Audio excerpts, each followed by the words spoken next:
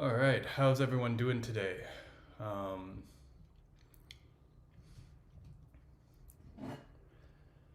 I am rushing to get set up here because I have a new computer. Little secret, I do my streaming not on my personal computer, but generally on my work computer so that I can leverage the more powerful CPU.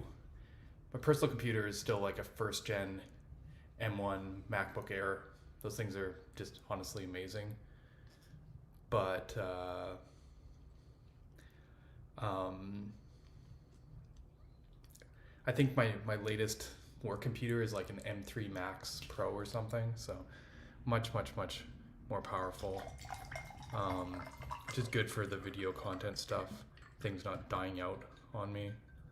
Sorry, just pouring my coconut water here. How are you all doing today? Yeah, I don't have the splash screen set up on this computer, so that's why I was late.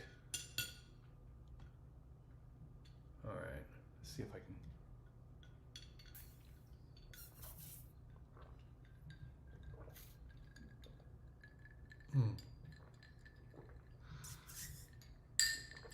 There we go. Audio's a bit quiet. See if I can adjust my mic up. All right. Yeah, I mean, mic level looks. Oh, yeah, it was one setting lower than I usually do it. How's it going? Is that better? All right, what do we got here?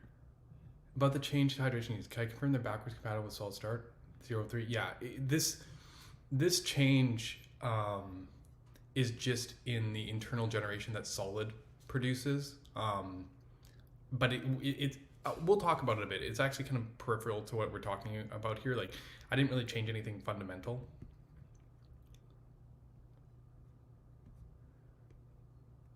All right, yeah, people coming in, people saying hi, yeah. Sounds good? Okay, that's good to know. Let me see if I get my Twitch channel up, just in case anyone watches on there. With the product teams, which I think is also such a valuable way to balance out. I've never actually, there we go. I have not signed into Twitch on this computer before, so. Authenticator app. Guys, sorry, just give me a moment. It's kind of like this, you know. I'll give you guys a moment to join the stream. You know, I didn't have that splash screen today, so I think fair is fair. But yeah, let me see if I can get in here.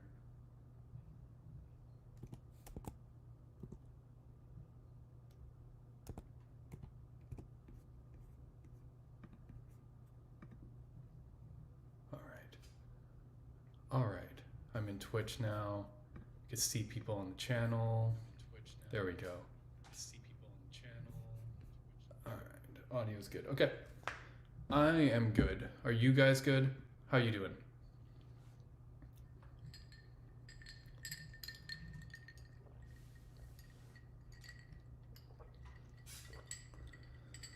All right.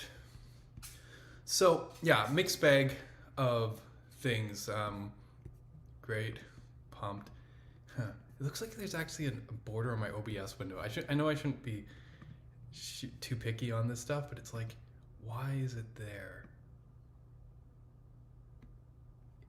It's like the tiniest little smidgen of. There we go. That's better.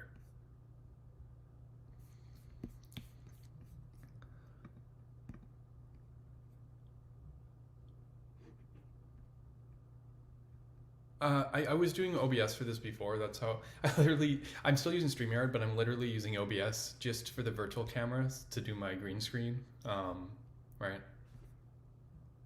I got a haircut. Not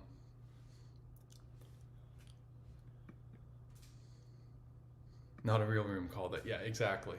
Yeah. I mean, technically it is my real room, but it's from a different angle.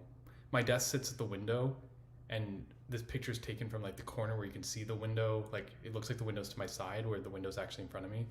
So this way I can show off my awesome Lego collection.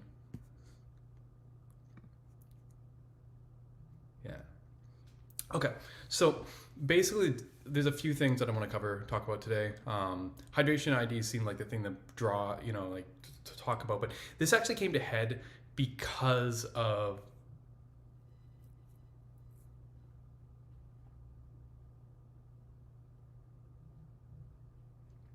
a benchmark.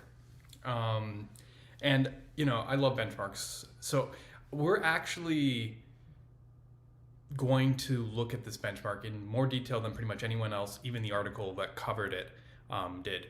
Just to kind of get an idea of what was going on, because honestly, if you were trying to like follow this benchmark, and I'll show you which benchmark.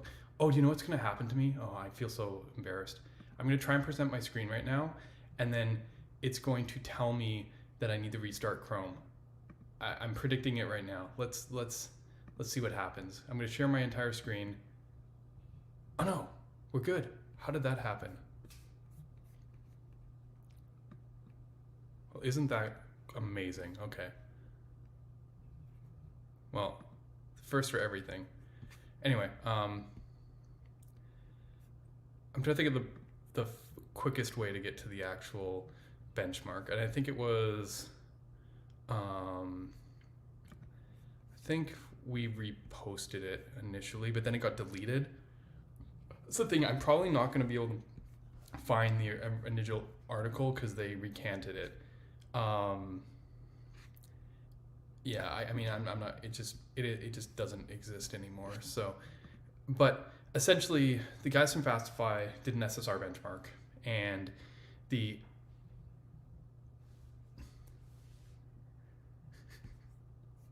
yeah, I mean, it was, don't get me wrong, the benchmark was like a little bit annoying. I was like working on some stuff with Solid Start, or not Solid Start, with Solid 2.0, and then it was like, oh, here's a stupid benchmark. And I'm like, oh man, I just trying to get stuff put together for I was like, I was already busy enough. I was trying to like secure funding for the hackathon and like all this other stuff, and then it's like benchmark. But to be fair, I've done this sort of benchmark a lot. Marco had a very similar benchmark called the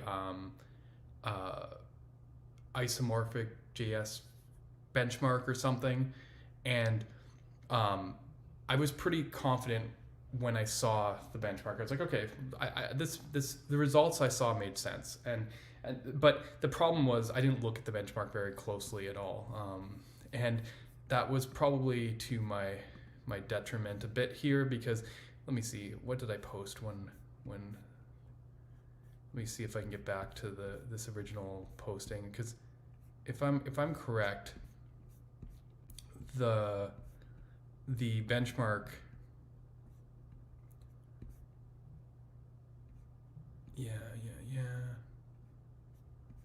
yeah, I didn't really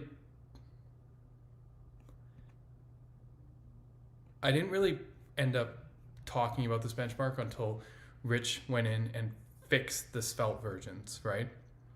And then once Rich went in and fixed Svelte, because you could see some of the original numbers roughly. Like originally it looked like Fastify here, Solid here, and then it was like React, Svelte, Vue. Like the lower part of Rich's table was how they presented the original benchmark. As it would turn out, this benchmark had problems with every single implementation. It wasn't just like Svelte that wasn't good, Solid wasn't good. Solid had like a whole bunch of extra style bindings. In fact, I mean, we can actually go back and recreate this benchmark and watch it in slow motion because we have Git. So I'm going to do that today, actually. Let's just do that. Yeah, Dave had that message, which is a clip that he took from the article, I think. Yeah, and this is how without looking at the benchmark, this is how I imagine some people in the Solid community thought of it, because honestly, this was unsurprising to us. Solid's always done quite well in SSR benchmarks, so we're like, okay, so we were the fastest. We just kind of moved on, right? And okay, what do we got here? This one.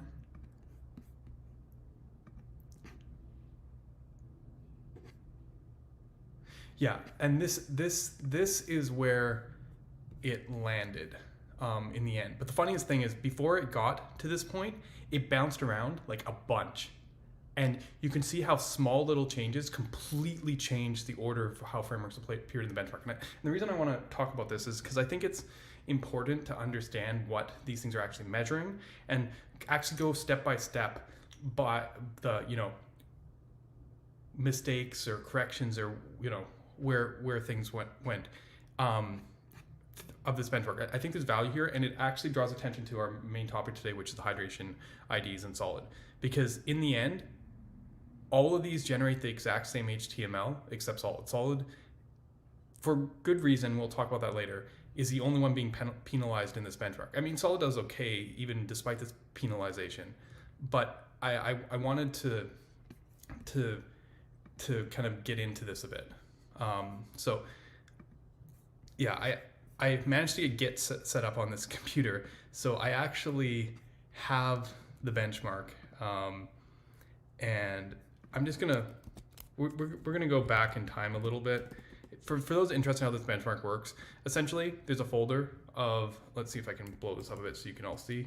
There's a folder of implementations, and then you're supposed to just literally run the code, and then in another tab run an app called AutoCannon against it to see how many requests that shoot against it. And that's how the scores were. There's no automated test run or anything. You literally just throw up a site. So for example, if I went to the Solid implementation and built it and then went pm start, it'll open up something on localhost 3000, which looks like this. It renders this swirl pattern.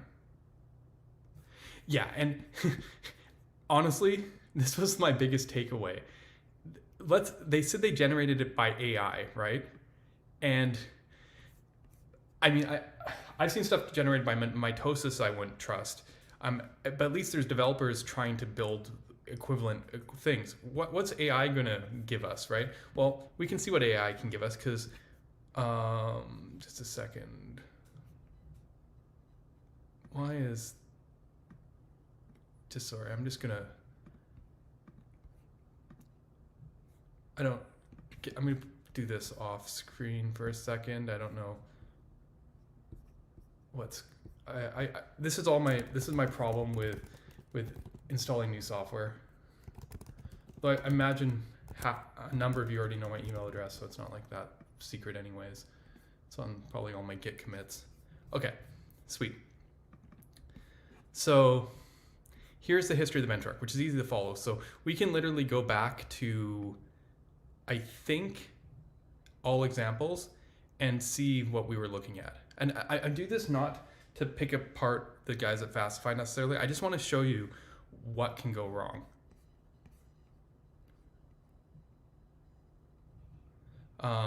Yeah, so I have to admit I dropped this quality thing down because I wasn't noticing a huge difference on my videos, and it was like costing me 10x more. I could probably pay for it. I could take it out of the Open Collective. It just, I don't know.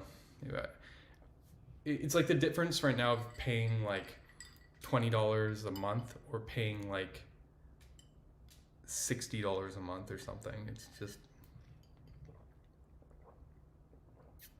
I guess that's only 3x, but anyway, instead I will blow up all my code examples. Anyways, so we're gonna go back here. I'm gonna look at this benchmark, and this is what we had. And for people to understand, I don't know, I'll start maybe with React, because React is what people understand generally. This benchmark involved a single component that loops and creates that spiral design we saw a moment ago. And it does so by making a div wrapper and then mapping over it a div, and then it has a class and it has a style attribute, and in this case is a key because it's React, right? Because you want to have keyed updates, generally speaking, right?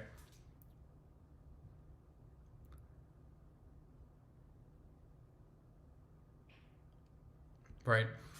So yeah, I mean, can I make this one size bigger maybe? Okay. That's about as big as I can handle in here. Okay. Now,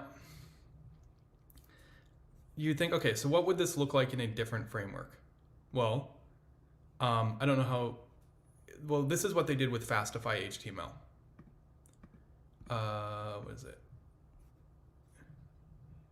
Fastify HTML, they made a, okay, no, that's not it. That's the, yeah, Fastify HTML. Okay, they just directly did it without showing the wrapper. So they have their like express equivalent, you know, get the request.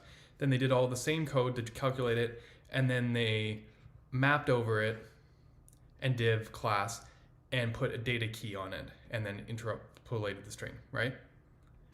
Seems similar to React, right? If you look, most of these push, right? For some reason, the same one in Svelte, no one knows why, decides to do a spread. And this is a spread in a while loops. Oh, right, I need to install my Svelte syntax highlighter, don't I? Svelte. Okay. All right. Probably gonna need one for view as well, right?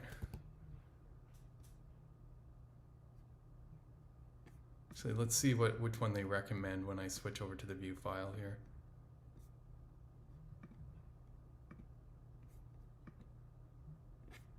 All right, anyway, let's go back to Svelte.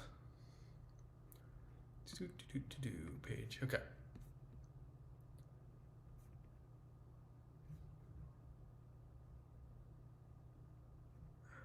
Ask me later, okay. So, for some reason, the Svelte version had this spread, which is bad because it basically we're making thousands of items, and every iteration of this loop, you're recloning the whole array over and over and over again, where everyone else is just adding one to the list. So, I mean, this was the first problem, but there's also like scope styles. React doesn't have scope styles. Now, don't get me wrong. If I was writing a Svelte component, I would probably be using scope styles because that's the default. But this is an example of where, like, I'm willing to bet that there's overhead in the processing of these scope styles instead of just sticking in the HTML document.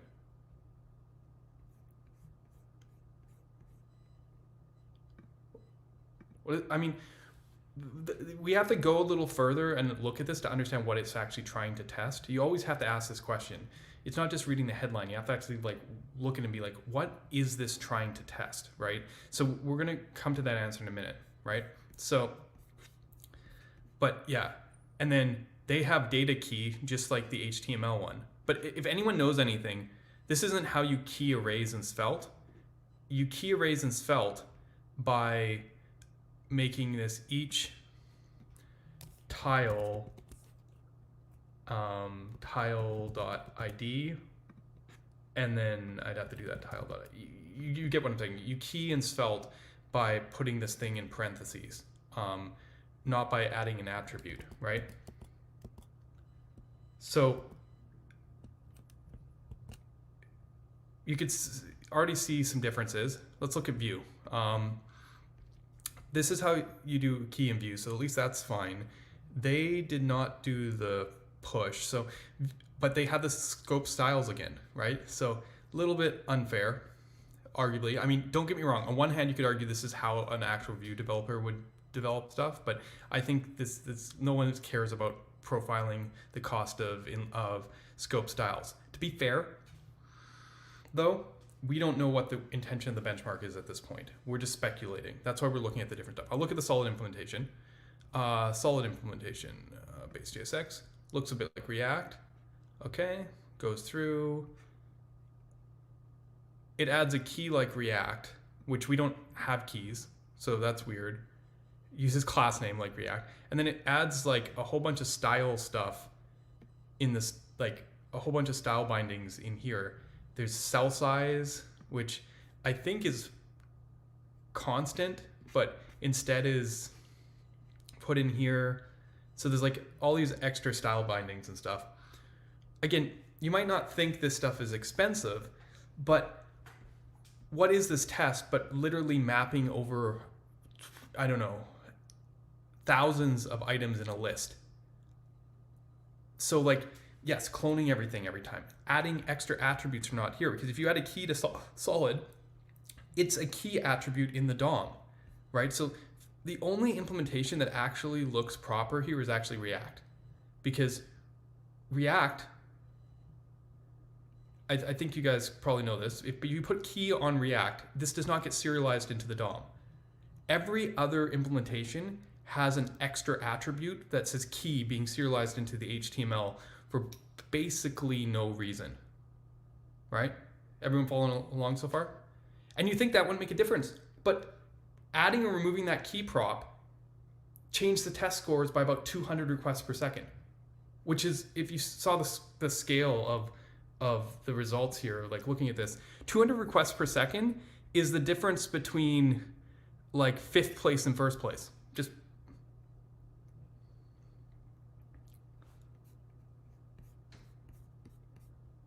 oh yeah, there's way more coming, right?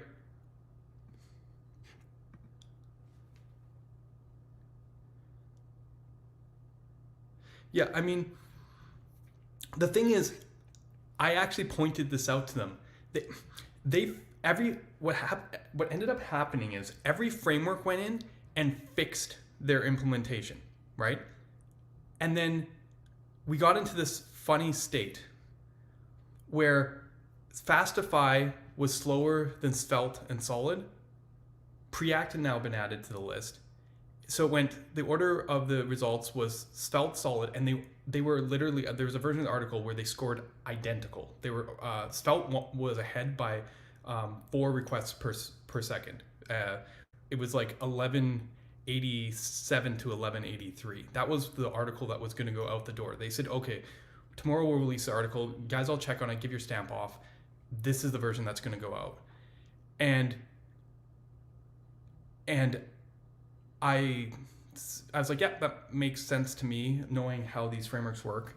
And that was what was going to be released. But then I made an issue on their GitHub. Let me see if I can show this.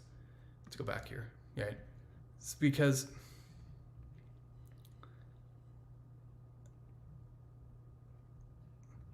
let me go to the GitHub. Issue closed. Inconsistency keyed list. There's more inconsistency here, and I want to, if anyone has an opinion on it, is important because the cost of serialization row ID is substantial in this benchmark. I'm not suggesting for Solid's sake either, since we encode the Hydration ID that no one else does here, blah, blah, but sake of consistency, right? I think all frameworks should use their keyed list if applicable. Currently, all implementations except Svelte do, unless Svelte works like Solid, and Rich confirmed that it doesn't, should have their keyed version, and you should remove this data key from the Fastify implementation. So when I got them to remove the data key from the Fastify implementation, it actually made Fastify the fastest again, because they were the only one serializing that extra key. So like, essentially, if we go to, where was it? Let's fast forward in time. Rich removes the weird push from Svelte code. I remove the extra value bindings. Dan Abramoff changes the app to work in production mode because literally it was using dev mode for React. So I told you the React code was the only one generated, right? But unfortunately the React code was in dev mode. Jovi added Preact. Svelte was updated to Svelte 5, and they removed the extra attribute that wasn't needed. They fixed up views like inline styles and removed this for some reason. Yeah, I didn't look at this. Let's look at our base version here. None of these use the reactivity of the system, like signals or whatever. But the view version uses ref for some reason. It was the only one that actually used a signal. All the other tests have nothing reactive in them. Like if I go to base React, there's no use state, right? Sorry, I missed that on the view one.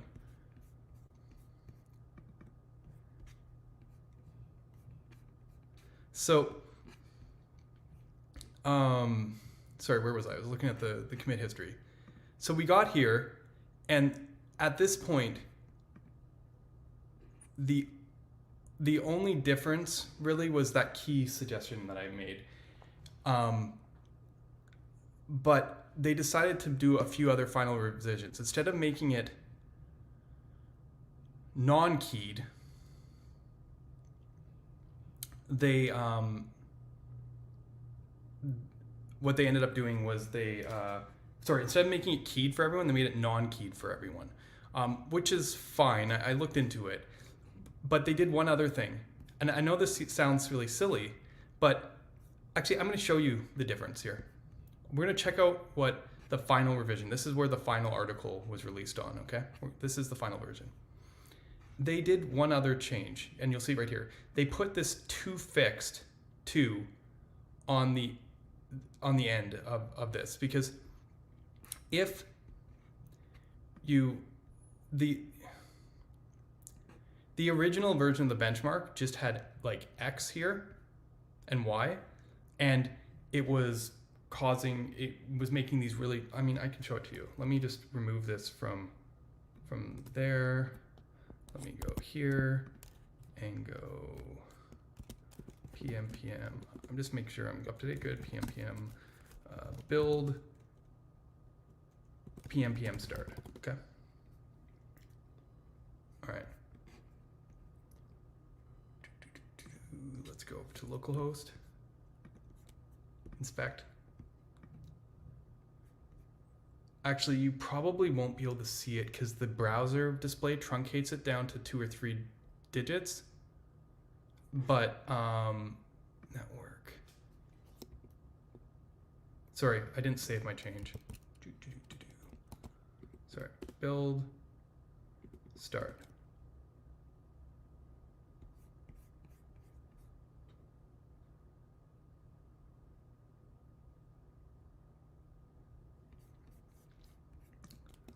Right, now let me try it again. Okay, so let's look at this. See, you can see that these are all very long, and if you actually look at the network data, let me look at the doc. Yeah, let's look at the doc response. These numbers are actually significantly longer on all the implementations. They get truncated at like 12 digits or something. 1, 2, 3, 4, 5, 6, 7, 8, 11, 12, 13, 14 digits, okay? So they added a toFixed thing. But I want to show you something kind of funny about this, because this just shows you how minor of a thing. Okay, so I'm going to get rid of the toFixed, okay, for a second. Actually, you know, let's actually let's add it back in. And actually, I didn't change this because it wasn't worth it. It didn't make any meaningful thing. But Solid actually is really good at optimizing the object form, because we can tell things from the interpolation that we can't tell from the interpolated form, and it was so minor that I didn't even bother really worrying about this that much when I was like, what am I missing? I'm missing the close of the div, aren't I? Div. Or it's just this. No, what am I missing? It's on this side. All right. I'll do it like this, okay? So, and let's open up a couple windows here. Let's open up another one. Let's open up, let's go cd, let's do svelte, why not? PM in, PM build, okay, cool. Right, now,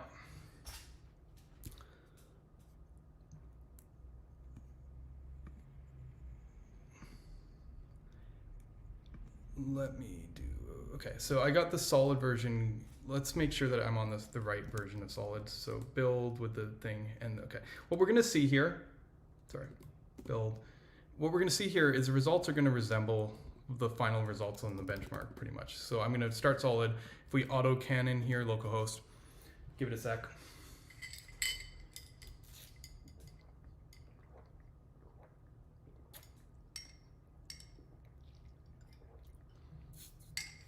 right? And what we're going to see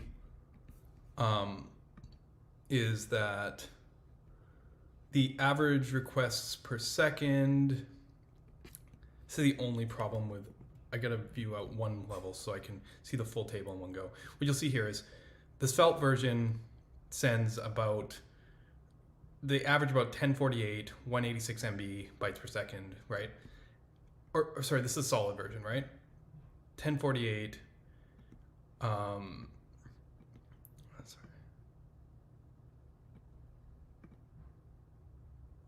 You go down, sorry. This is the one fun part about why I hate zooming in. It's just hard to see. But yeah, 1048, 186 megabytes per second. And if I stop this for a second and run the Svelte version, start, and autocannon it, you should see a result that's slightly better. Okay. Probably about 11 something. I've never tested on this computer. I'm just, yeah, 1132. But notice the Svelte version actually sends less megabytes of payload over this.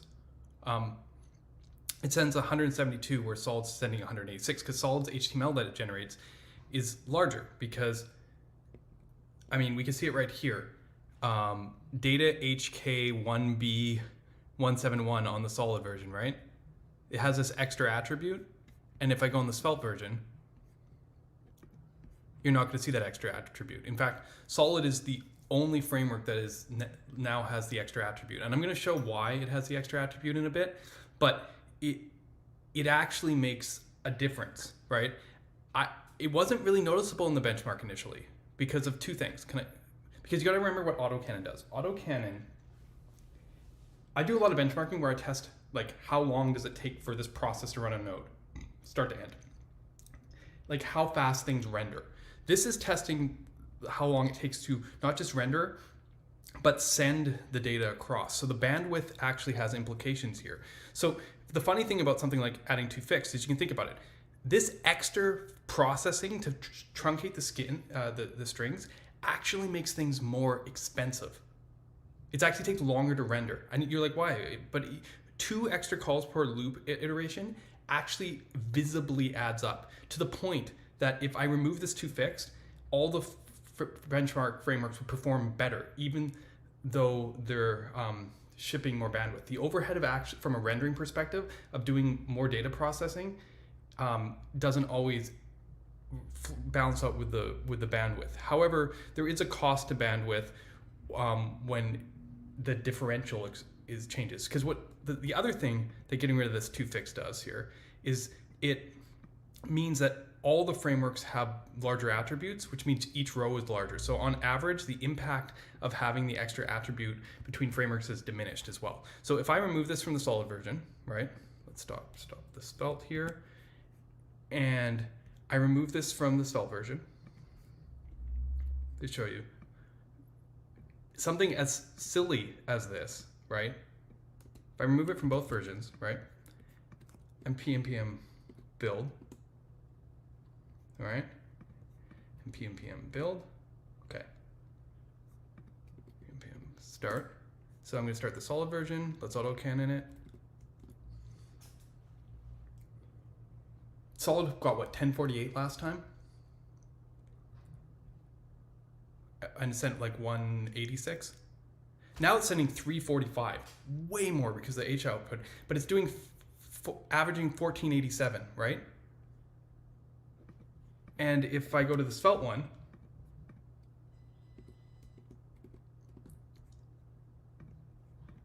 an autocannon,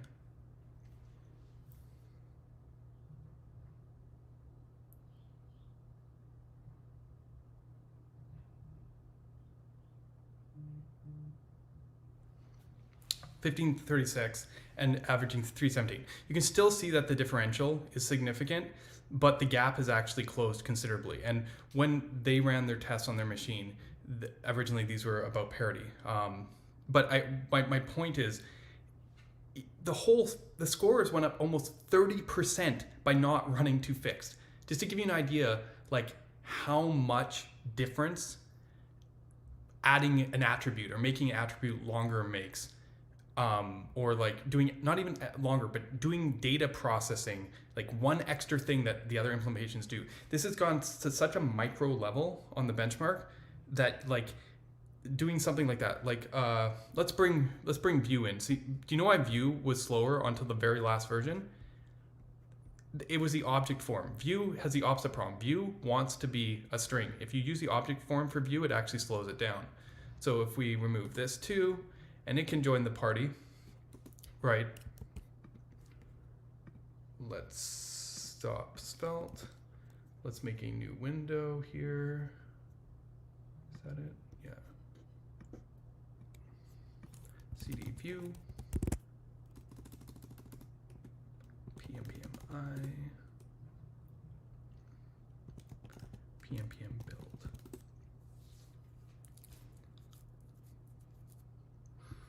All right, PMPM start.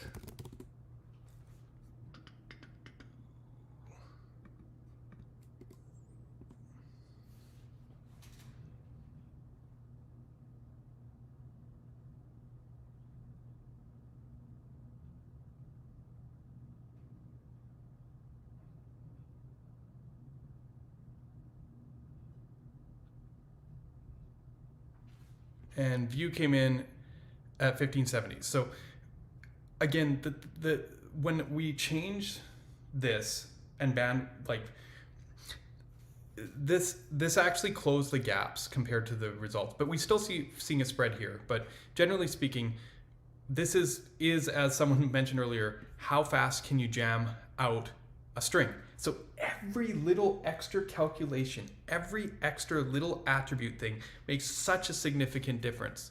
So in a real example, a real app, you probably don't have a single div that you span 2,000 things. You usually have larger sections of template. You probably have, layouts and stuff. You're not just like spamming one div, one individual JSX element.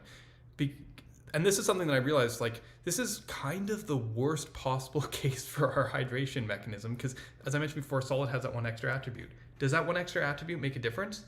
I wonder. Let's turn it off. Let's go into vconfig, I think. SSR true. And then I believe if I go in here, I can, in Vite, I can go solid hydratable false. I think that's right. And then I go PM build. Because think about it, none of these implementations use state. They don't have signals in them. They don't have anything that could ever possibly update. Okay, so what's going on here? Oh, I just did a, sorry. It's just a syntax error here. Okay, let's go. Right, let's just not generate the ID. As I told you, every little toFixed, every little thing gets exaggerated here.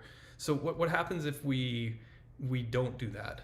Because if we saw our last autocannon, Svelte Vue averaged 320, Svelte averaged 317 on their output, and Solid averaged 345. Close the gap, directly corresponding to the request per seconds and bytes per second. See, there's a correlation here to some degree. Obviously, if you do more requests, you can get more bytes. But if you're doing less requests and getting more bytes, it means that you're kind of getting stumped by the actual payload size. So let's see what happens here. So I build it with hydration off. Let's just confirm the Solid version has hydration off, just for the sake of it, and refresh here. And if we look at our code, there are no data HKs. Good, sweet.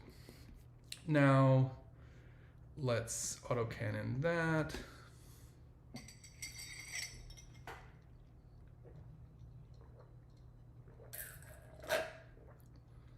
And see if we can get something with like closer bandwidth to the others. Oh yeah, actually no, the bandwidth's higher because we're doing 2,000 requests per. In fact, let's bring Fastify into this just for fun too. So basically the overhead cost of literally adding that extra attribute for Solid and like calculating the hydration ID added another additional 33% overhead compared to the other implementations. So let's pull Fastify in just because we can. Yeah, it's all string allocations. Solid's incredibly optimized. Like I spent a lot of time making sure that our server rendering was fast, right? The reason that we haven't really hit this bottleneck or this like noticeable till now is because Solid was so much faster than the other solutions that the overhead of the extra attribute wasn't adding up enough.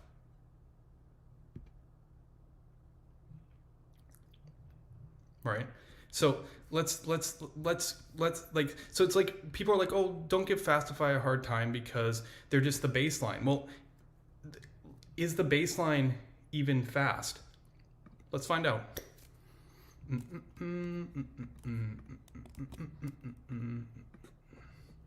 So cd Fastify HTML. Do we have to install something? Good. pm start. They don't need to build. Let's go.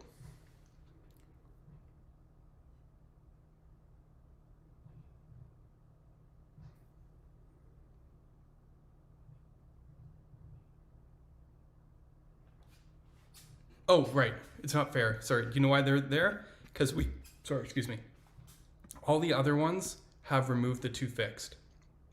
Sorry. So let's remove the toFixed again to make this all even, all things equal.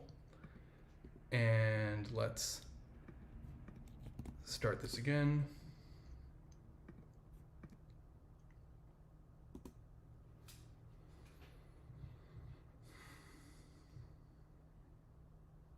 As I said, I don't even know the results of these. I can predict this based on pure experience. Yeah, 1700. So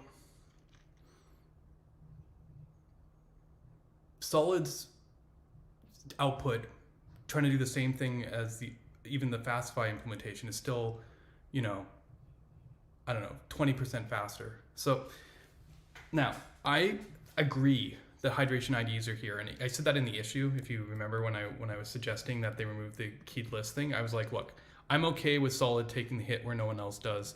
I think it's fair. We need that ID to hydrate. So, you basically generated the worst possible situation where like every single element needs a hydration ID. It's okay if we don't show the fastest on this benchmark. But yeah, it is interesting when the baseline is not even the baseline. So back to our question, what are we showing here? What are we actually testing? I don't know. He wanted, when I was talking to the guys, Jonas and working on the benchmark, they wanted to initially show that there's an overhead to rendering with a client-side framework templating compared to like server-side one. And I think this, you can even see this in the final results here, isn't really the case. I can picture if Svelte or Vue was as optimized as server rendering as Solid is, that they would be just trouncing Fastify in this example, So, it's one of those things where it's like everybody in this zone in an artificial benchmark is actually in a fairly good place. Preact is even fairly decent. It is interesting to note that React is about half compared to the others. And I think that you'll find that pretty consistently. I mean, I see the same results in these kind of benchmarks across the board. They all waver a little bit, but so this is not a bad benchmark in terms of the process towards measuring. And once all the implementations were fixed,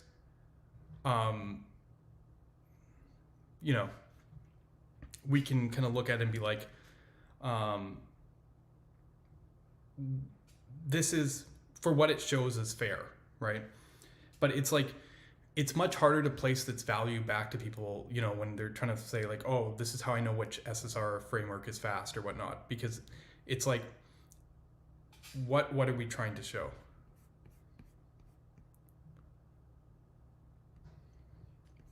Anyway, yeah, I was trying to remember if I had additional thoughts on this.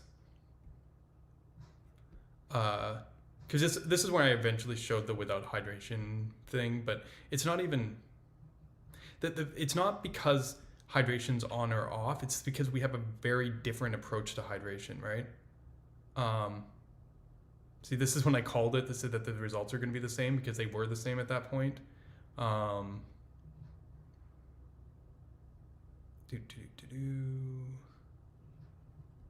Yeah, I don't know if I actually, yeah, I think it was in this thread that I actually, where is it? The article hasn't been released, but I have to eat my words a bit on this one. The benchmark was changed in a way that specifically accents Solid's hydration trade-off. It shifted the results from where they were yesterday. You can see the PR in my comments. I know it erodes trust in benchmarks because changing little things suddenly moves around who, quote, wins. We've already seen a few versions of this one, all with wildly different results. People are quick to point out it suggests they can be gamed. However, that misses the point. As long as the methodology is sound, a benchmark has value. Usefulness can be a different debate. I no longer see any issues with any of the implementation. So while my interpretation might differ, I commend Jonas and Matteo for taking the time to rectify this. Right. Are you baseline now? Is that what you want? The true secret here is Marco wins all, pretty much. This is just a consistent fact. Let's pull Marco in, and I'm gonna make the same changes to Marco as the others.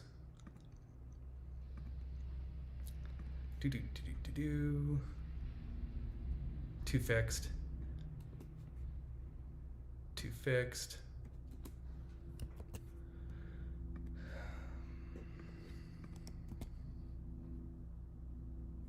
Solid may win without the hydrate key. You know,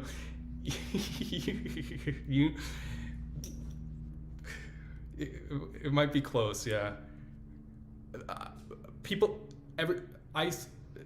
I think Michael and Dylan know this too. When I was working on Solid's initial render, I spent an incredible amount of time optimizing string concatenation approaches to the point that, like, that I did it originally because I was just trying to be fast, but then I let that kind of guide my approach to SSR in general, because I was like, God, if we can be this fast, this can simplify the way we approach rendering dramatically.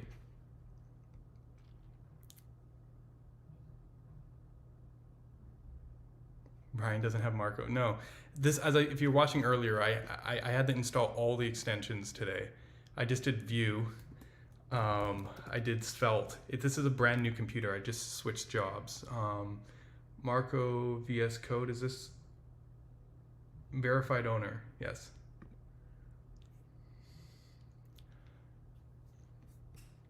Now you can see the beautiful Marco templating language in its entirety. Although this looks, yeah, so this is like Marco 3, Marco 4, sorry, Marco 4 style syntax. Okay. It doesn't need to be anything else because there's no actual state in this. Okay, so good. And then this is Fastify. Just getting all my windows sorted. Let's put in the Marco window. CD Marco, PMPMI, PMPM, build, PMPM start.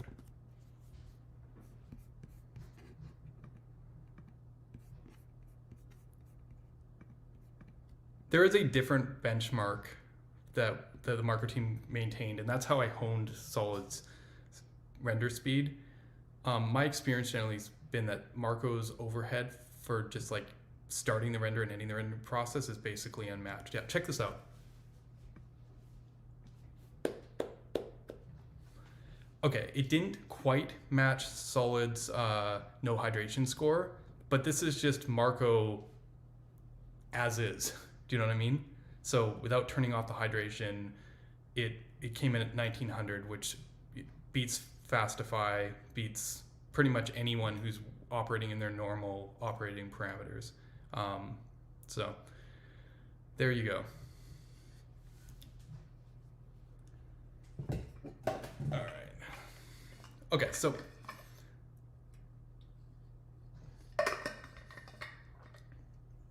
those hydration IDs seem to be the bane of our existence in a simple benchmark like this, eh?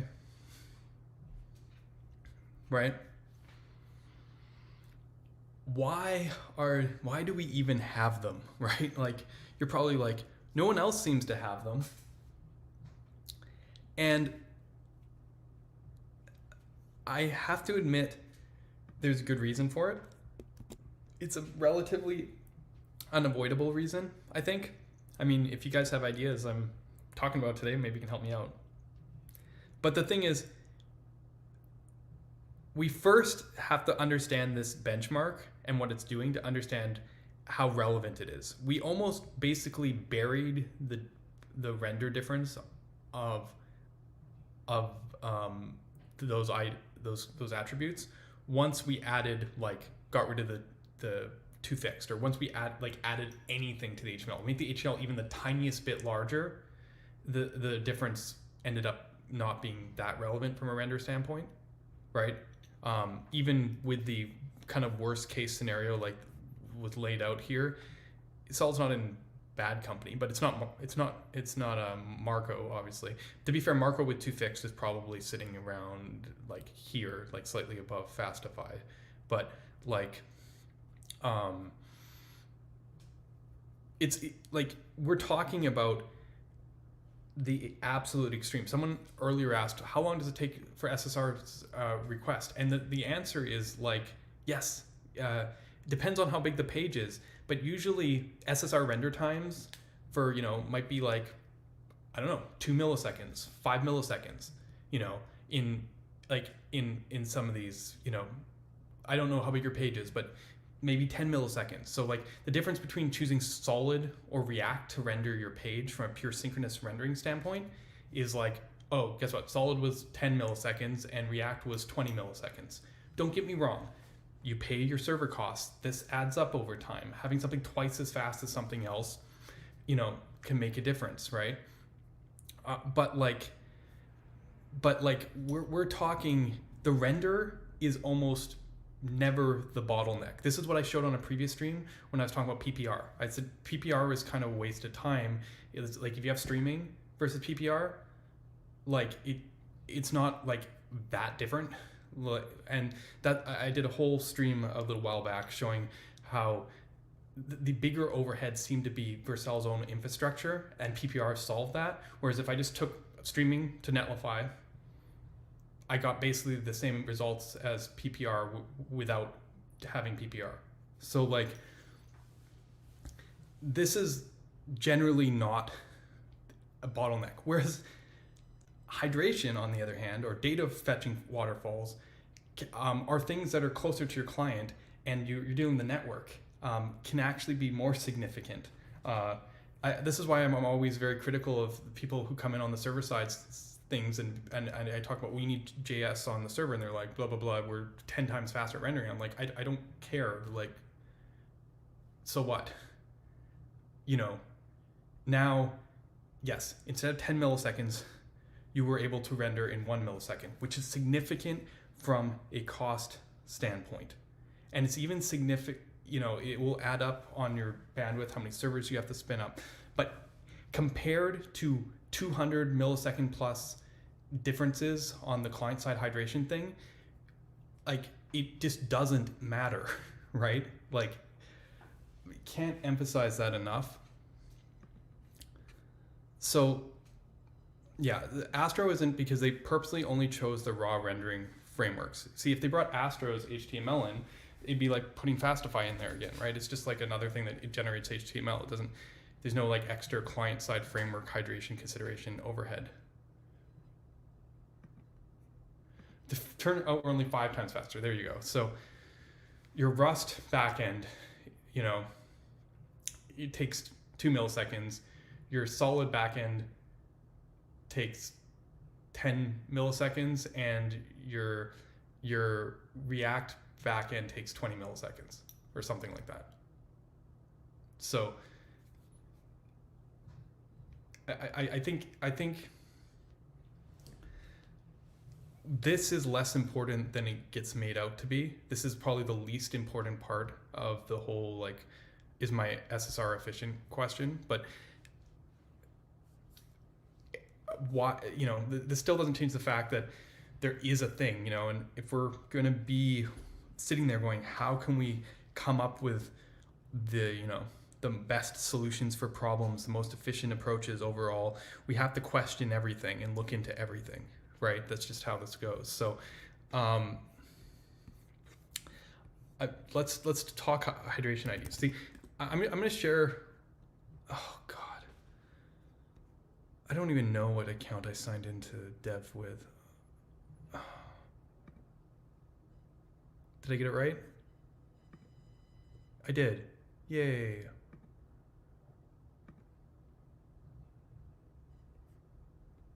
A while ago I wrote Solid 5 things Solid is not,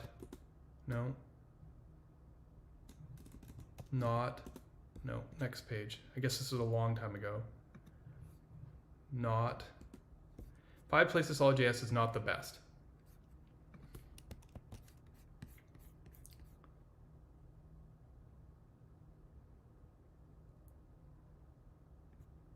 Okay, Rails does 15,000 a second on 6. Okay, so is that what their measure is? Yeah, I don't know what they're rendering. You have to see what they're rendering, but I mean that still holds up, right? With what we're seeing here on the autocannon results, right? Because we're sitting here, you know, around 2,000, and they're what, 7 times faster? Yeah, that's still. Yeah, that's sort of what I'm kind of getting at. I don't think that actually matters. It matters for your bottom line cost. It doesn't matter for your end users. Okay. I wrote this article, and it's sometimes forgotten about, but the reason I wrote this article is because these are true things. Right, you can always think of a way to make things smaller but less efficient. This was the case with Svelte 4, right, or Svelte 3, right? Solid will never be the smallest because the approach is later than that. Now that there's Svelte 5 is probably about the same size as Solid. So, you know, this ended up disappearing. Component life cycles, yeah. A lot of these points were actually pointing out where Solid was better, or Svelte was better at things than Solid, actually. Component life cycles, their animation hook's really good. It's also why they've had such a hard time with async, though. So there's like a trade-off here with like concurrent rendering and stuff. It's very hard. I think this might be the #1 reason why Svelte 5 hasn't come out yet. Deep view diffing. Yep, not a diff engine. React's got us there. You have to diff data, debugging, signals need way more tooling. That's solvable. But I wrote this, right? Because this was the old Marco benchmark, right? And this one, instead of doing benchmark, it didn't care about the hydration IDs. I literally just measure how long it took to spit out the strings on the server.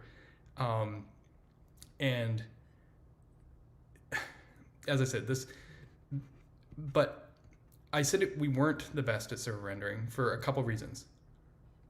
Solid curtails the fastest raw SSR speeds and JavaScript with exception marker, which is professional performance, often orders of magnitude faster, but that alone doesn't make much difference to end users. It will save your compute time on service launcher, but not much else. See, yeah, I mean, I even admitted that years ago. Progressive rendering, streaming, and partial hydration make bigger impact because they affect the end user. Anyways, Solid has a form of progressive rendering, blah, blah, blah, blah, blah, blah, blah, blah, blah, blah, blah, blah, blah.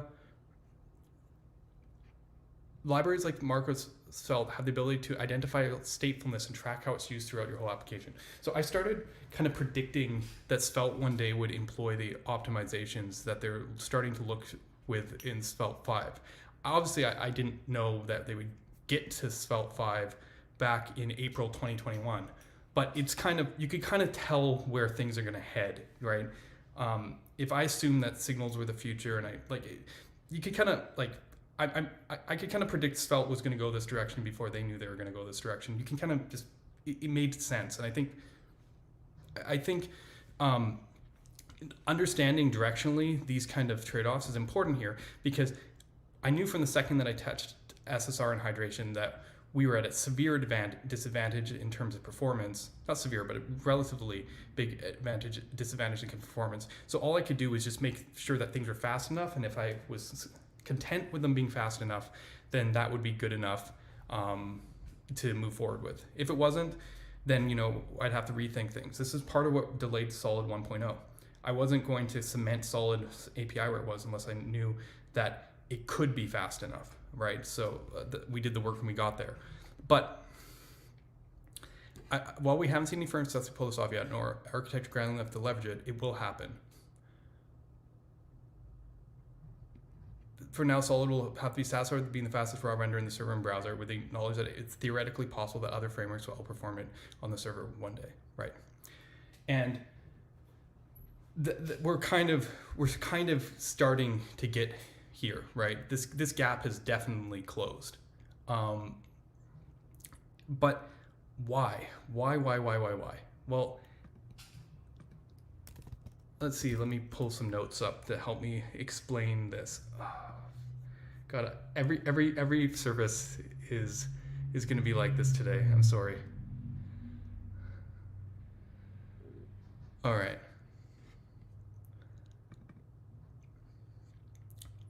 God, this light mode thing is just really jarring. I don't know why everything is light. Ugh. Anyway, we'll worry about that later.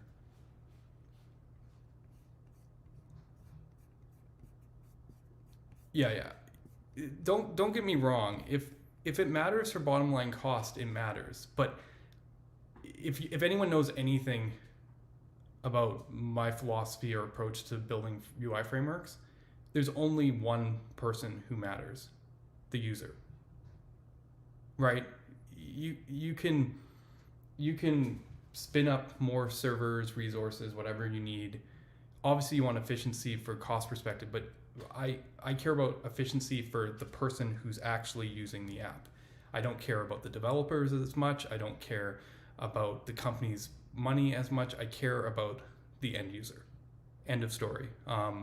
So yes, if you are getting to a point where a certain piece of technology is being restricted from a cost perspective, you should swap it out, definitely. But ultimately, I don't know, look at your data layer, look at stuff. I think the most critical area for your end user is the UI layer. That's like where you can make the biggest impact on your users.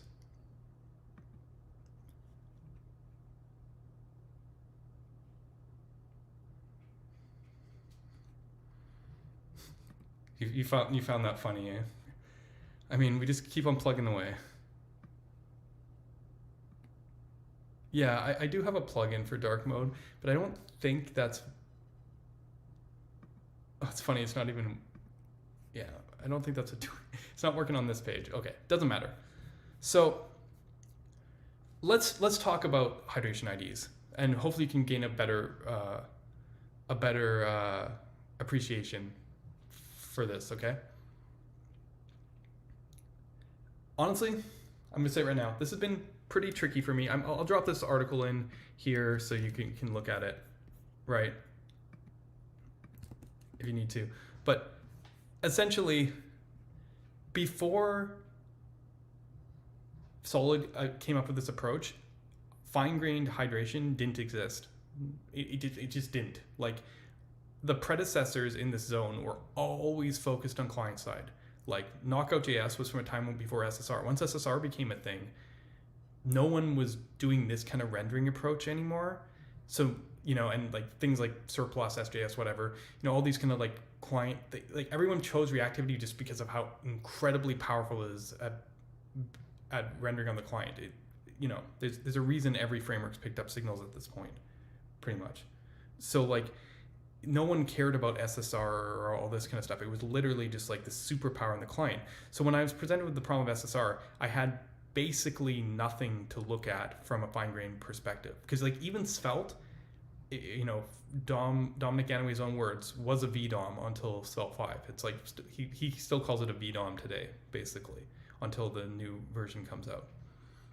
And I had to come up with an approach that would do fine-grained hydration. Like I could picture frameworks like Angular maybe being ones that would do something like fine-grained hydration, but they didn't have that. They had destructive hydration. They just re-render the page and then blow out, you know, what was there. Like this just didn't exist back in 2019 when I was working on this problem.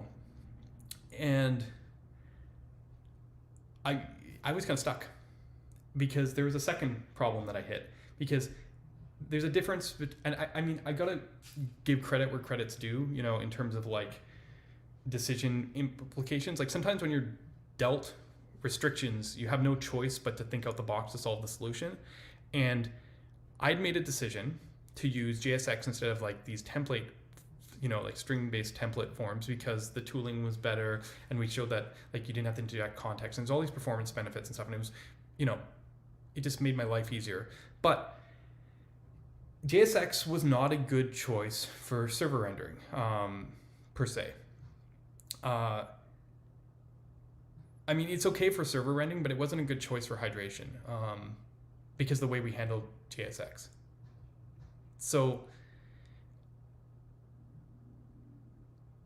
and it's because most frameworks that use JSX use a virtual DOM. So you use JSX to create this abstract object, and then you do a bunch of processing on it. This is part of why SSR and virtual DOM libraries is just slower generally.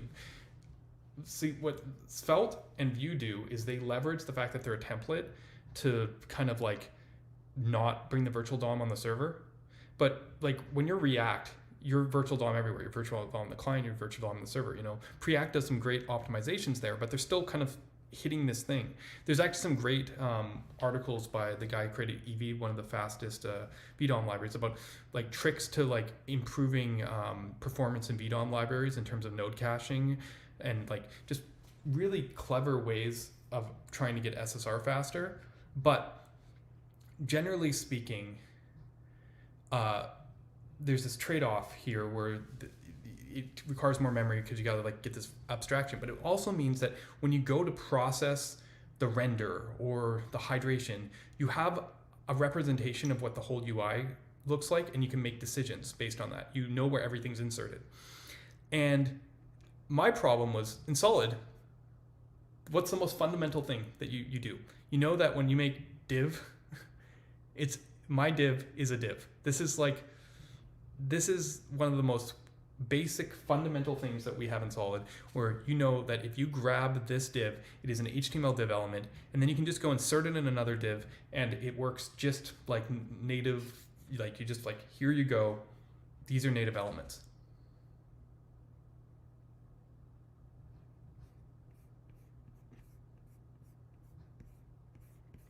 Right. There we go. The way I've done it in my framework is to give every element an ID, even if not user assigned, and record all the state mutation, replay them in a particular framework. Right. Give every element an ID. You guys kind of following on here? Well, you're right. In SSR, it's not a div. In SSR, it's a string of a div, basically. We're just putting the strings together. So, but my point is, you can't do this. There's no language, to my knowledge, to do this in Vue or Svelte or whatever. You can't just go like, here's a template piece, insert. This is why JSX is like so powerful, because it's just like, oh yeah, I just grab this, go. You just construct it. You get like the builder pattern. Like you can just do this. This is part of why people say, oh, templates feel magical or restrictive, is because you can't just like toss them around and be like, okay, I've just built this and then I put this together. This gives that intrinsic, just JavaScript, we'll talk about that a bit later, feel to these systems, right? But there's this awkward problem, right? if we were hydrating this, it'll look like div, sucker, div. So my question is, if we're going to rerun this code on the client to hydrate it, how are we ever going to get the right div? Right? Like, you have to assume that when you hydrate, that this div gets assigned to this variable. Like, it might not only be used here. So it's insufficient. Like, at the time that this code runs, you need to be able to grab this element, right? And when this runs, you have to grab this element. Like, you're creating the inside before the outside. It's because in these languages, or in JSX, you don't need to know where it's inserted to create it. You don't have the parent. Like, most templating languages, at the place that you create it, you know what the parent's going to be. You're like, okay, this is where it's going to get inserted. I have no clue. This could have been created in a separate file. So I came up with a really simple solution. Add a counter. So it creates the first div, sets it to 0, creates the next div, sets it to 1. There you go. And then when you render it, you get data 1, data 0. And then when we hydrate it, we go, okay, getting a div, oh, it's 0. Grab this div. Oh, it's 1. Grab this div. And ta-da, we've aligned the stuff. Pretty easy, right?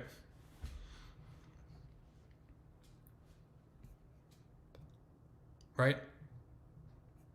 We start up our program, we grab all the elements of the data HK, put them in a map by ID. Then when we go create, as long as stuff gets created in the exact same order, then we can just grab the right element, right?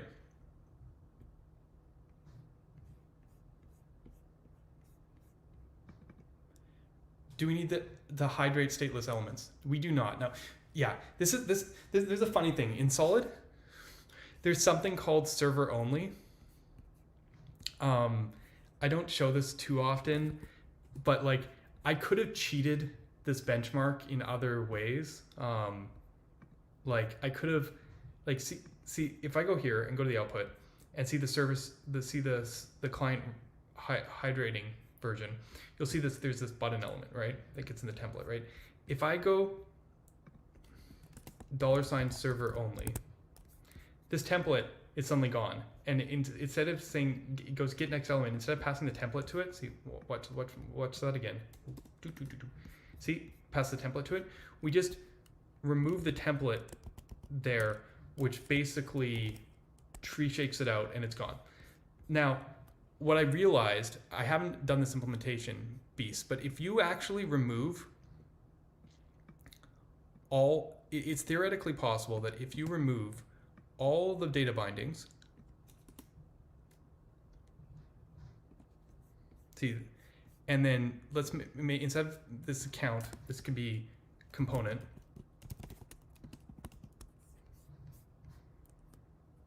It's possible. With count, you have to actually bind it into an element. But if it is possible here that if you remove, yeah, I mean, it should be possible that with a server only template that we could actually remove this code to get the element and basically start at only the components that are here, because you never have to insert it. And as long as the components here created their own IDs, like the divs inside here, they would match up. So because you never need to, you could basically,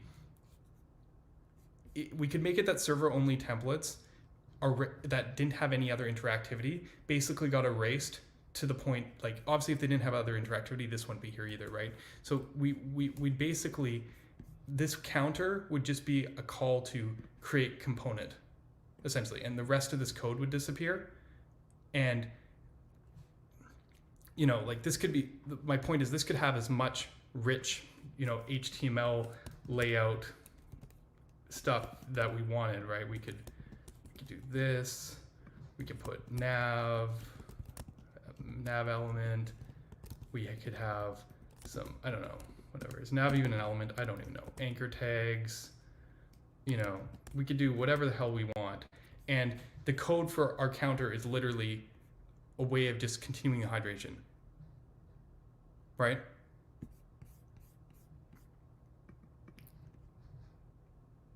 So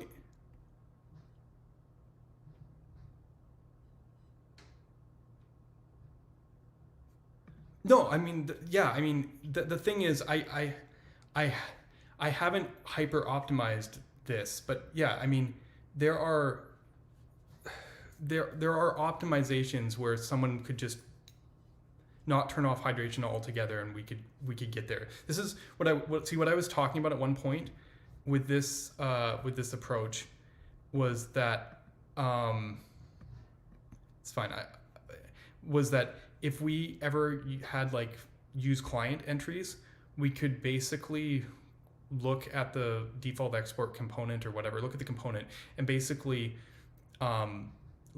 auto implement server only annotations on the top level so that not only server components could not ship code, but the client components like this or partials could also drop out all the extra code. Not really my point on getting here today, but like it is possible that we can drop things. The problem is, if I go back on this example and go to here, back to when I was doing this stuff and I had this count here. I mean, you could even picture passing the count to the component and not rendering it directly in here would be fine too. Like, because you could just keep that code that creates a signal and stuff. Like you're kind of partially hydrating at a subcomponent level. But the problem is here is this needs to do the insert, which means like, let me put some other stuff in between.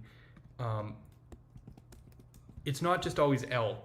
You need to walk to L, right? Which means that the second you have interactivity, you actually need the walks. What I realized is that on a server-only template, you could erase the walks if there was no direct interactivity. Like you could actually create signals and pass them through to child components, but as long as the binding wasn't in there, you could actually erase the template and the JavaScript like walks anyways.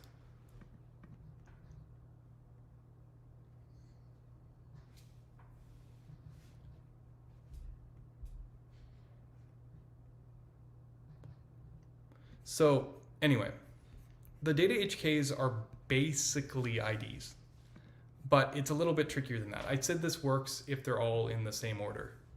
Sorry. 1 second.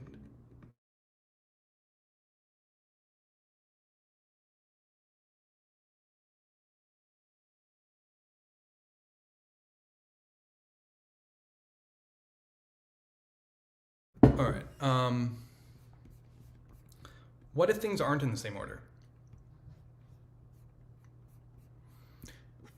Yeah, DOM bindings would have to be the differentiator because they get inserted and changed. See, something, I mean, I guess, you know what? Maybe what I said isn't completely true because if the component was like a show or something dynamic, it would need to change its insert point. So maybe that doesn't work actually. Maybe that's why I've never done this optimization. Yeah, maybe that's why.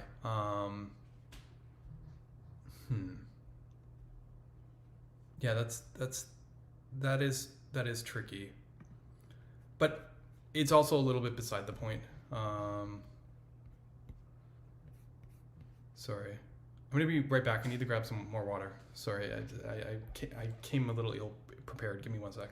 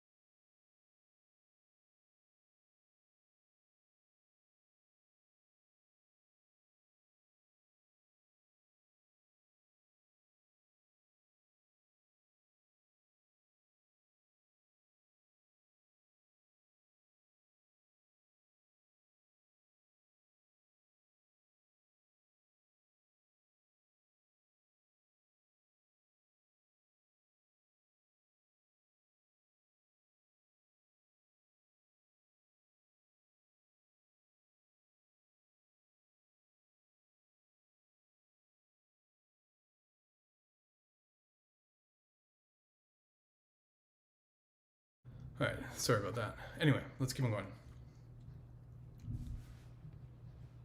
But yeah, it's not just conditionals, it's any async thingy, right? I mean, async thingies are conditionals, right? If you think about it. Sorry, this is where I was going to get to. Essentially, it's possible for anything async to render in a different order because you don't know when it's going to come back. You know, two async components. If 2 is before 1 on the client, but 1 before 2 on the server, suddenly you have a mismatch. It's not, now, something like a lazy component, you can go, well, I know it's going to be there, so I'll give this 1 and 2, and when it loads later, its children can continue, you know, from that 1 and 2. But the problem is, like, if you just have a single 1, 2, 3, 4, 5, 6, 7, 8, like, it's still, you know, what if this one resolves first and it's 2? Doesn't matter. Then inside in here, it goes 3, 4, 5, and then 6, 7, 8 in 1. And then on this client, this one resolves first, and it goes 3, 4, 5. Like, it's not enough to have you be able to synchronously put the IDs. What I realized is that I needed hierarchical IDs. Essentially, once you're inside lazy component, it's not just 1, it's now 1, 1, 1, 2. And when I created Solid, I basically, or created the hydration IDs, you know, I think you guys used to see this. I had 0-0, 0-1, 1, 2, you know, and we just keep on adding these layers.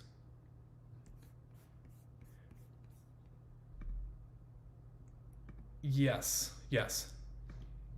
Every async thing needs to create a new unique ID, but it's worse than that. If I could just stop there, we would, you know, I'm hoping to get back to a point where this can be the case. We can never get rid of, as long as we have this approach, we can't get rid of the hydration IDs, but we can hopefully make them smaller. But see, I did something with Solid because I wasn't sure how I was going to handle it. First of all, if you looked at the new IDs, you saw like on the screenshot and when we were looking at the benchmark, do I still have it open? No, I don't. They don't look like that anymore. Let me get one solid start agent. Let's inspect one of these. You'll notice actually that these IDs don't have the dashes in anymore. And in fact, you see stuff like A100, A110, A120. Let me see if I can get something with lots of comments.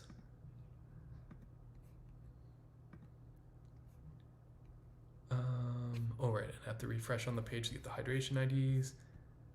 Yeah, we're probably never going to get high enough within a short range to see B's or C's. But we came up with a slightly more...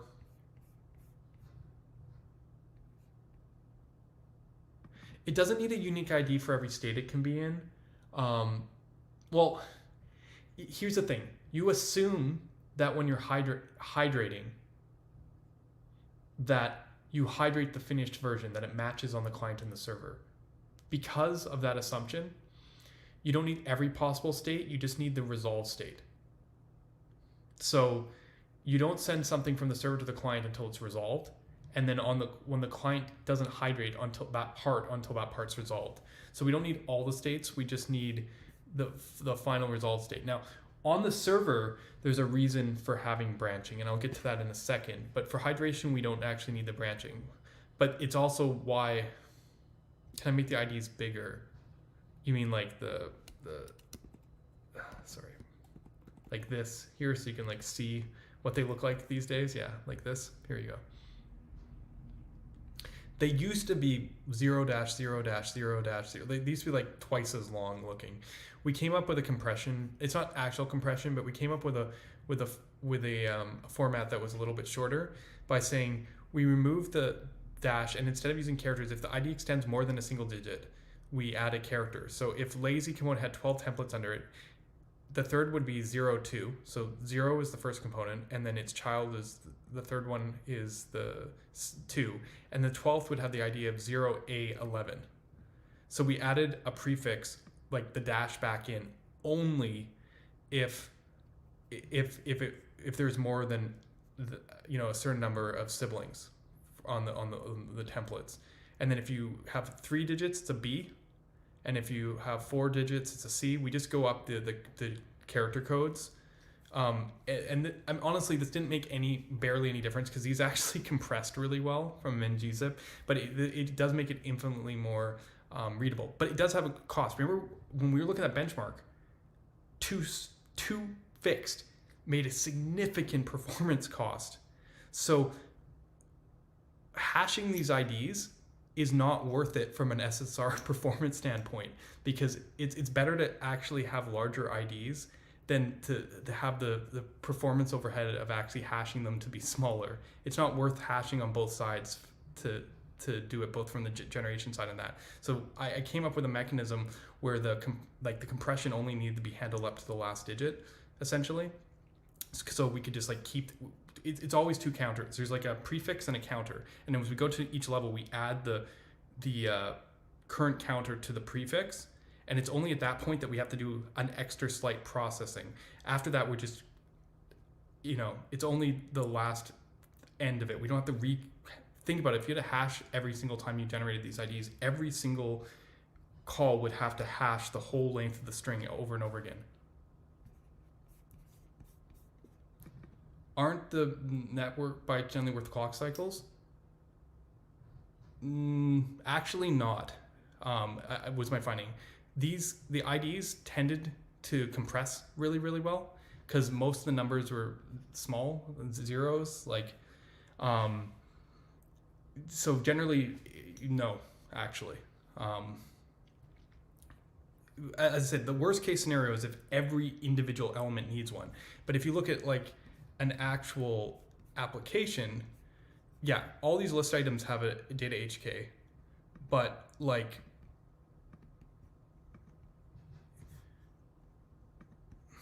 this is the sub list, so it has more. But what I'm getting at is that not every element needs a data HK. Only the top level ones.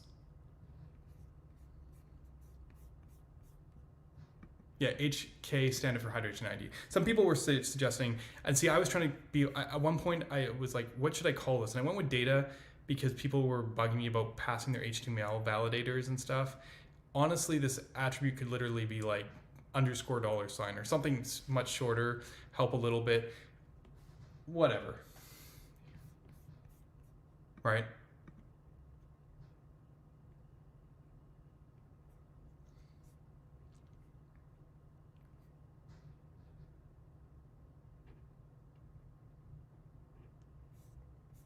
Right. The problem is we need the hierarchical because of the async, and we need, so it's not enough to just have a single counter. And let's keep on going on here because it's a little bit more complicated.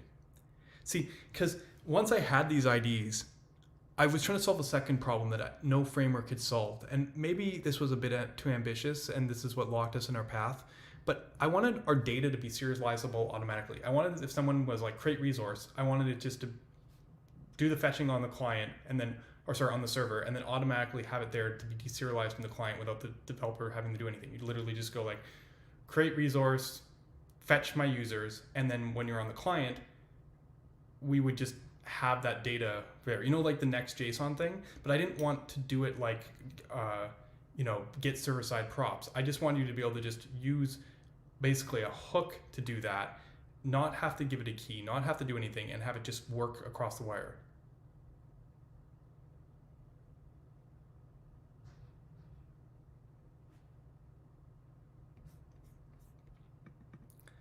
Can't it be hierarchical? Why repeat the idea of the parent on the children? Because they can be inserted out of order, right? Like, just because you're the parent in the DOM doesn't mean you're the parent in the creation.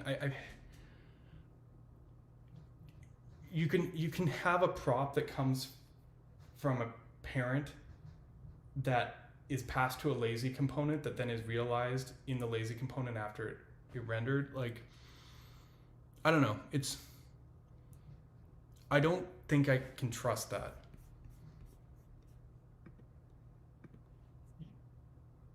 Yes. basically hashing keys and working because compression through gzip is cheaper than compressing rolling compressor. Yeah. Yes. Yes.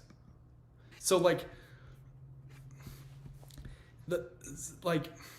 this has been kind of a pain because of the async resource problem and conditionals, because I wanted them to be stable over like suspense on the server. I actually need the IDs to actually happen at a component level. It wasn't enough to just only do async boundaries.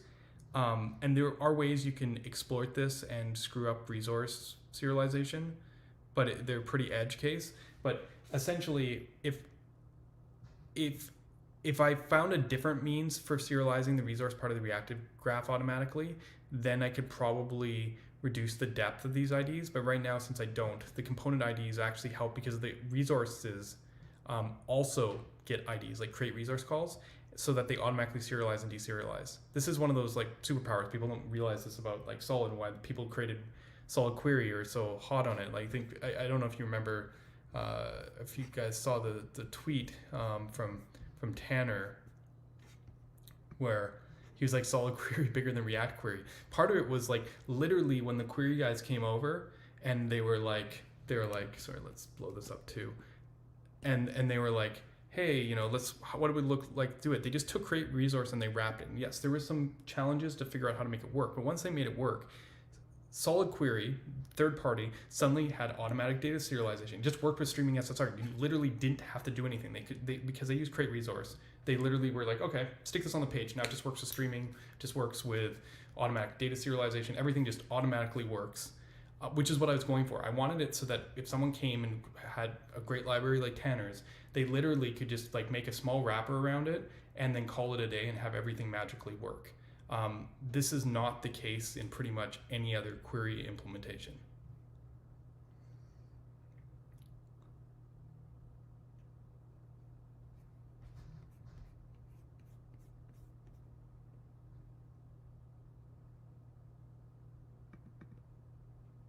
What if you assume not linear IDs and only use non-linear? Because like the nesting has to happen because of async. And then you're saying, what if you assume that all the siblings are in order except for the ones that aren't?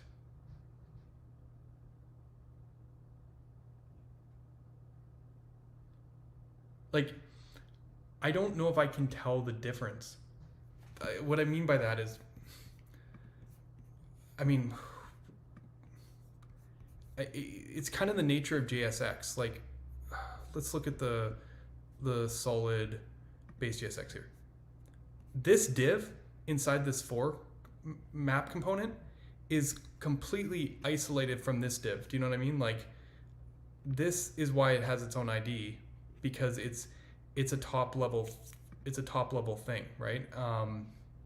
So like this div is being created without knowing how it's going to ultimately be inserted. Like the difference between this div and, you know, in my write-up, this div is very little, if that makes any sense. Like they can just be created anywhere and inserted however the hell you want.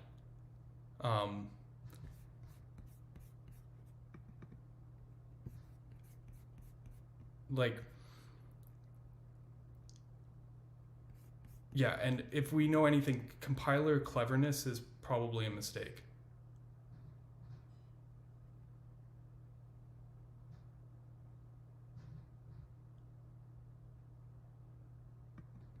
How do you create a second div for the for loop when you created just one? What do you mean you create just one? How do you create? I mean, the for loop at that point is just a for loop. So there's going to be a div for each one, and each one's going to, the counter is going to go up each time you go through it. 1, 2, 3, 4. Right.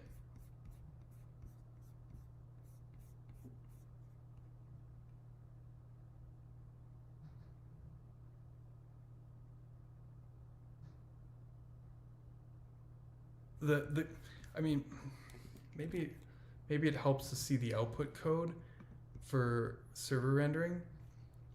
But if I go const, let's say like createDiv, let's make it a function. If this is what you mean.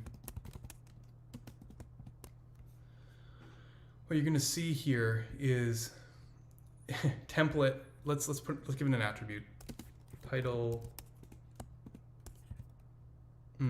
Let's give it a dynamic attribute. What you're going to see is template string. Like this is very similar to a tag template literals thing, other than using tag template literals as performance overhead, probably because the way it caches. But basically, it's the template is the array. So you see here, div space div, like there's a comma here, and then it inserts in the holes in the whole SSR hydration key plus this. So this method has a counter in it that they basically reads the counter, and every time it's instantiated, it's going to up the counter. Yeah, SSR hydration key. Let me look at DOM expressions. Packages, DOM expressions, source, client.js. SSR hide. Oh, sorry, that's the server side of it. The client side is different. Sorry, the client side just grabs them. SSR hydration key.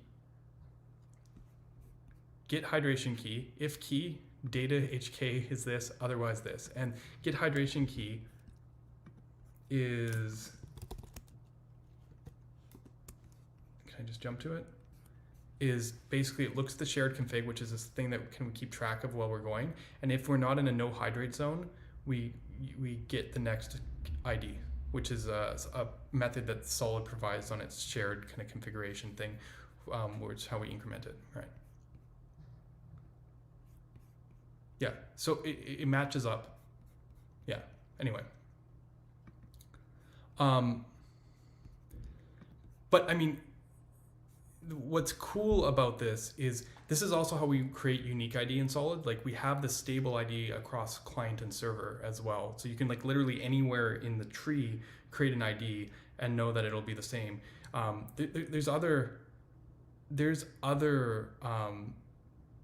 benefits too. Like our islands solution that we created when we were doing was really easy because you could literally just like turn off hydration, which stopped generating the IDs, and then, or writing them out, and then it would put the IDs in the DOM, and then you can just continue, you can call hydrate and give it a prefix, and if you just give it the same ID as the prefix, you can just continue hydrating on the page from anywhere in the page. So like we were able to implement stuff like islands really easily because you could literally, because of these markers, you could literally start hydrating a Solid app from any point, you know, as long as you had the code to run and the ID context to kind of run from.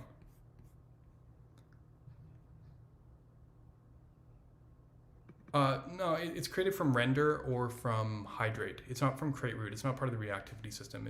It started from each individual render or hydrate call, or each, yeah.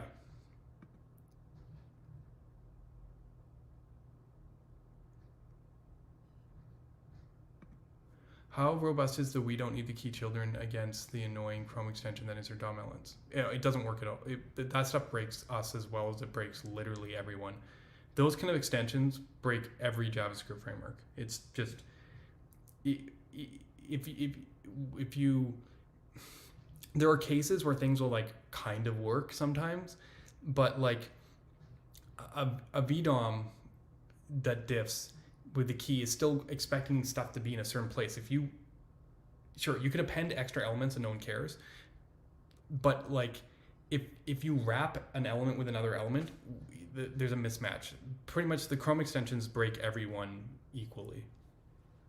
Right, we have walks. The hydration IDs help in that stuff that's not in your hydratable zone can be ignored, but once you find that, you know, and you're like, okay, this is my node, and then you still within that template, you have to walk and get the elements and do the stuff. So like, I wouldn't say like we're particularly resilient there. Yeah, I mean, that's good for them. I'm pretty sure most frameworks ignore any elements inserted after. But wrappers break, and nodes before would definitely break too. Yeah. I didn't realize they advertised that. Was that a thing for React 19? Solid's always worked like that. That's not a concern, right? There's a chance that if its siblings are a array, or Solid has some optimizations where we might delete that element on you. We won't fail, but we will delete it. Because like we do single, if we can tell that there's only a single expression within an element, we can make shortcut optimizations. Instead of iterating over every element and removing them, we can like just clear all the children. And so those kind of optimizations would be a problem. As I said, this doesn't mess with hydration or rendering. It just means that your stuff might not be safe.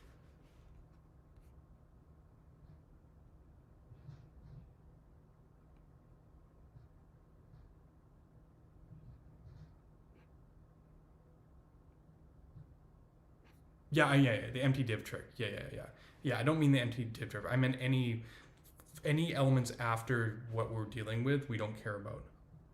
But as I said, there's so many places where that doesn't actually, like, it's too easy to break that for that to be considered like a feature.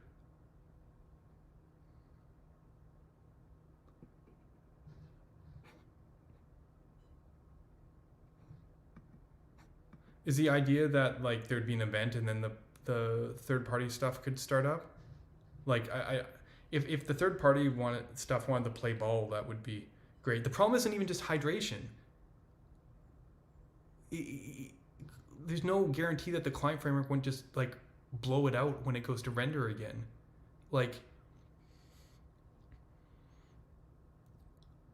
it's very, very awkward if you change the like you have a declarative framework that expects stuff to like be mapped where you're like, this is, and the funny thing is, even if you're using jQuery, the browser doing this stuff would be a nightmare. Like if it stayed in its own lane, it's fine. But like if it's like literally messing with how the elements you're dealing with are inserted and you're like rewriting those things, and they like, this is just a recipe for just not good in general.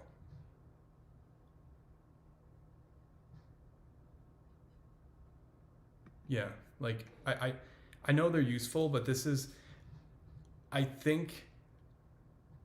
don't think this can be solved on the framework side. Like even end user code side, it's incredibly awkward. Like I say declarative, it makes sense because you literally write your code to be describing a description of what the page looks like. And if the browser like something changes what the page looks like under the hood, even after hydration, stuff is not going to go well. But like, if that's true of literally anything. Anyway, so why did I bring this up again? I'm hoping you can kind of appreciate the challenges here, because this is an incredibly powerful feature of the way we handle resources, unique IDs, handle hydration.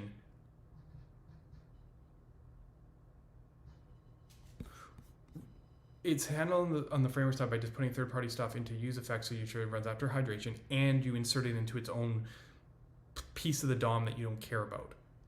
There's two parts of it, right?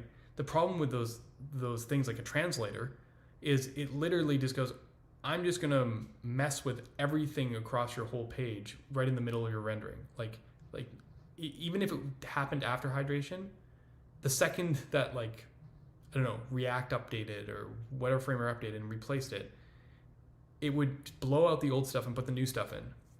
Would the translator like detect that change and then update it again? Maybe.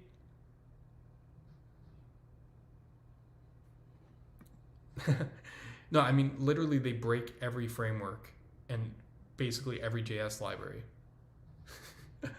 And it's like not a solvable problem as far as I'm concerned. You'll see issues going back over a decade related to React on this, and it's not really React's fault.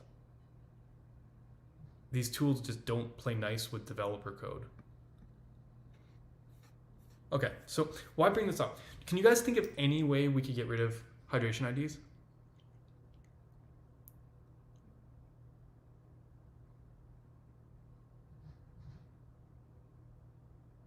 Because I kind of went on a little bit of a mind journey, because like, as I said, I want to push. Yeah, right. The key to this is order. So what if order didn't matter anymore? Could we do something, right? Could we get order back to being consistent, right?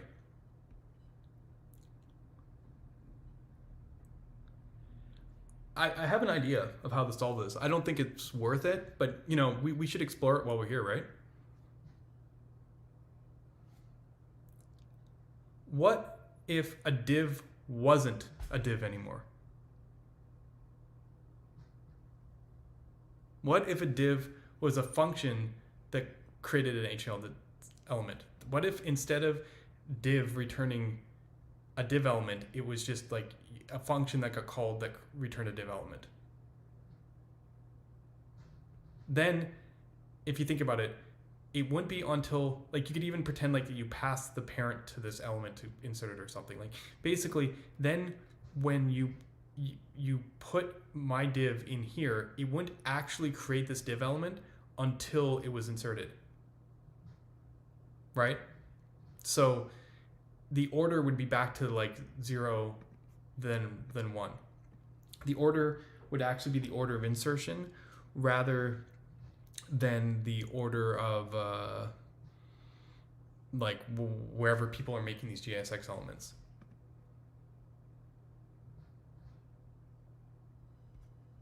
And if you made something like this, and I'm not saying that you'd make this function callable, I actually think that would be a mistake. I think because you kind of want to make sure there's a parent to insert into, so you can't just like go resolve this thing. But let's explore what this would look like, right?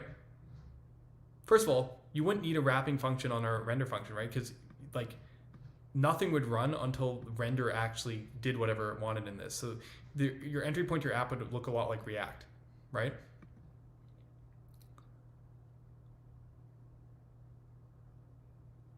And you wouldn't need to wrap things in functions. Like if you're using Solid, you actually shouldn't be ever really doing myDiv equals div, like I've been showing in these examples.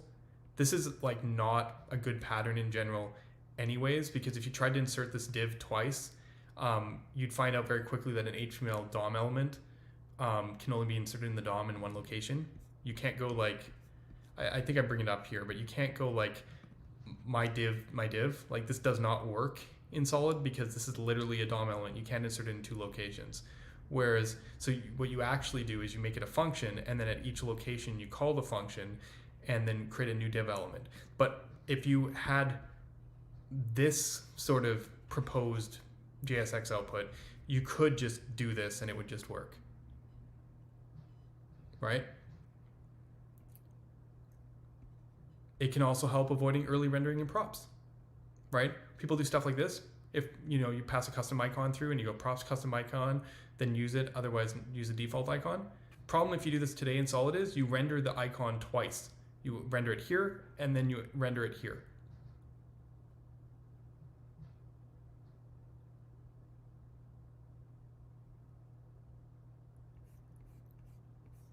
My point about for was that in the case of the for loop component, like the native elements would each run, but it's because the for loop has a closure. You have a function, right? Like the for loop already does this, right? You just pass in the item and you render it, right?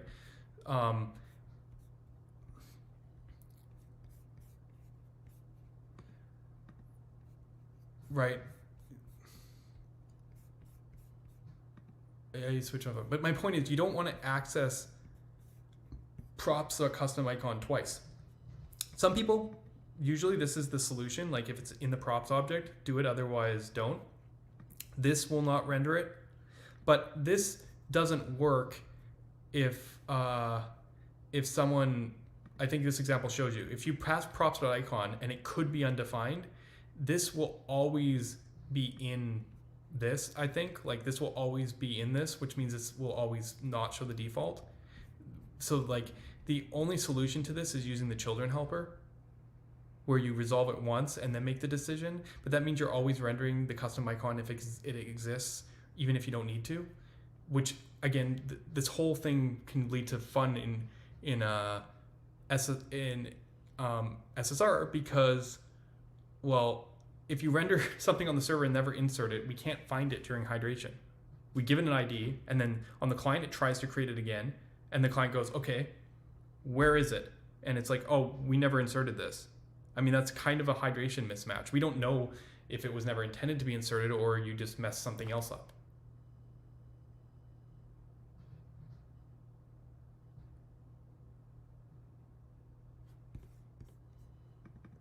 No, these aren't virtual nodes, and this is why we got to have the trade-off, because literally it could be a div. I mean, when you think about a div, you're like, oh, I can pretend it's a div, but what if it's like, I'm not suggesting making a function for every single element.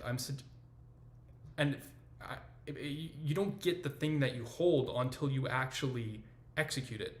I'm saying that whole template chunk is a function, right? Because when you call myDiv, you're actually creating it and all its children and everything, right? The last possible upside about it not wrapping is it makes it easier for server functions to return JSX as a thing, because it's a typed thing. If you think about it, even though I'm showing it as a function, you could pretend that this is like JSX node or something, effectively. So it's similar to how you can go render app, you could also do like server function JSON send this. Right now, you have to send the output of the stuff. So you need a reactive context to render the thing to actually send it as JSON back.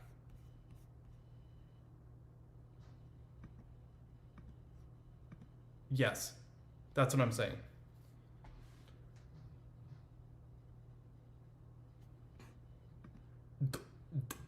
I have 7 points here I'm going to get to. The whole premise here is that a div isn't a div, right? I don't think that is subtle. I don't, I just want to kind of throw this out here.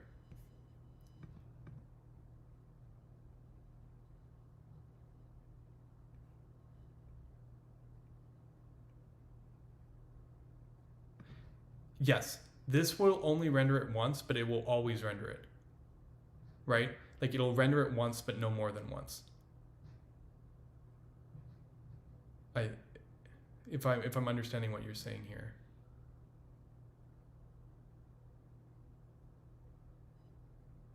Oh, it depends on how you pass it. It looks like you're passing it. You can always pass the component instantiator. You can always, you can always pass you can always pass if I just passed icon, this would be fine, because then we basically put the square brackets here, which is what you're doing. What I'm showing here is actually instantiating icon here with props coming from here and then trying to use it here.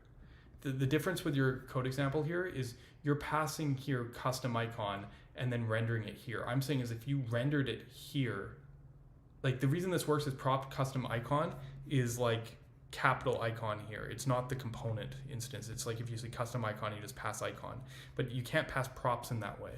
See, another way of looking at this method is not just wrapping it in a function, you're actually binding it. It's like a bind call.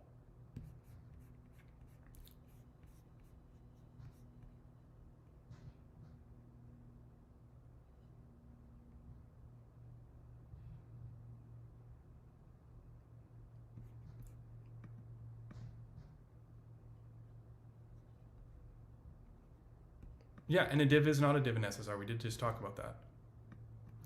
You can view this as a bind call, even though I show it like this. If this div had attributes on it from props, it would also be bound to it, right? That's the difference. Okay, so what are the trade-offs?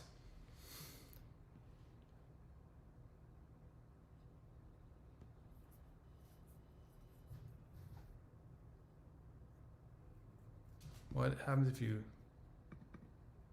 I mean, that would never update anyway, unless the V was a signal. Right, you're setting a value, then... Oh, actually? Ha, ha, ha, ha, ha, ha. You're right. It would be yes at the time of rendering. That's so funny. Sorry, I realized what you're saying. Yes, that would be yes. It wouldn't update like after it's been rendered, but initially it would render with yes, I'm assuming, because you wherever you inserted myDiv would happen after v equals yes. That's funny. Yeah, it would. Yeah, I mean, I'm basically saying it's a function, right? Okay, so let's think of the trade-off here. Essentially, the only way you could ever get a reference to an element would be ref, right? Because you can't just, this myDiv here isn't an HTML div, so how do you get an access to like the attributes on that div? You'd have to like render it, and I don't think people should call the function themselves, because if they called the function themselves right here, we have the same order problem. The only way to enforce order is them not to call it themselves, which means it has to be a ref. In a lot of ways, this brings things more in line with HTML and H functions, that they can't return raw elements either, because they push development to even more function wrappers all over the place. In a sense, they've already gone this way. The only way to get resolved nodes is to insert them or call render on them, essentially. So like, yeah. I mean, if you made that a signal, then that would update too. So making it a proxy would update if it was treated as reactive. Otherwise, like the second that it inserts, it's going to resolve everything. And well, no, the difference is it's more like a block DOM if you think about it, but it's a little bit different because there's not every node needs to be a separate thing. It's only the top level JSX, like the blocks, and deferred creation isn't introspectable. A VDOM is introspectable because you create a bunch of objects. Here we're literally just creating a function wrapper, and there might be functions and functions. So there is a VDOM like characteristic to it, but the biggest thing is it's not introspectable, right? To my point here, what about children helper? Unlike a VDOM, our JS output isn't introspectable. It isn't a representation of the UI, but basically a deferred set of instructions. So like L isn't a bunch of nested objects. It's basically a function that knows how to create DOM elements. You can picture it compiling to this, right? This is what I'm saying. If you had this would compile to basically template, blah, blah, blah, blah, and then JSX wrapper this. So this will make the function the special. I'm picturing something with like a special symbol on it or something. You know what I mean? So, and I made this a function calling a function so you could see it, but I think you could probably shorthand it to just temple. So you'd be a JSX temple. I invented our children helper to solve context because it was getting executed out of order. But with this, things wouldn't get executed out of order. So it kind of solves the children problem automatically. But it means there's no way to mutate things before they are inserted that aren't part of the declarative bindings that already exist. Template languages like Svelte are used to having this limitation, and using children in Solid has been a hack at times to get around other problems like double access that aren't concerned. It doesn't mean certain React patterns are just off the table. They sort of always have been, but this definitive end of the line approach. I think I depend on children for things like solid transition group. There are places where animations where you want to get the elements and mess with them. It should be possible with ref, but it probably requires exploration. I heard some React people talking, they wish, yeah, this is the React considers this I think Sebastian Markwaje said this was like one of his biggest regrets about React is how introspectable the children are. All those like hacks and stuff that component libraries use, people on the React core team hate them, just straight up. And all those patterns are actually like that use like clone element in React are terrible. Like just they are terrible. I'm not just saying it because it doesn't make sense to do these patterns in Solid, so we don't have them, but like literally the React team thinks they're terrible too. They just can't work with them. It really ties their hands. And I mean, I'm going farther. When I say no children inspection, I really mean it. Components like switch and match or like route in the router become harder with this approach. Well, they don't render anything. Any object return is basically no way to get the object ahead of time. Like, how do you just have a component return an object if it's now not introspectable? So how do you do these nested component APIs? To be fair, they could just be functions, but there's something ergonomic about making them all nested JSX. This is very important pre-universal rendering for making solid components work in non-VDOM environments. Since components are just functions, they don't know about the DOM. Now they aren't. If we were to have the ability to execute these early, the user would need to be careful not to render native elements or risk hydration issues, which gave me a funny idea. Maybe children could still exist, but stop at native elements. Then at least these sort of components could still exist. So the idea is if you use the children helper, we can tell the difference between a native and non-native element component. So it's possible that we could just like stop when we hit a div or a template or something like that, and children could resolve all the non-native elements, like run all the components down until you got like a collection or array of native elements. That would be enough that stuff like switch, match, and route would work.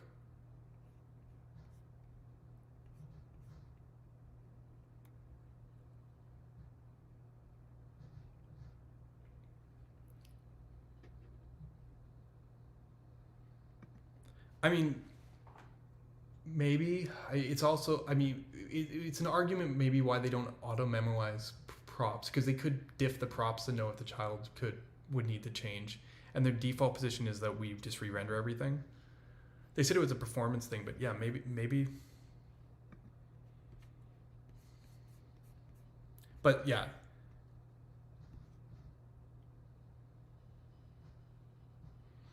There's a couple other trade-offs here. JSX would no longer be a criteria for wrappers. It's kind of interesting if you know that like in Solid we use getters, you wouldn't need to use a getter on the fallback, because if we just saw placeholder here, we'd just be like, okay, fallback equals placeholder. We wouldn't need to wrap it in a getter. This is more of a technical thing. You'd still need this though for conditionals, because you still want to defer this logic. You wouldn't want every time the count went 1, 2, 3, 4 to return a different one of these, you know. So most of the optimization, this doesn't actually change much on the JSX optimization side.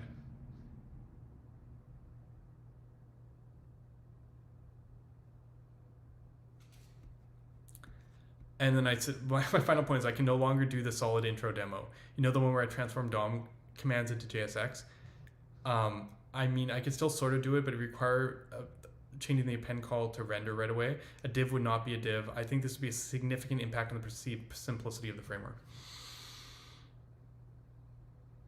The other last thing that I actually didn't put out here is that, I mean, maybe I mentioned the conclusion. This is just an idea that I want to put out there so we can explore. It does have potential making things better for hydration, server action, server components. I haven't even explored this space because it hasn't really been open to us, but it comes at a cost. You notice that server seems to benefit most from this, but it would also lend to consistency between H and HTML solutions aren't leveraged our compiler.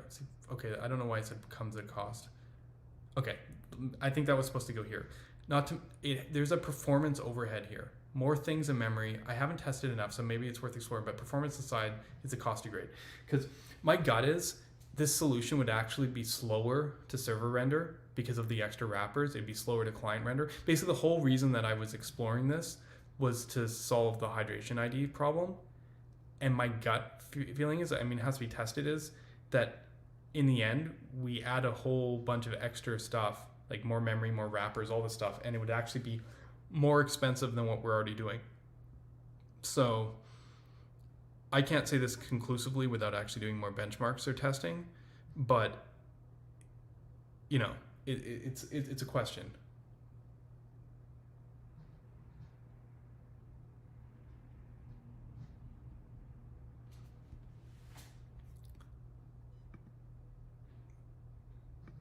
You don't know the order of insertion until you insert. And the problem with hydration in general is you need to create the stuff before you insert it. It always happens in JSX. You create the thing before you insert it. So you don't know the parent at the time of insertion. That's like the whole problem here. What I'm saying is if with this approach, because you don't realize the nodes until you're literally doing the insert, you actually have the parent at the time, means that you don't need, you would still have like component level maybe hydration IDs. Like you need some kind of marker to be like, you need some kind of like way of being like, okay, I'm starting this zone. But once you're within that area, you could literally just trace the walks and expect the nodes to be sequentially there as they're created. So when you're like, get me the next node, it will be the next node in the DOM, so to speak. So I think this doesn't, like, there's still new problems to solve with hydration if you go this approach. And I think the performance overhead would be significantly, I think it would be challenging. I'm just throwing this out here because I thought it was interesting. There's like other trade-offs when you kind of go into this zone, when you consider it. Like stuff like this looks attractive, you know, like the whole first section here about not needing wrapping JSX has benefits.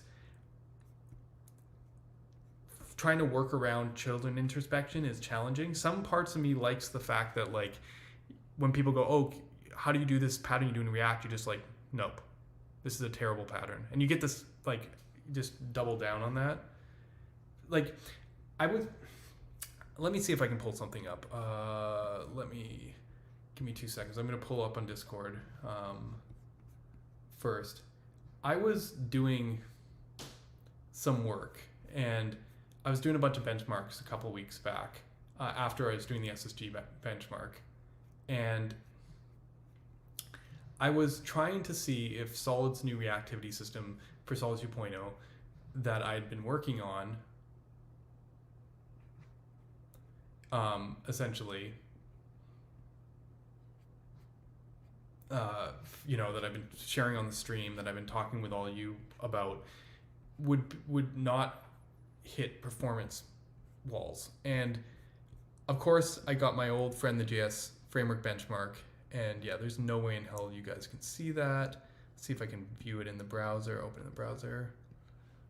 Let's get in there. My 2.0 experimental branch, what was cool is there was some hit on select row, but generally speaking, we're in the same ballpark as Solid today. And I actually implemented a whole bunch of features that I've been talking about. I implemented the trackable signals alternate. I made create selector into createProjection, the mutable thing. I basically did all the stuff that I thought, oh no, this would have bad performance, and it didn't, which is really good sign, which means we can move a lot further, because I fixed a memory leak. We create selector. Yeah, here's another one. I basically was working through this. I'll explain how this is related in a minute, but you can kind of see that there's actually better memory. The memory is actually worse, but there's better removal characteristics on the new system, which seems to be good. The memory actually ended up being higher, slightly, memory usage. Not a huge deal. Let me see if I can find something else. The code size here is a little bit larger too when I switched to createProjection, because then I was using stores in the base implementation to be able to handle like the selected rows. I don't know if you guys are familiar with the JS framework benchmark, but essentially I was working through all of these things, and at a certain point I got to a part in the conversation where I was like, can we just let's see if I can blow this up. Discord, let me do it. Can I move this? Can we just get rid of for and index, right? Like, can we combine for and index? And the way to do this, what you'd make it is that both index and row were accessors. And by doing this, we wouldn't need different like control flow, because if you do the normal by reference approach, sure, row would never change, but you could access a function. If you decide to make it like key false, it'd be by index. If you decided to make it by a specific key, you could. Basically, so I was like, but you know, there's probably a big deop here. So I re-implemented it in my experiments, and actually again didn't really take a hit on the benchmark. It's not like it's basically just I could use the same code for both. I just need and add the key. There's basically 3 components in Solid right now. There's for, which is like keyed by reference. There's index, which is by index, like what you like, and then there's like key in Solid primitives, which let you do it like React keys, where you specific like ID key. And I realized I could basically combine them all, use exact same code, and take no performance hit for the for loop version. If I change the signature, of course, changing the signature is awkward because now row is an accessor, which will always trigger the reactive heuristic, right? Although most of the time when people use rows, they have row dot something, so they're triggering it as a property access anyway, so it's not actually that big of a deal. But the interesting thing is, sometimes the API change can basically dictate the way people use stuff, even though it has like no other significant impact, right? Obviously this simplifies stuff for us because now we don't have to explain there's an index component. We can just give people for, and they're like, okay, why does this work? You just say set it to keyed false or whatever. Like it simplifies the surface area a little bit for, you know, something as simple as loop iteration. But I was kind of like thinking along these lines back to this problem, because like if you got rid of the children helper or whatever, like you kind of have already given people a golden path forward. And like I was thinking, okay, what other kind of problems can I solve like that, right? Like, you know how, I know this is going to sound silly to people, but you know how much people get frustrated about destructuring props in Solid? What if props was a function instead of an object? Like it's a function that returned an object. What if like you always had to go props function dot name to get the props? And I'm not suggesting that we do this, but when I was playing with for, it got me thinking about this because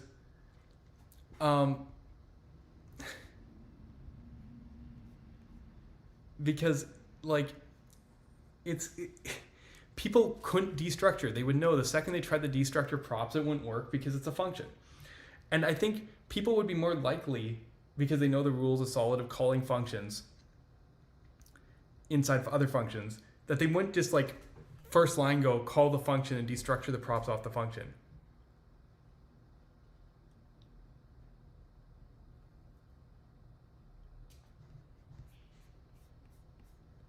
Yeah, I mean, there's benefits to not doing it, but this is one of those funny things where like it probably has almost no implication other than making people type more.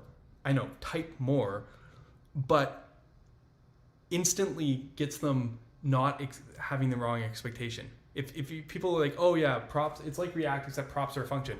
No one's going to try destructuring them. Like, people come to me with proposals where they're like, okay, what if we made each prop a function, you know? And I'm like, that doesn't really work well with dynamic props and existence. Like in checks are really awkward, you know, and dynamic shapes.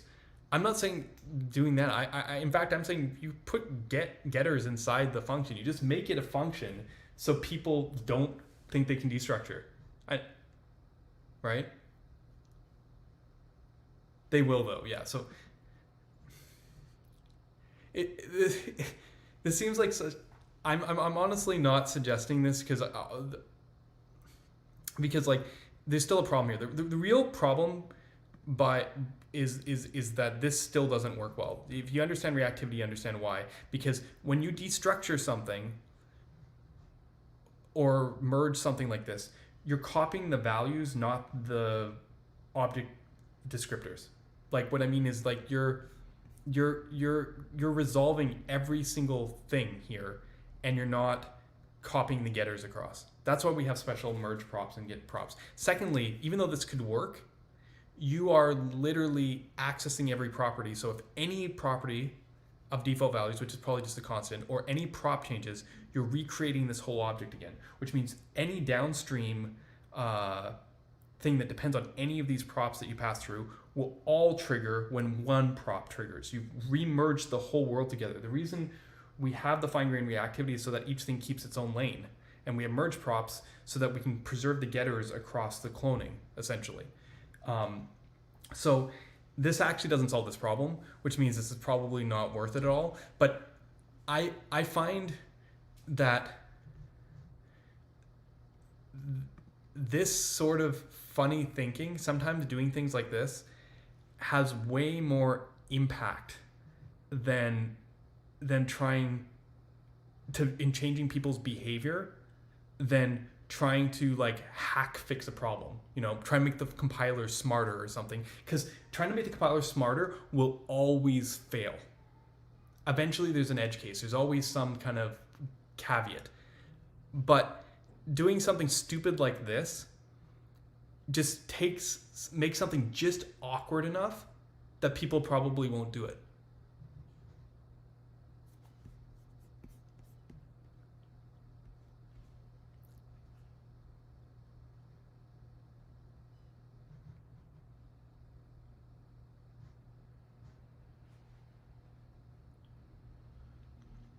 Right? Like, the funny thing is, what I love about something like this is if you just say, oh, props are a function, you don't have to explain literally anything else to anyone else. Right? Like, if you start coming up with systems of this and trying to like explain, like, you're kind of like complicating the concepts.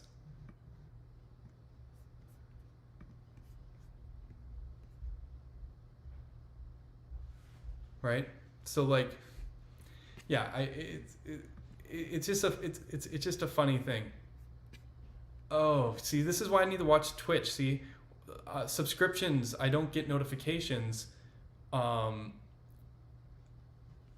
here on StreamYard, so I don't see the messages with it. Theo, thank you for subscribing for 23 months. 23 months streak. That's about as long of a streak as we have here. So thank you very much. You actually have me beat. I feel bad. I only subscribed for 19 months yesterday. I haven't been on the streams as much recently. But thank you.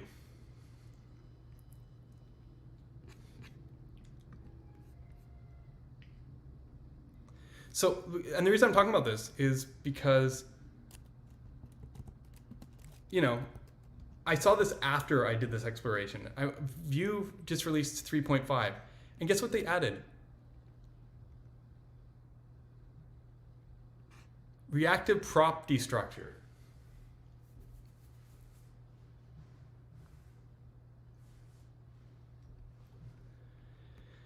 And maybe this is Svelte-influenced, but see, Svelte, all their reactive state is a single variable. There's no like dot value or anything on it. With this feature now enabled by default, values destructed from defined props called into are now reactive. Notably, this feature significantly simplifies declaring props of things, because before you had to do like this define prop thing, and now after you can destructure it out and set default values. To access the structured count is automatically compiled to props.count by the compiler, so we are tracked on access similar to props.count. Watch destructed props variable by passing the composable way over. Okay, similar to props.count, watching the destructed prop variable or passing to composable while retaining reactive requires wrapping it in a getter. Okay, so for those who prefer the things destructed props and normal props, there's some language tools to do it. Okay, so you get what they're saying? They're saying it still needs to work the same way and you still have to wrap it in a function, but now you can write it and pretend like you don't have to, but then later on you do have to. So just remember that when you do it this way, to also do it this way. And if that bugs you, then add this extra tool that will warn you.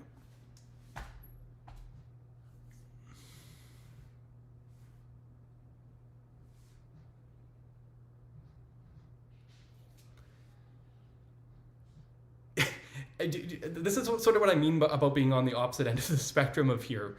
This is not the kind of thing I'm interested in, even remotely. See, I know this is not a good solution, but I'm way more I would be more willing to entertain something like this, because literally this doesn't break the rules and it basically tells you what to do. Instead of like let's like make it work magically, and then because of that you have to make sure that you have to do it this way over here, and then if that doesn't work, make you happy, then add this other thing. Like, why? It was so that you could save writing that extra code here.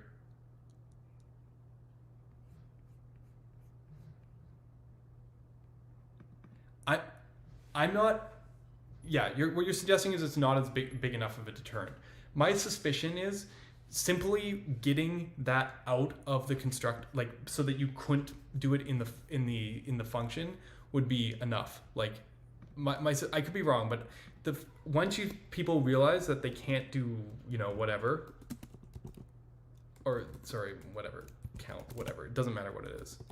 Once people realize they can't do this, the number of people who are going to then go, okay, fine, I will do this. Like, once you get to that zone and you learn the rules of Solid, you're not going to make that mistake again. Do you know what I mean? Like, I'm not suggesting we actually do this. I actually think that silly little deterrents like this are way more effective than trying to come up with some kind of magic that doesn't work consistently across the board and then trying to add more tools to make up for that magic. Right? People learn already. Like, they don't need this to like, I don't even think this is that big of a deal once you start using Solid, but it's just funny that, like, the tiniest little push could completely change the perspective.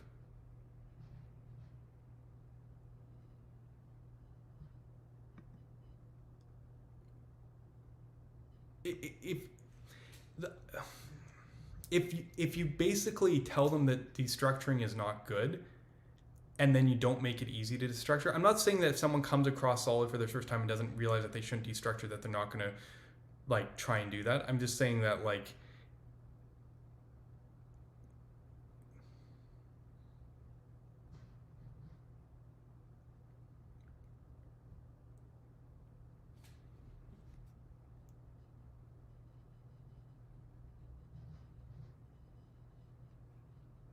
yeah, I mean, you guys are saying that, so maybe I'm wrong about this, but, like, as I said, I wasn't seriously taking that into consideration, but, like, I find it's often the simplest things that people do, like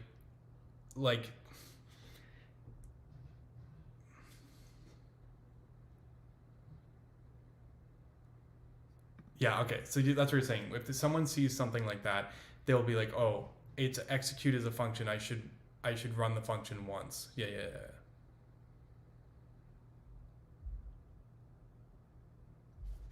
Yeah. It is easy to remember because it's different enough to introduce just enough friction to remind you the first time this isn't React. Yeah, I mean, that's sort of what I'm getting at. Anyway, I'm not suggesting this is a good solution. I'm just saying that, like, conceptually, if someone came to me with these two proposals, I'd 100% be more likely to listen and work through this with them than this sort of approach. That's just philosophically where I sit here. Anyway. Yeah. All right, so we talked hydration IDs. We talked about my benchmarking. We talked about that SSR Fastify benchmark. We talked about what it would look like if we lazily deferred element creation. I got a few more topics to go along on these lines. I don't know if I have anything to add on here.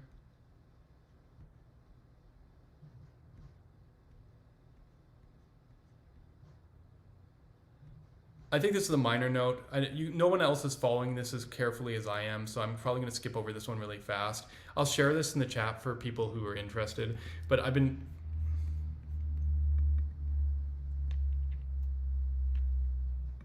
we didn't talk about how to debug how solid hydration fails. Okay, sure, let's talk about that. Because honestly, it's not easy. Because you know how React shows that, like, recently, very, very recently, they show you, like, here's what we got, here's what we see, it doesn't match. That isn't easy for us to do because, again, it's the same kind of problem. We don't know what we got, or what, like, we hydrate as we go. So, like, we don't have a VDOM. Like, React creates a VDOM and then goes, okay, I have this VDOM, I have this real DOM, they're not matching. We are matching on creation instead of matching on diff. So we're like, I'm trying to grab these things to create the thing and it's not there. That's basically all our hydration issues are. So you always end up in the same function, essentially. It's in DOM expressions. Let me show you really quickly. But you always end up in the exact same place, which is you get to this one call. It's in solid web when it finally gets compiled all the way down. But you end up in this exact one function, and it's called get next element. And you'll see this call where it goes get the hydration key, which is basically our counter, and it will look for it in here. And then if it can't find it, it errors. That is basically it. So usually when you have a hydration issue and you get there where you get this error, I look and see what the key is, and then see if there's any similar looking keys, maybe one off, or, you know, and I start with the first error because usually these happen hierarchically. Like, first they happen in order. Find the first error, find the key, see if something's like one off and what's missing. Technically, if there's a template function, there isn't always. Call the template function, and you can sometimes tell what the HTML it thinks it should be producing is. But the challenge here is we don't know where it is in the DOM to compare it against. So we can't show what you have, the diff, because we don't actually know. So if you can identify what, this used to be easier when we had clone element, but if you can identify what template this is, like where in your code the template is, this will tell you where the hydration error is, essentially. So, I mean, maybe a tricky way we could do this in dev is get the template to render and inner HTML it, and then basically, like, look, we couldn't find the thing to match this thing.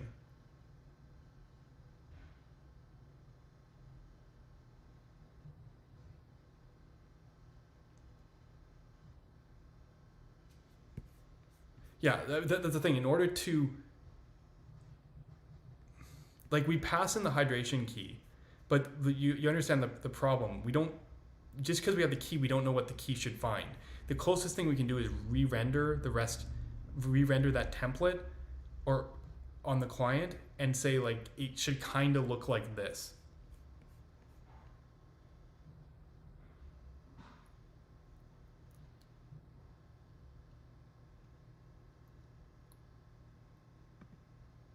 What if in dev, so you basically render the whole page twice?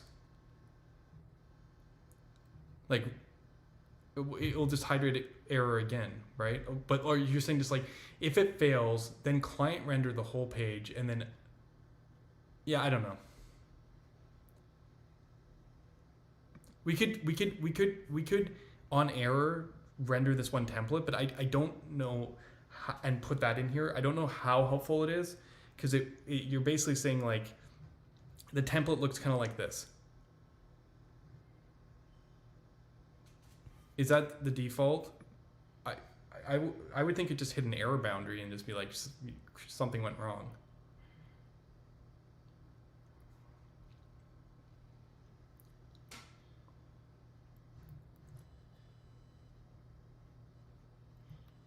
But yeah, this is the challenge, because all we know is there's a sequence of IDs and we can't find the expected ID in the DOM.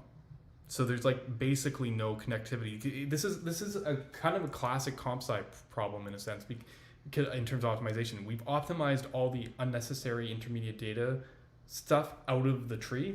So we essentially can't even point you back to what your abstraction is. This is something that I think about a lot. I've been working with the Sentry guys and talking to David Kramer a bit and about debugging reactivity. and he wants to add all this instrumentation. I'm like, you know, and I was talking to him, like, in a dev mode, we have extra context. We add components back in so we can see it visually, all this stuff. And in prod, you would never want to add these extra layers in. And what Solid kind of does is flatten your whole graph and then only update what needs to be updated. So like you're in this weird zone where you write in an abstraction and we compile it all away essentially into the most optimal code. We've lost, in dev we can do stuff, in prod it's very hard. We've lost the abstraction because it's just overhead.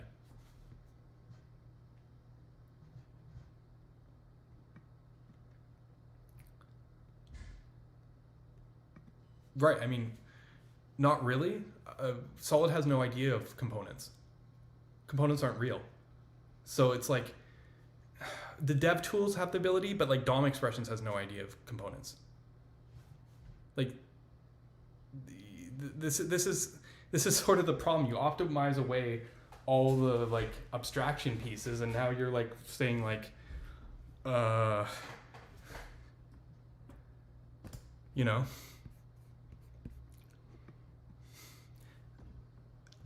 I don't know. It's an interesting problem, and something that, as I said, talking a lot with David recently has kind of got me thinking about more and more, because, as you know, debugging and traceability and monitoring is very important to everyone at Sentry. So like, it's like, how do we make? And what he told me, and I haven't had this time to, I wanted to maybe tap Armin on the shoulder or whatever, like a guy who worked on Flask and Python. And I guess this is even more system level coding issue. It's like, there's got to be places where you have a compiler in like C or some kind of language, and you've optimized away the abstraction. How do you get back to that? I mean, we have source maps, but like that isn't even enough. Yeah, anyway.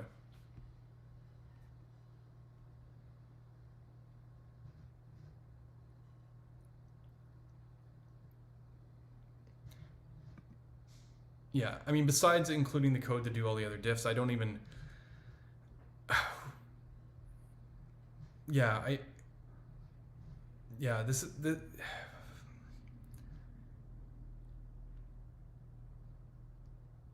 Yeah, I don't even know how useful that is gonna be, because like, even if this fails hydrating here, then like, part of the other parts might be different just because this failed at hydrating. Like, you need to localize on this bug and not like usually these things happen like waterfalls.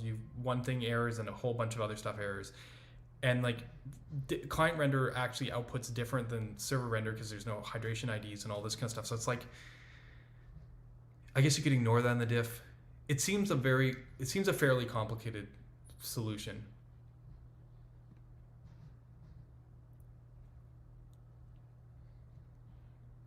Right? Like, it's almost like the solution to this is more complicated than the problem it's solving. And I think that's often what happens in dev modes. That's why having good debuggability in dev is so important, because like usually creating the performance solution is not as hard, is a lot easier than creating like the debuggable solution. I think it has to have value, and the problem I'm seeing is what you guys are describing doesn't seem particularly like what you really want is to be able to somehow hone in on this specific template and where you think it should be in the DOM. And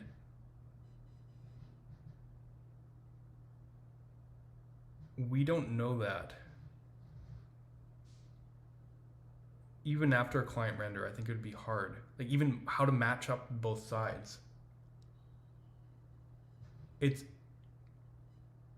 almost like the HMR problem, actually. Yeah, I'm not sure. That seems really hard.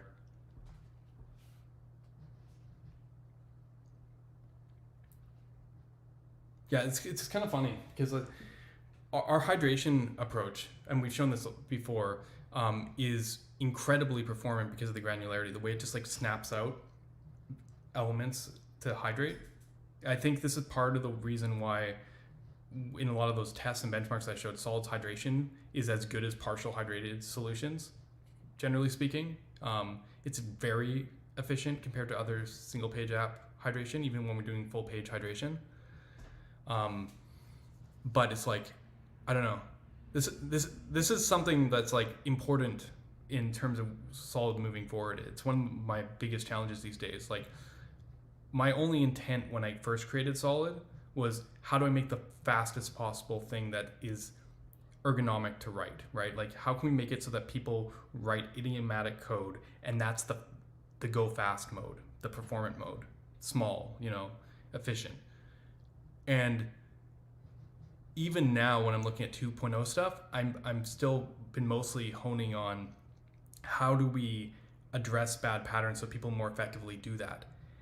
It's like a whole other science to figure out how to make, like, this is why I'm very appreciative of people who've been working on the dev tools and stuff and Solid, people like Damien and because like, and Alexis actually too, when I think about it, like we with the HMR stuff, it takes a lot to build out these abstractions to make it like more useful for people in dev when like the actual core mechanics are so minimalist. You have to like actually do some work.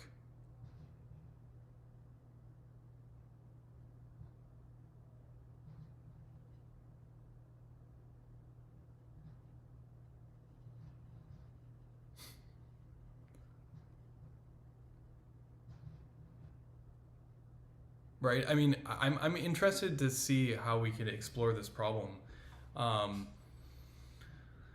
But it's like, it's almost like designing a whole different system to run in dev is what I'm hearing here. I mean, and we already do that to a certain degree. This has been one of the challenge. And then you can kind of get in this new problem. It's like, if dev and prod are like miles apart, what are you actually testing? I think it's doable, right? Because if you get to that point where you can keep the consistency and you do that, that's exactly the point. Dev isn't about testing stuff as it is in prod. Dev is about accelerating people to create the right code during development time. And then if they have the ability to do that and it transfers well to the prod code, then they get the best of both worlds. It's just recognizing that you're basically creating like additional frameworks, right? Right?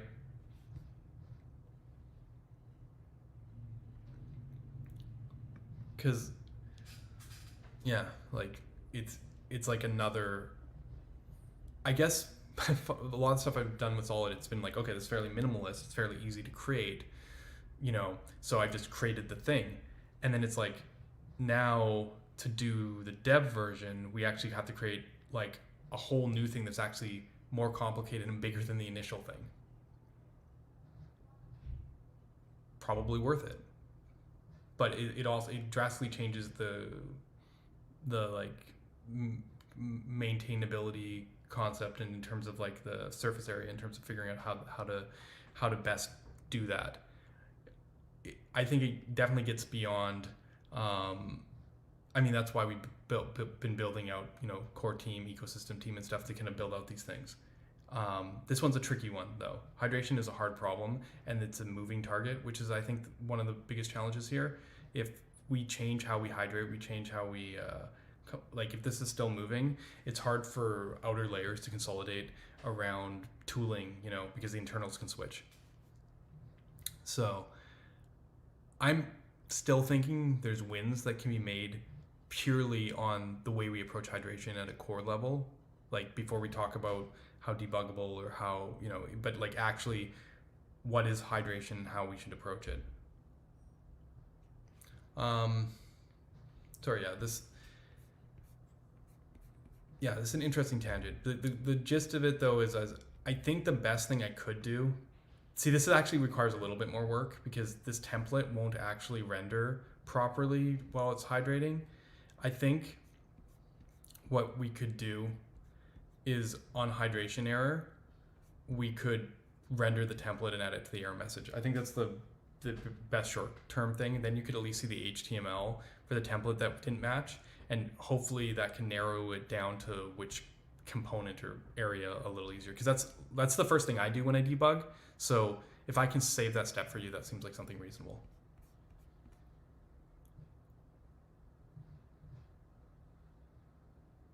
This was actually one of the side effects of us changing the template function. Where is it? The template function used to return an element, and then we changed it from returning an element a little while back, because it used to return an element and then we clone node it. But the reason we changed to return an element is so that it could be lazy.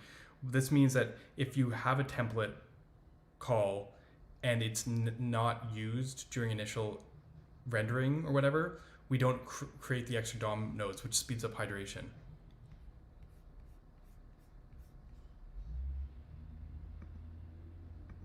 No, because JSX is created out of order.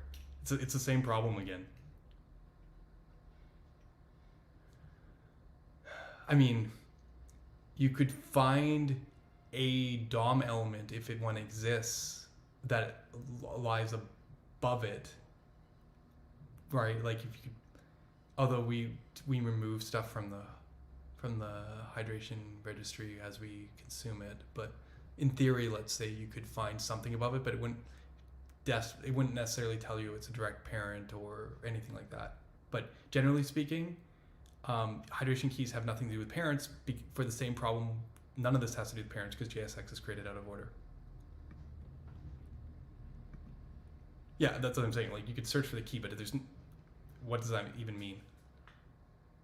It means hierarchically in the component structure, this template fell somewhere above it. It doesn't even have to be a direct parent.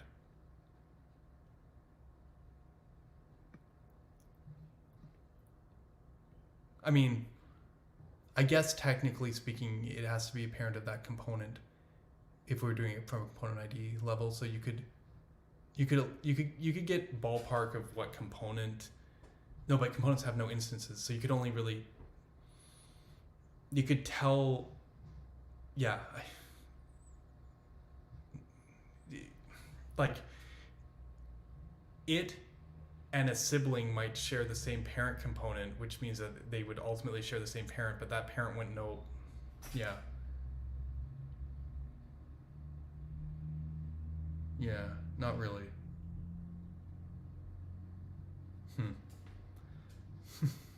Okay, let's. I think probably need to move on.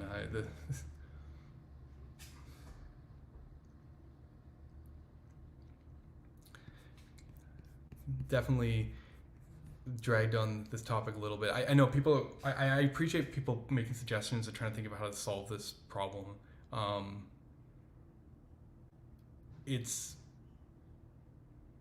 mean, maybe that whole thing that I was talking about in that HackMD write-up here suddenly looks more attractive to you when you understand understand this. I don't know, but like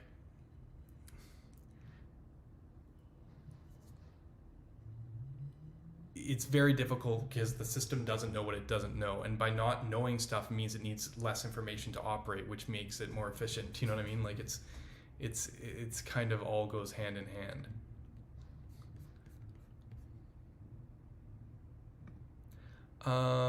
Okay. Anyways, before we're going to talk about that, I wanted to talk a bit about run throw once suspense. I did another write-up on it that I was going to drop in the chat.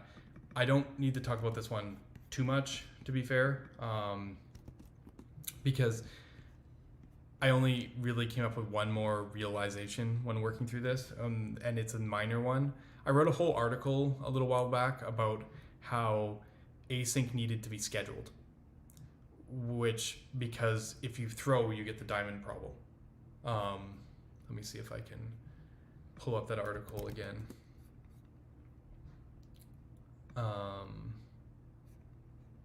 Scheduling thing, yeah, it's this article. And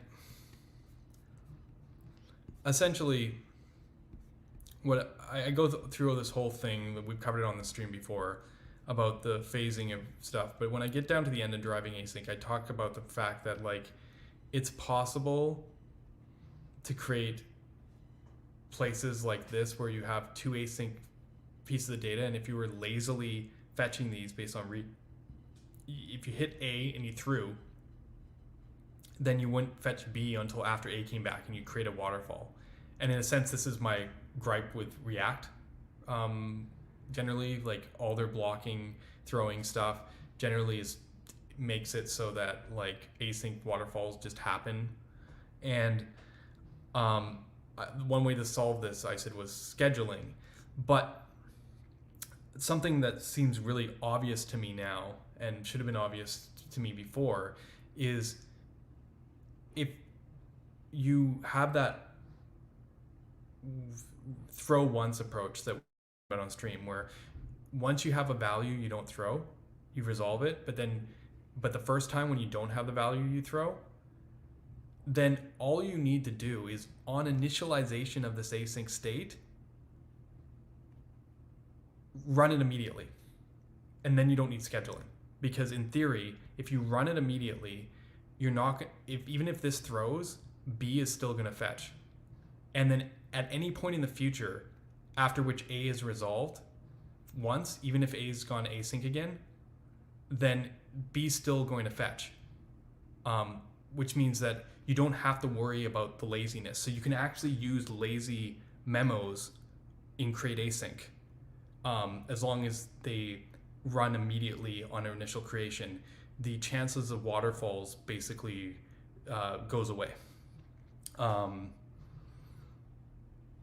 There's a few exceptions to this, but since most of the time, if you have something with shared dependencies, you define them above, like I'm showing here.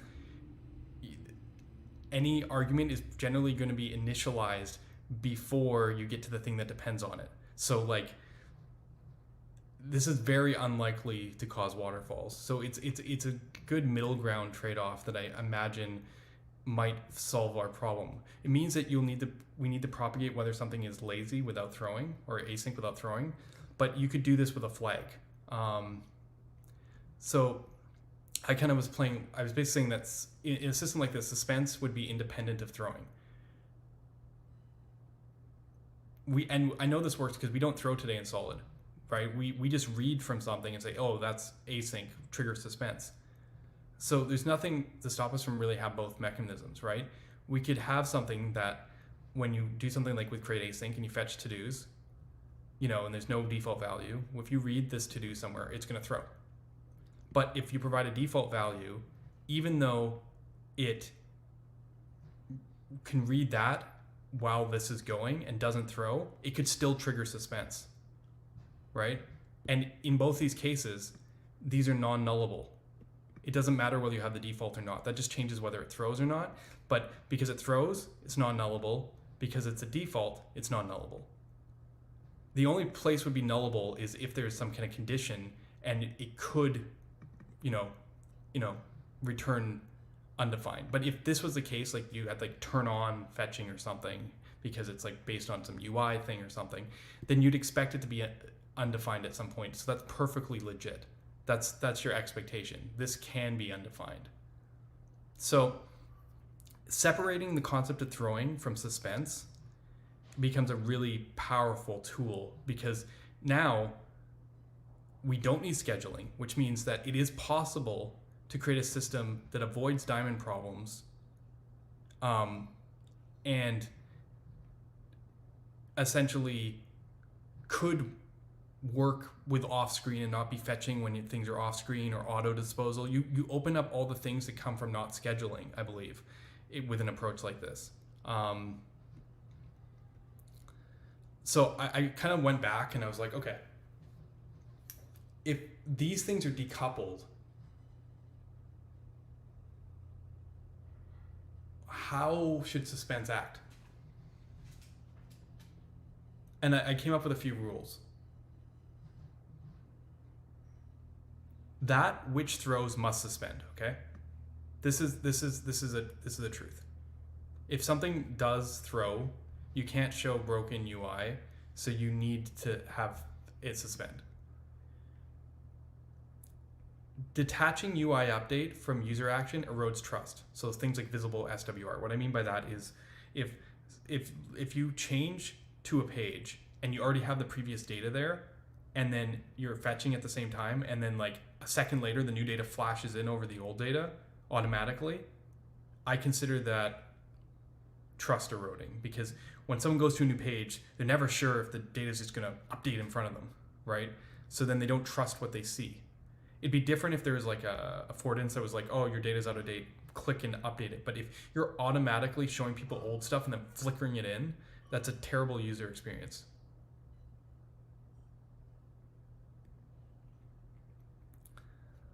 Fallbacks when you have content already is jarring. If you are on a page and you navigate to the next page and you just keep on like drop, like your page is full and then you drop to just like a giant spinner and then bring, it's much more jarring than if you somehow kept content in front of the person and showed some kind of loading affordance in moving the page. They use this on mobile all the time.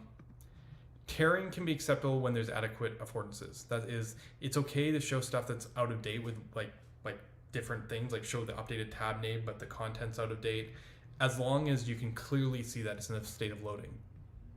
But I think these are kind of the 4 rules that I set aside for myself in terms of like how I define a suspense system.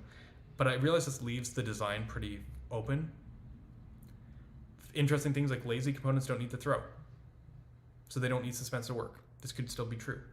We might still want to force it, but you know, just food for thought. It also suggests, I think, that at minimum we should suspend on any newly created suspense boundary that detects an async pending read, even if that async value has been resolved previously. Doesn't need to throw. You don't really want, like, while stuff's loading and you navigate to a new place, to show the new stuff right away. You're okay showing the suspense fallback if you know that, hey, this data is loading even though it's loaded before, right? Nothing is quite as jarring as loading a page and seeing the old data that see the new page sweep a moment later. You start anticipating. We already talked about it, right? But the problem is putting new suspense boundaries probably isn't adequate enough to guard against this, right? People could try and do this above the suspense boundary. So I think there's a still strong argument for transitions or transactions. In fact, I think really the only way to guard 2 and 3 is through transactions. So I guess long story short is I tried to picture what it would be like to live in a world without transactions or transitions or whatever, and what writing the code would be like.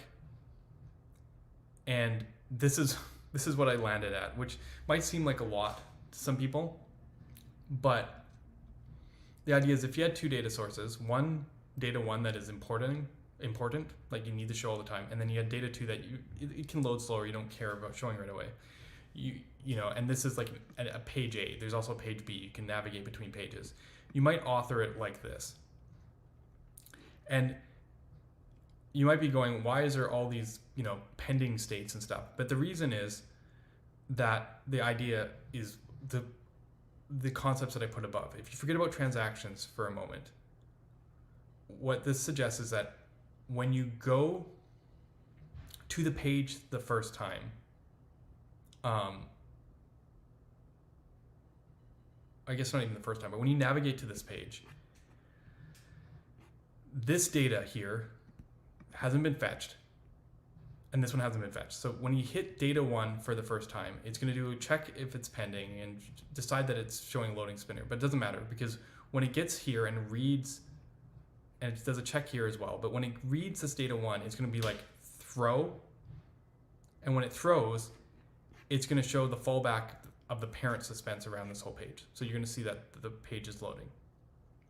And then if this resolves before the secondary data resolves, then you're going to see like some of the content showing data 1, and then the suspense boundary kind of coming in for the second, for the slower data, you know, It'll fall back and then it'll show up. Now, if someone goes in here and updates data 1 or data 2, I added a class here which kind of grays it out, goes, hey, if data 2 is loading or data 1 is loading. Again, it doesn't throw, so you're going to see the old data here until this resolves.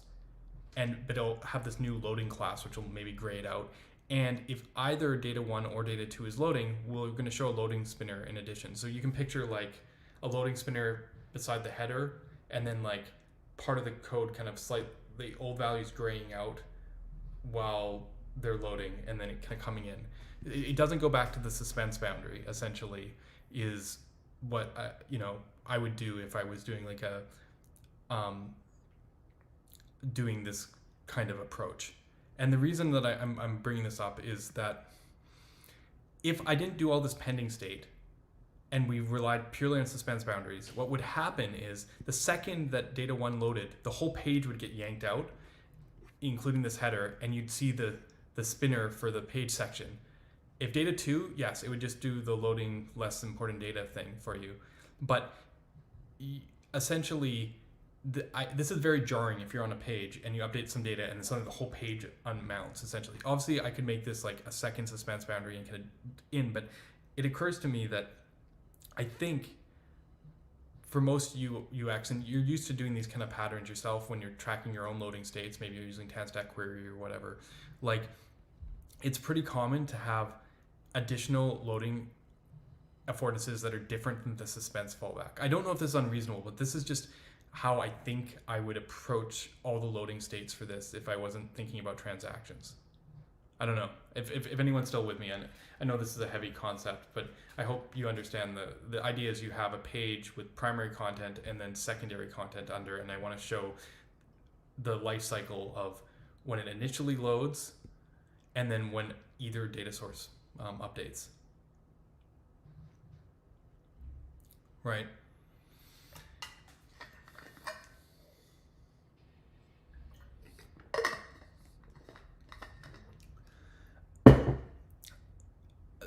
Right now, a lot of people might just use suspense boundaries and just like have stuff shark away, but I think that's kind of the problem with suspense as design. It's too aggressive in terms of like unmounting everything. That's why people don't use it. I took the same example again and I was like, okay, what happens if the data 1 isn't fetched new on the page and instead comes from a context?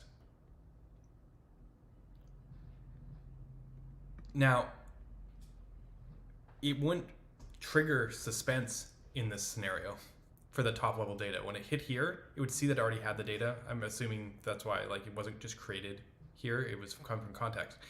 But if that upper context had started data fetching again, it is still possible for this pending to be true. So what you would see is the old data potentially grayed out with a loading spinner when you go to the page until the new data popped in. I would say this is less than ideal on initial page load, but it might be better than yanking it out. This is just, I think, where you end up in this scenario. I didn't change the UI stuff that I wrote here at all. I just kind of like kept the exact same code. I kind of play with the idea of what if data was hoisted instead of being, fetched new in each page. This isn't bad UX, but you can always move the suspense boundary. But it's a bit onerous on DX. A lot of additional loading checks. That being said, if you were to build that UI described, you need all this. Otherwise, you'd find yourself jumping back to fallbacks like crazy, which is, I don't think, what anyone wants. It'd be brutal if the whole page went back to loading fallback every time something updated. I can't think of an example or a scenario here where I'd ever want that to actually happen. So in any case,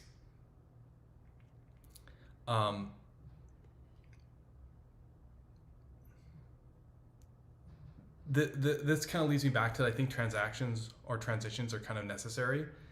But I want to I did kind of observe one thing about this pattern with transitions. I didn't show the transition here, but something that I observed is we ask is pending for these things based on things that are on the page. You can ask if something's loading or whatever like this is a new helper that I was, playing around with, is loading is pending. But when you're doing a transition, it's not always what's on the page that matters, because let's say you're routing and you're going to the next page. This becomes pending when you know that, hey, we're going to the next page and this page won't be around anymore. So nothing that you as a developer can ask about this page will actually tell you if it's pending a transition from the router. That has to be passed in from above.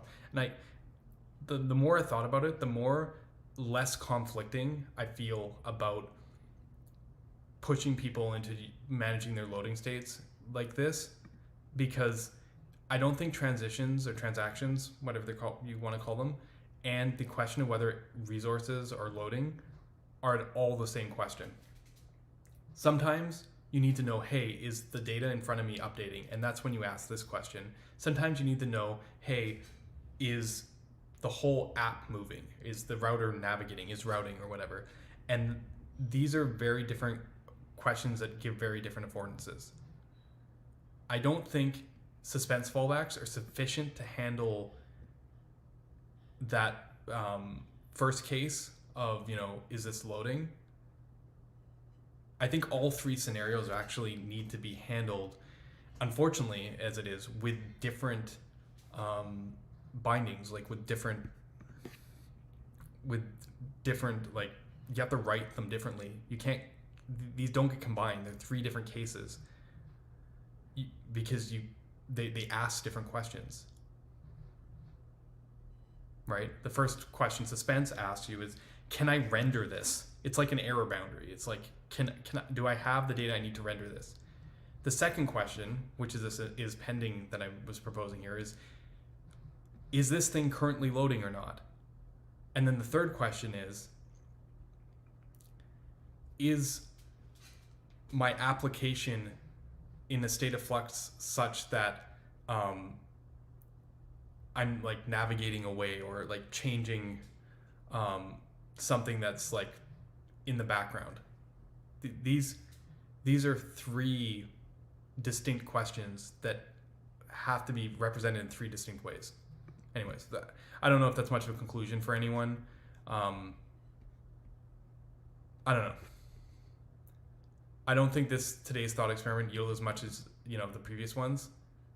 It's interesting not to schedule async. It simplifies things.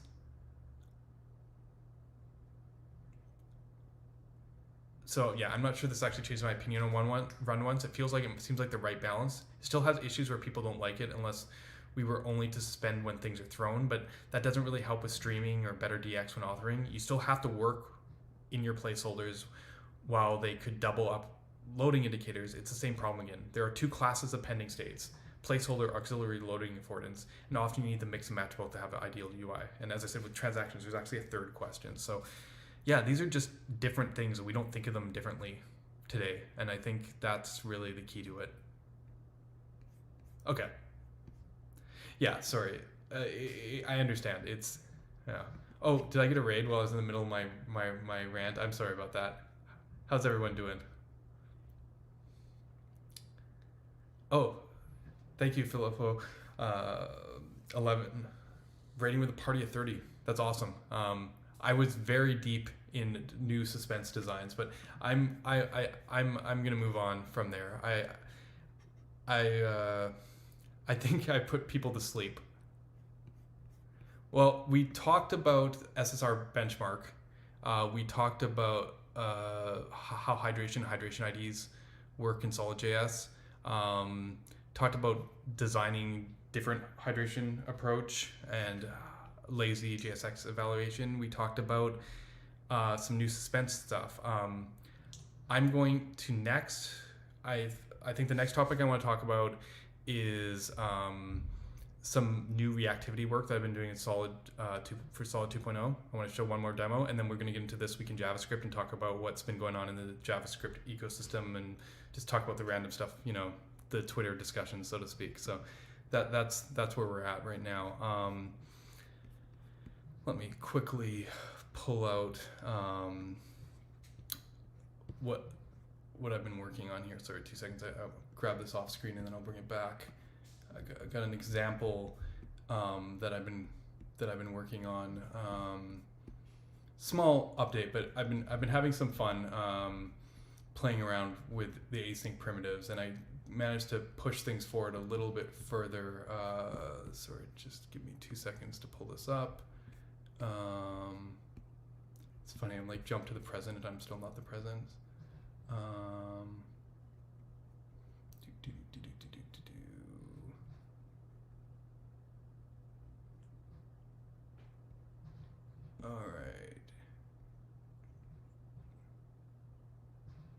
All right, here we go.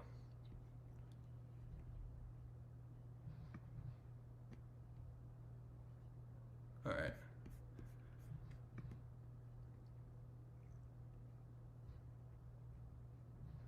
No, that's still coming up. That will be in This Week in JavaScript. Yeah, we should. I mean, it's just asking the question of is like, can this reactive graph resolve? That's all it's asking. It's gonna try and resolve it. And it's like, are we currently waiting on something? That's all it's asking. Below in this section, in this function, kind of like untrack in this scope, whenever you ask about these things, is something below it loading. That's what it's asking. Okay, so I've been playing a bit with, let's blow this up. I've been playing a bit with createAsync, and I managed to add support for a new feature, which is kind of cool. Let's do this. Let's turn this off. So to understand this example, I created a signal here that has a value of 10, and then createAsync is calling this async generator function, and then it returns signal, and then render effect console logs that and says effect v. And let's go back to console. Yeah, here we go. 1, 2, 3, 4, 5, 6. Anyways, it goes to 10, right? So what this does is every second it yields a value, and if you wire an async generator function to createAsync, it kind of comes in. What's cool about this approach is that, yes, this is a generator function, but it could also be an RxJS observable. It could be a readable stream from the server, something like use server. You know how we have crazy serialization, where we can basically just, on the server side, create a generator function, and essentially, if we make a use server generator function, we can basically stream stuff from the server to the client. Now, if you took that server function and passed it to createAsync, you basically streaming it straight into a signal, right? And I had to play a bit because I was like, oh, can I do cancellation? Like, here's an idea. If you set a new signal while it's in the middle of going, will the generator exit, right? And I managed to get that working, which is a little bit of fun. It wasn't actually that hard. It basically, on cleanup, you just return from the generator function that leaves. So yeah, I mean, see here, after 2 seconds, it actually resets and starts a new generator where the max is 5. So yeah, race condition type stuff seems to be handled okay here. But people had asked me some questions previously when I was kind of thinking about these ideas, and they're like, well, what if, like, does it just replace the value, right? This is what we're doing. Whatever we generate, we're just yielding I. It replaces the value, right? But it occurred to me, like, how would we make it so that this doesn't replace the value? Like, what if you wanted to, like, append the value? Like, so instead of it being a signal that that is effectively just replaces its own value, could we make it so that it, it's like a stream from ChatGPT, and you just keep on appending the values to the end or whatever? And the answer to that is true too, because if you pretend this is coming from the server, you could just go async function here, right? And then if we put this in here, my syntax might not be perfectly right, but I think I can do for await const v of this, and then I can do like, what is it like? Sorry, this is gotta be this. I should be able to like, what, maybe something like, what if I did something like let value equal 0, and then be like value, let's append it, like add it, value plus v, and then yield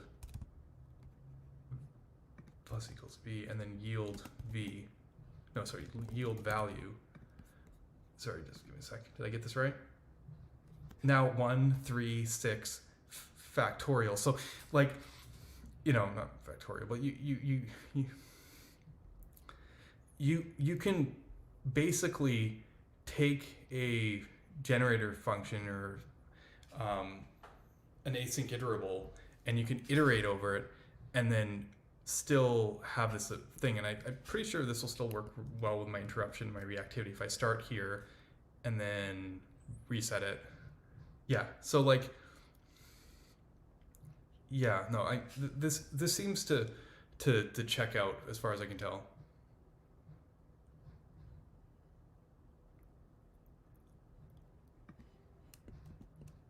Right.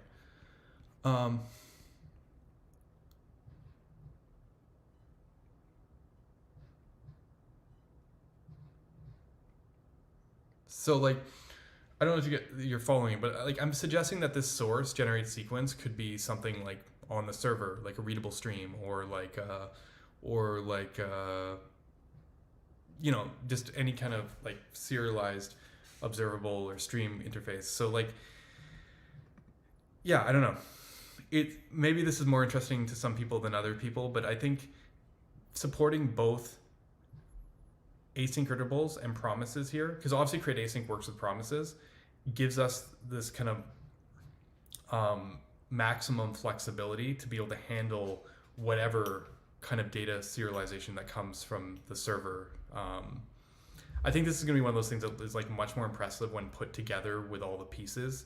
You know, I'm looking at this from a primitive standpoint, but like I'm really picturing that that this is like, this call is literally like a server function, or you know, maybe something with WebSockets, and then like, you know, we're using reactivity to drive, you know, some kind of sequence, or you know, like as I said, this could be like fetch ChatGPT essentially, and then this would stream out the data, you know, and automatically handle it. You could like literally on the server side just, you know, use the API in a use server call, and then it basically would come out to the client all in a single go without API endpoints or like anything else, and it would just, you know, GPT to signal. Right.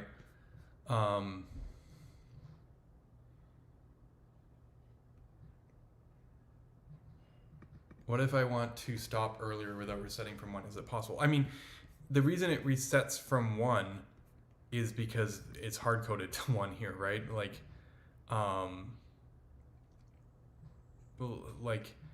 I just, yeah, I mean, I don't know. Like, it's whatever, when createAsync will run again whenever the reactivity updates, right? So like, you know, we could do something like this. Sorry. And then like if I only change min, it's going to reset as well, right? Essentially this is, you get what you get, right? Like if this is a stream, then the stream starts from here. Do you know what I mean? Like, so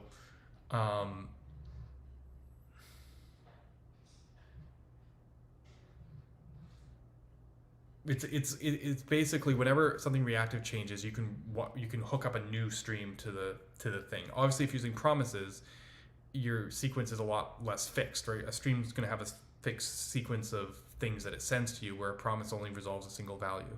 So there's like slight differences here to consider. But what's kind of cool is I'm using, as I said, generator functions, but there's a whole bunch of primitives and probably more primitives in the future that will be async iterables naturally, and they'll just get this behavior and just work out of the box, right? As I mentioned, Rx observables are one, readable streams are another.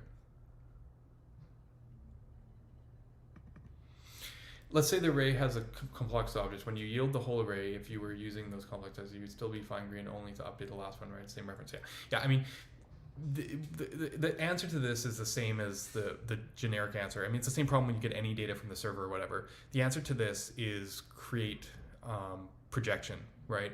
We have a primitive in Solid. I haven't written the article about this yet, but we've been working on derived mutable primitives, which are designed to handle these sort of cases where it goes back to being granular, essentially, right? We have stores, which is our granular primitive, and we also basically, I haven't written the article yet, but I've written the hackmd to it. I realized that there is like a certain symmetry between let me see if I can find the hackmd I'm looking for, but there's a certain symmetry between what is it? This is going to become an actual Dev2 published article soon when I finish writing it. Page 2 maybe. Derivations of the first principle. I kind of noticed that we have signals, and in Solid this is more obvious, that our setter function of a signal is the same as our computed or memo function, essentially. And in the same sense, our setter function for a store could be the same as a different store-based projectable primitive, like a mutable derived thing. And the problem I've been having in a lot of reactive systems is everyone assumes everything's immutable once you start deriving, which means you always infer diffing back, which means that and once you start diffing, you end up just transmitting the diff all the way down, which means work. If we can keep things fine-grained, we avoid diffing. And obviously when we have stores and we just write to them, that's fine, but how do you derive a store? And I've been working on this problem, essentially, and essentially I came up with this idea of this projection thing where, like, a memo, which is immutable, would say if it wanted to add some properties to a to-do that it got, it would, it could spread them and then add those properties. Whereas a projection would just write to the existing thing, conceptually. The important part about creating it in this kind of way is to connect the sources to the output. I haven't leveraged that in our implementation yet, but that's the kind of mentality about it. So it's what's powerful about this is you could take async values and run them through a diff, because let's face it, you don't have the reference, and then out through a projection, output them back into a store, essentially, like have them be fine-grained updates.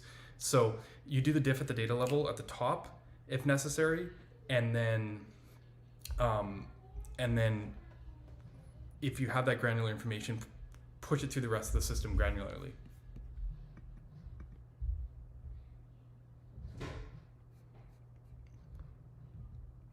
So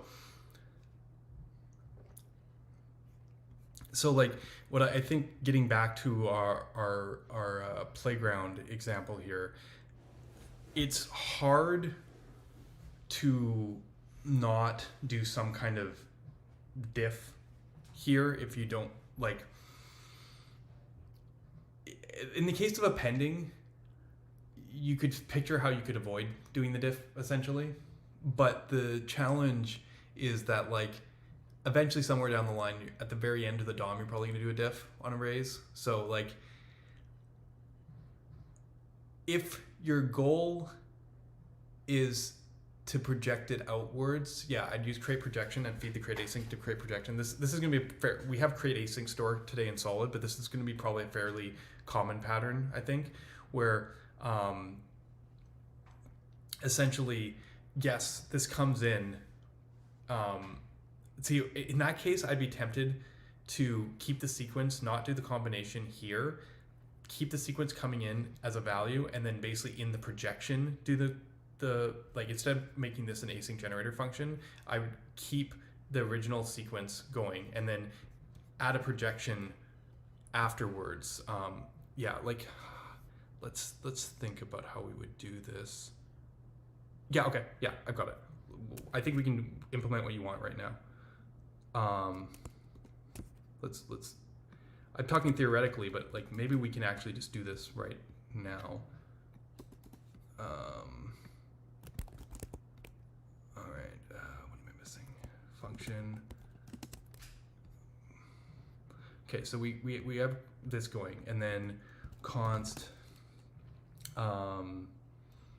projected. I don't know what do you call it? createProjection, and it's going to be, what did we say? It's going to be an array. And I honestly haven't tested this. This is very new.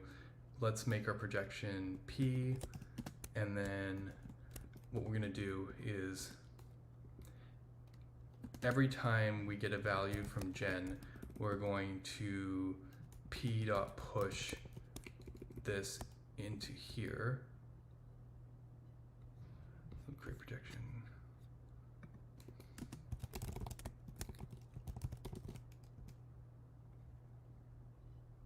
Okay, and then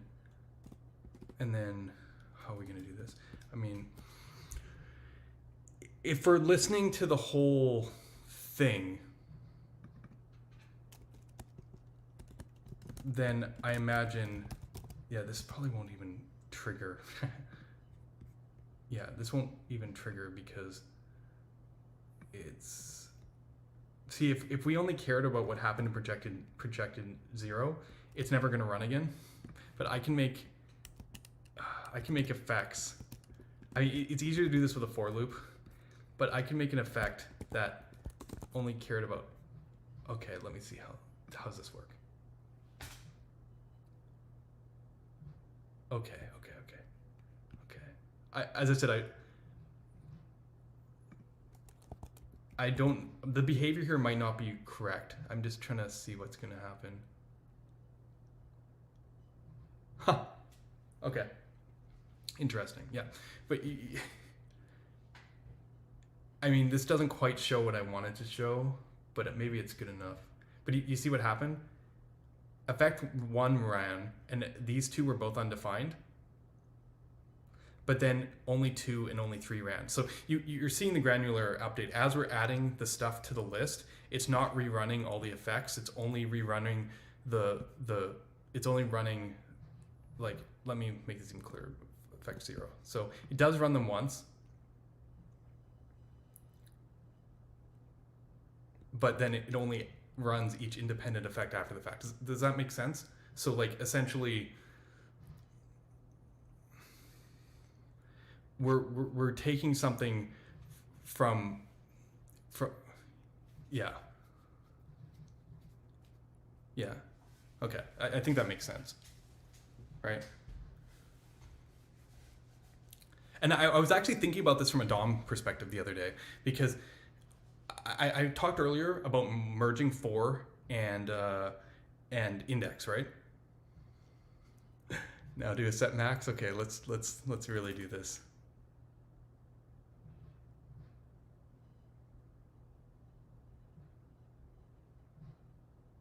Interesting.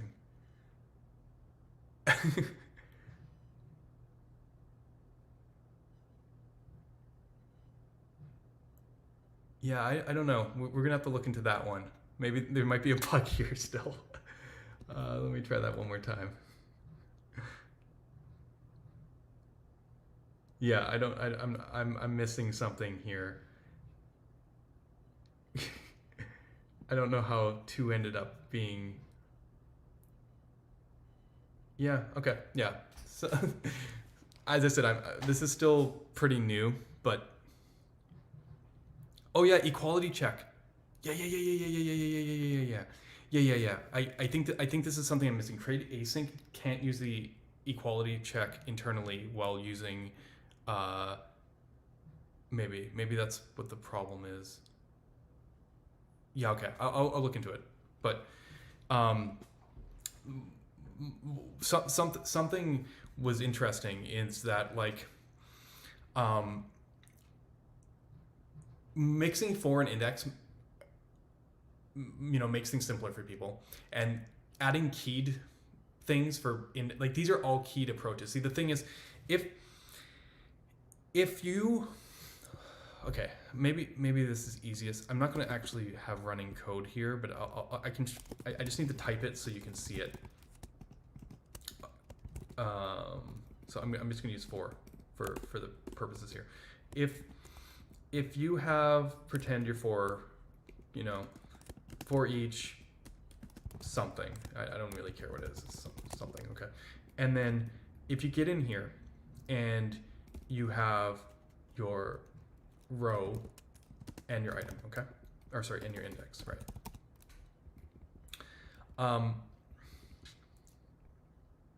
And then I'm gonna,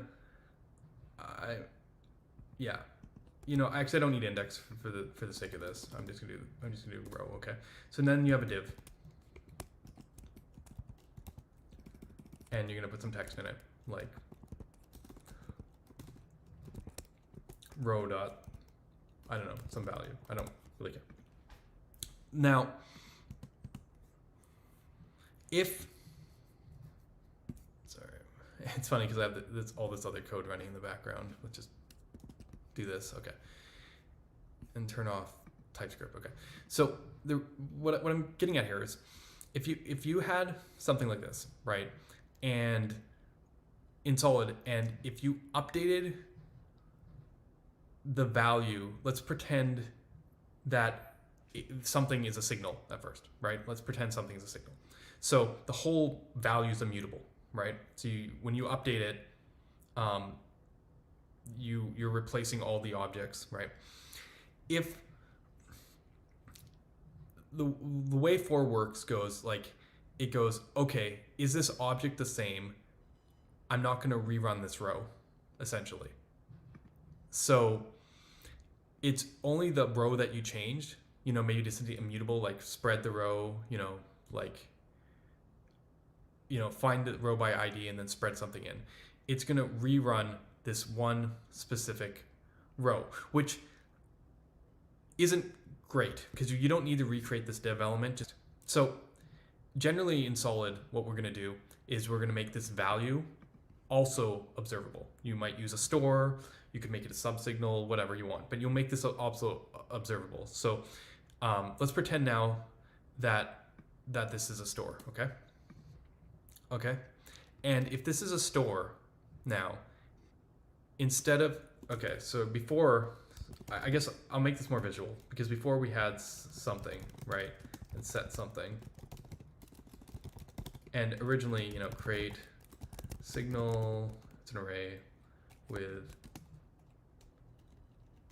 I don't know, ID1,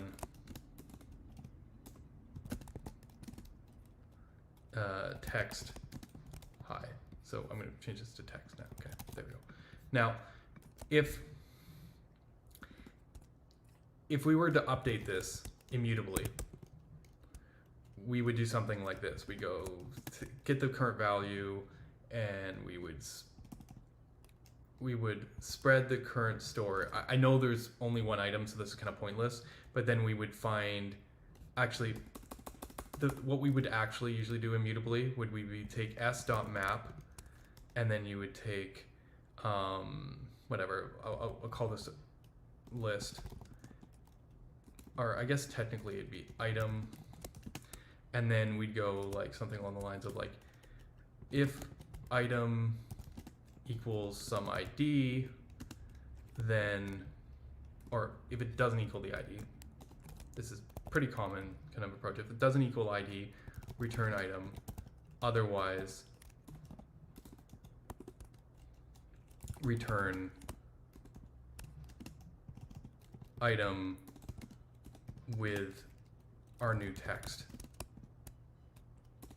Right. This is pretty common how you handle immutable changes when you have immutable data. You take the current list, map over it, return the current item so you keep references, and then you get the new thing. The problem is with a new reference, this re-renders, right?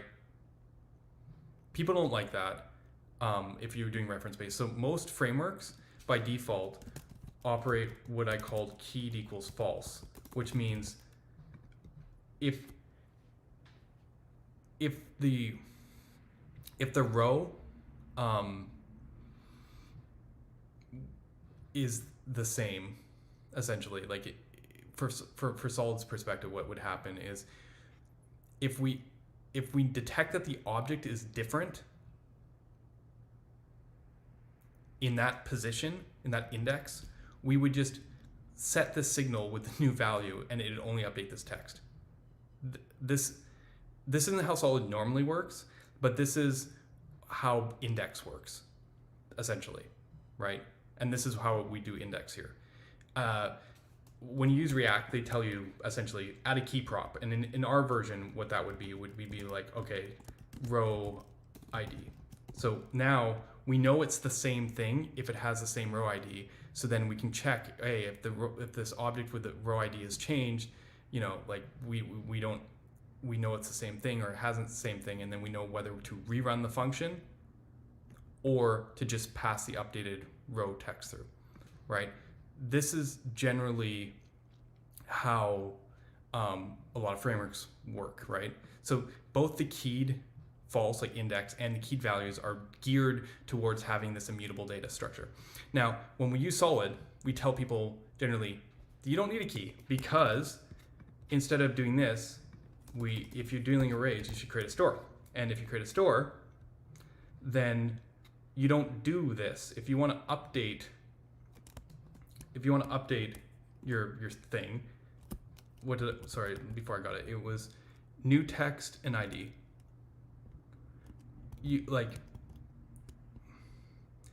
If you want to update the thing, what you should do is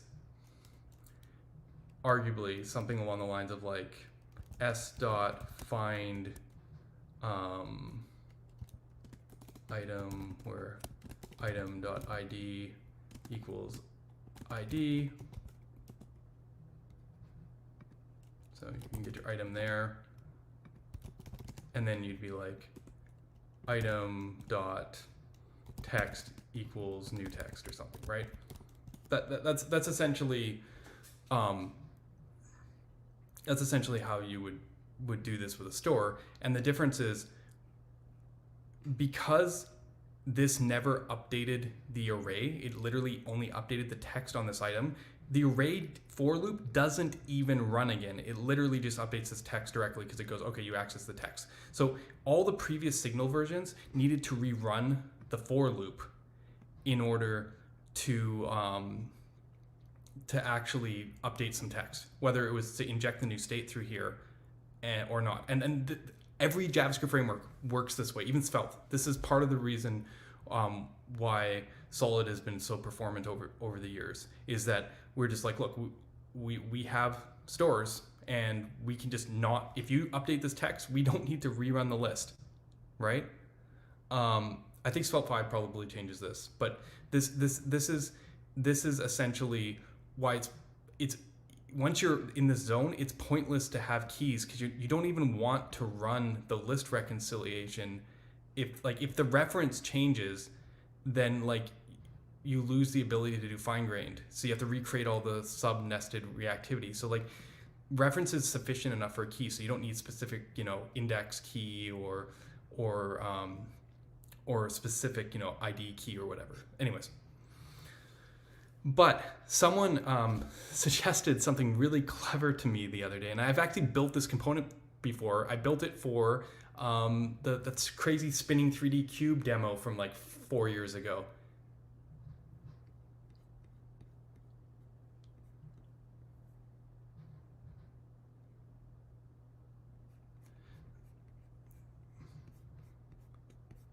Anything that iterates over every property of the store has brought them together under the same reactive scope. So any update triggers all updates.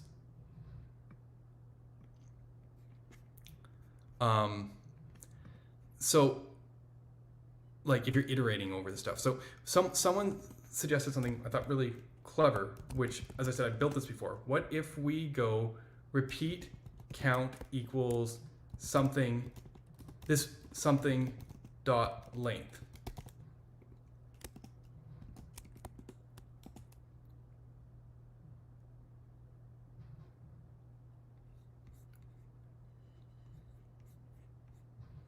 If you have nested signals, you can have the same behavior. Like if you put signals inside signals, right? As long as like if text is a signal in here, then you can do it. It just manually nesting requires usually another mapping layer. So you like get your data and then you map it all to signals and then you map it again to do the rendering. Whereas if you use a store, you kind of get to do it all in one go. But if you have only a single atom to represent the whole data collection, then the best you can do is run the reconciler and then only like maybe update this one accessor and pass it through. But it's still the for that's driving it rather than the specific binding or like signal that's driving it. Okay, so someone suggested this component, and it's like index, but for essentially stores, because for is kind of for stores, and then when you add keys when you have signals. What if you wanted index for stores? And the answer is you don't pass the value through. See, check this out. I'm going to put this through, and then I'm going to say something index.text. Okay, so there, and then I'm going to close this div. Okay. Now, if this something was a signal, okay? Every single row, when you updated it, would rerun its text binding to check if it updated. You would never use this if this was a signal. You'd be better to use this, because then if this was a signal, you could at least minimize the damage, essentially, like when you're in your indexed version, when you're not doing it by key, to just the specific, you could just be like, oh yeah, this is new data, and you could just say update this text. You'd run the for loop, but you would just pass it through here, like basically update that row signal, and then it would just update this text without recreating the div.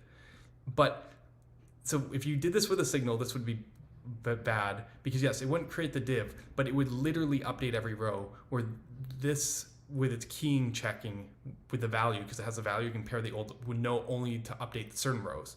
This would literally update every row. But if this is a store, this is kind of genius, because, sorry, this index should be a function. Assuming like index doesn't change, if you made any change to the store, it would only impact exactly where this binding is and wouldn't run repeat. It's like an even more hyper version of for, like we talked about, like, because it doesn't even have the value. The value changing can never cause this to update. Only the length changing or the index changing, like, you know. And if this was, if this actually, this doesn't index, sorry, doesn't even need to be a function if you think about it, because if you can't swap, like it's by key by index, this index will never change. Like you can only update the data on the row that you're on. So in a sense, this doesn't even need any internal signals. All that needs to happen is that when new rows are created or added, it runs the function and appends them on the end. It's because nothing can move, like, technically, because it's keyed by index. So like if data changes, it will be that individual change to something, kind of like what I'm showing here with the render effect, like the specific index changing, that would cause this one piece of text to move. But if you plugged this repeat into this thing that I was showing here, where the generator, where the data was coming in one by one, the value never gets into count. Something length increases. So technically speaking, our projection length increases with the push. But then when it gets to here, it skips, it just goes, oh, I have one more row or two more rows. It never reruns this, never rediffs this, never passes anything through here. These values could change, but that's independent of this. It only just adds the new rows. So from a renderer standpoint, we actually don't even need to diff the whole array to do the whole rows if we have like an independent store. So the guy who suggested this is absolutely genius, because we could take, sorry, this is store. We could take this example, get a generator function, some kind of stream sequence from the server, project it through into a projection, into a store essentially, and then run it through repeat. Because I'm assuming this ChatGPT, we don't care. It's not like each chunk has its own model. It's not like a key data. This is like just an order serialized thing. Basically append it to the end without re-triggering the whole reconciliation or diffing of the arrays. So this effect, instead of manually writing all these create effects, can be handled automatically by a control flow. So like this is the perfect thing for live chats or whatever, because you can just keep on appending stuff without ever worrying about diffing the rest of the list. So it's funny, get rid of index, make it part of for, consume it, but I still end up with one more control flow. But I hope you can see that, like, so yeah, I mean, I'm still playing around with this. The thing with for is it's really easy to combine this logic together into being all the same control flow. This is a little bit different. There is no value. It's a valueless, but it gives you, if you have a store, it's like the complement to for. This is like for with value, because this has to be keyed by index. If you have keys, you want to use for. This is the right thing. Basically,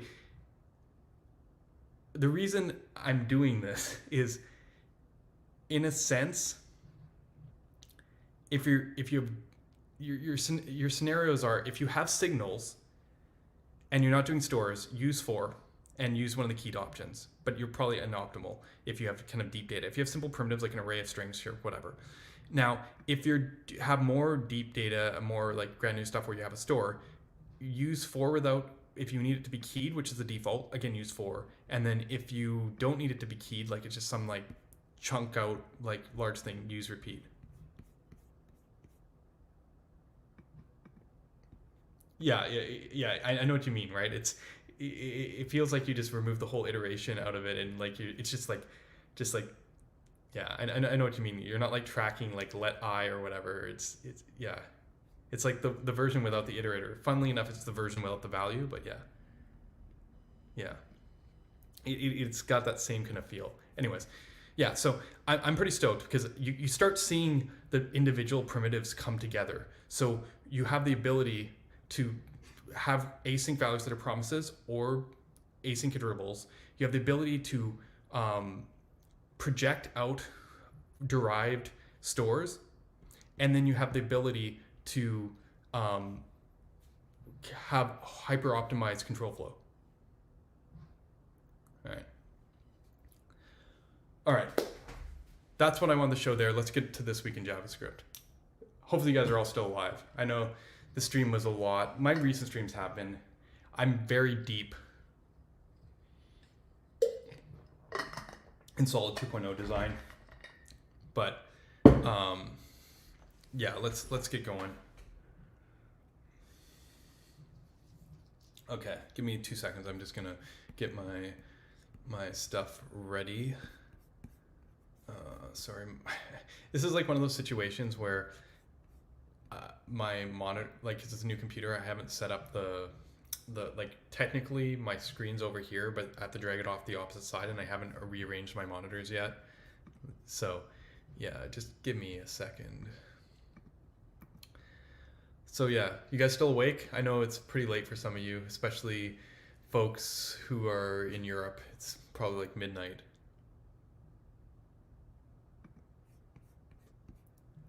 I mean, you said we get Solid 2 before it hits 1.0. Yeah, makes sense to me. Routing is like I talk about layers. Routing is one of the most difficult problems and the most fundamental problems in terms of like architecture. I need the good primitives to get there. All right. Great demos. Thanks. Yeah, it's after midnight. Never mind. Already getting a little bit later even in Brazil. All right. 1 p.m. here. Yeah, guys. 2 a.m. Trooper. Yeah. But yeah, no, to this point, routing is, it's we learn a lot and we have to re-examine the core primitives. Routing is one of the hardest. It's just, meta frameworks are I guess, on another level above routing, right? But I think we're still learning a lot here. We're learning a lot even on the core reactive level. Like the changes in 2.0, I think are going to be just, there are a bunch of subtle changes, but they're so powerful to change the way you actually view the way you can build applications. I'm very excited about this.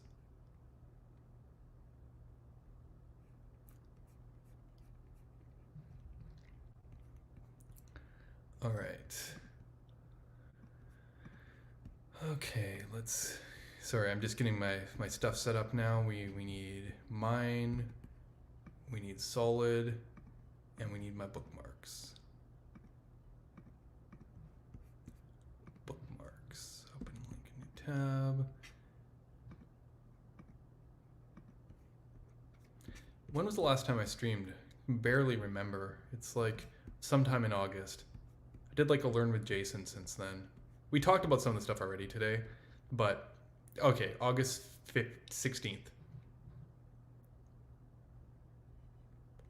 I think yeah, there we go, yeah.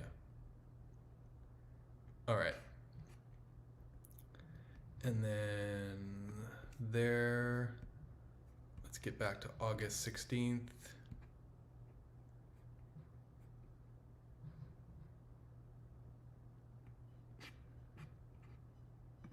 And then August 16th.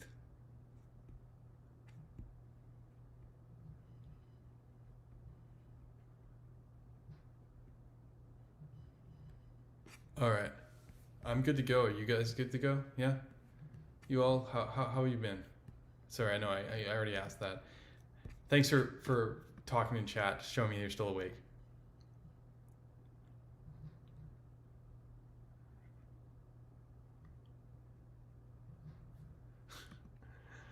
So I had a funny idea of making a Svelte video, like a parody on an interview with Rich Harris. It has all the takes from Freddie Mercury.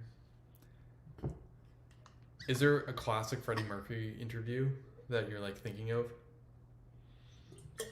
I don't know. I might be partially missing the reference. I would say I know who Freddie Mercury is in Queen. I can't remember if I watched many of his interviews. I mean, I watched the movie Bohemian Rhapsody, but that was like a fictionalization, or was it dramatization? Is that the term? That benchmark. I think I talked about that already. That was like the first half of the stream.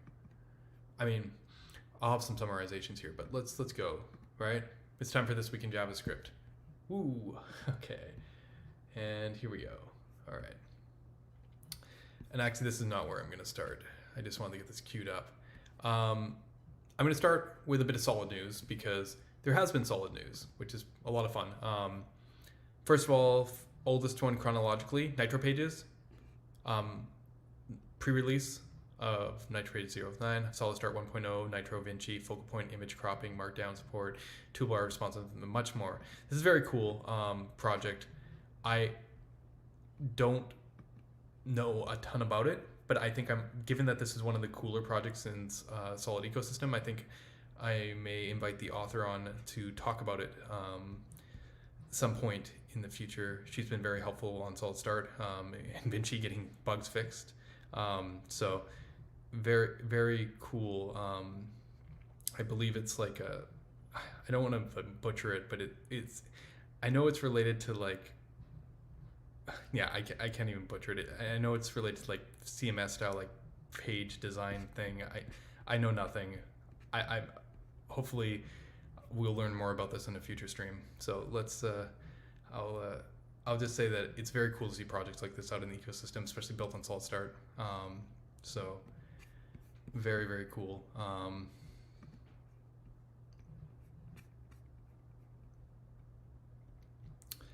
What else do we got here? Reactivity, SolidJS. No, I love seeing all those media pieces, pragmatic drag and drop, the solid transition group. Animations are not a thing I am strong at, so it's really cool to see when people make demos using these solid libraries. Like the funny thing is, I didn't make the drag and drop, and I made solid transition group. The fact that this actually works is I shouldn't say surprising to me, but it makes me feel a little bit more confident. Hopefully, stuff like this is easy for people to make. Again, SolidJS with PartyKit. These two sound like a marriage made in heaven when you consider real-time systems in SolidJS, but very cool to see talks coming out in the wild about this stuff. So yeah. We learned with Jason. That was a lot of fun. If you want to learn about Solid Start, it's basically like the talk I gave at Dev World, but spread out over 90 minutes. Jason asks great questions, makes it a lot easier for people to follow along. I get a little technical, but I show off single flight mutations, which is you know, cool, and all the like high level features of Solid Start. You've probably all seen it on my streams in the past, but Jason just has a way of getting it out of you. He was the first person that he's the one who can, where I accidentally fell on the whole pull the signal out of the component thing. It was during his stream. He was just like asking a question. He's like, oh yeah, this is very cool. So how do you handle global state? And I was like, global state? I don't know. And then I was just like, I pulled the signal out of the thing, and it happened the first time on his stream. So yeah, thank you. Yeah, no, it was great.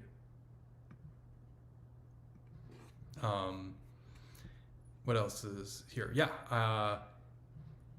I joined Sentry, which was really cool. Also really sad. I'm a little bit torn about this. It made a lot of sense where I'm at and what we're doing with Solid. I love Netlify. Netlify has been there this whole time. They are very supportive of the work on Solid and Solid Start. The great people working there, passionate people, you know, especially I worked a lot with the developer experience team, and also with the frameworks team at various times. And actually in the recent couple months, the frameworks team and the like runtime team got merged. So like they got to compare notes on primitives, which was really cool. Netlify is still our home, you know, even with me moving on to this role with Sentry. So I'm still very, very, very into that. They still are our biggest open collective donations. They help sponsor Hackathon, which is really cool thing coming up. If you guys haven't seen it, we did the announcement here, but there is the website, which has way more information. Hopefully everyone see it. It starts in 24 days, 5 hours and 4 minutes. We have a countdown, but essentially bigger prize pool this time, $15,000. Between our two sponsors, I think we were actually looking at getting a couple more sponsors on, but Sentry and Netlify both have stepped up here to make this possible. That's in much love for both companies. It's kind of cool that they aren't competitors to each other. They're kind of tangential, like they kind of are complementary is a better term. So it's very cool to have this working. I actually had the privilege today I just started Sentry, and I got in a Netlify shared Sentry channel on the Slack. So like already, you know, back in communication with my old team. So very, very, very cool. So yeah, basic idea, it's a month and a half long hackathon. We'll give you the categories on October 1st. That's when things kick off. You be able to start submitting October 31st, and then voting will start, and then winners and announcement. The idea is it's not one drop of 15,000. We're going to split it across multiple categories and placements, I believe. The full rules and regulations are here. More details will come, but we haven't seen one of these in a while, I don't think. We did I feel like the first one in our kind of group of community, and then Astro did one, and then Svelte did one, and we just haven't seen it. I know the economy's been on a down, it's been harder. I think it's good to, you know, have fun and get out there and just build stuff. I know it's a hard time to ask that, but it's what I've been missing. We were waiting on Solid Start, and then it got pushed back for various reasons. And then, you know, came around, and it's this summertime, not a good time to run. I'm just like, I talked to David, and I was just like, man, now's the time. We just got to do it. I know we could push it to next year. Maybe that's a better time of year.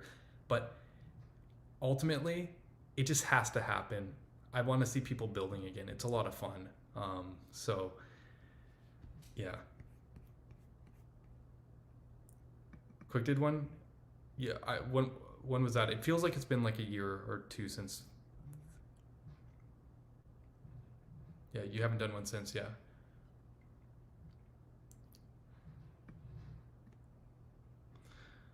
So like, yeah, you know, let's do it. The hackathon announcement got a little overshadowed by the Sentry position. Obviously, big news, but I don't know. A lot of love all around for both companies. It's amazing to be able to do what I do and have people invested in this. You know, like I think everyone understands like the challenge and difficulty in a position trying to build this framework. You know, React's place in the ecosystem. You know, just all these elements, and people want to feel part of, you know, continuing innovation, even if things don't end up, you know, taking down the big guy. We got to keep on striving to make the web a better place, and I'm hoping. I mean, I have the incredible opportunity to continue doing so. So I'm very thankful and very excited about this. All right. I mean, honestly, it's amazing to have worked with the people I've worked with and like the bosses and the communication at Netlify. And even like I'm very blessed. I'm working on the team directly with the CPO now, the original founder, David Kramer, which puts me right next to adjacent to like the syntax guys, you know, Wes Boss, Scott Linsley. They're all part of our same part of the org. So like, I don't know. I think it's going to be really awesome for Solid. I think beyond some of the technical aspects that I like about Sentry positioning, I think this will be a good place to push more on the marketing side and get the word out more. I feel like I'm in the right realm to do that. So yeah, it's very good. Yeah, talk about SolidHack. Daniel doing great work getting newsletter out. If you're interested in Solid, definitely do check it out. He's been doing it every month. It's great. Yeah, learn with Jason again. He does such high quality stuff. Although it looks like my video quality wasn't the best, but yeah, I don't know. Good times. Okay, that's Solid news. Let's keep on moving. Go back on syntax. Yeah, it's been a little while. I'll talk to them. We definitely got some interesting stuff.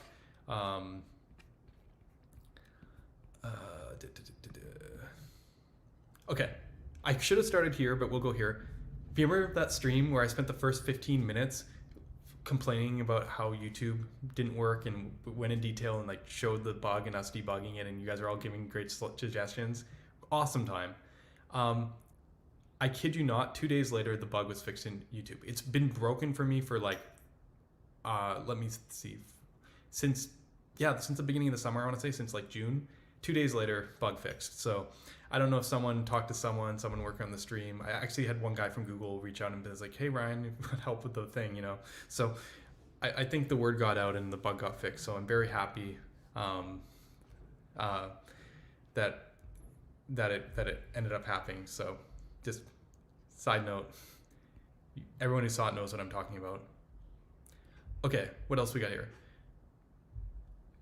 Pre-alpha testing TanStack, yeah. Tanner's getting the word out. TanStack is starting to get going.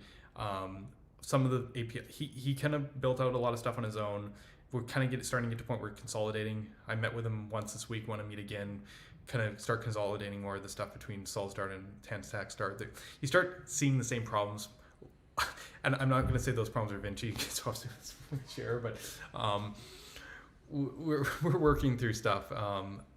I think the next bit of time period is critical. So the problem with SolidStart is we couldn't wait. We needed to keep on pushing and getting stuff where it needs to be, having the right APIs, the right design.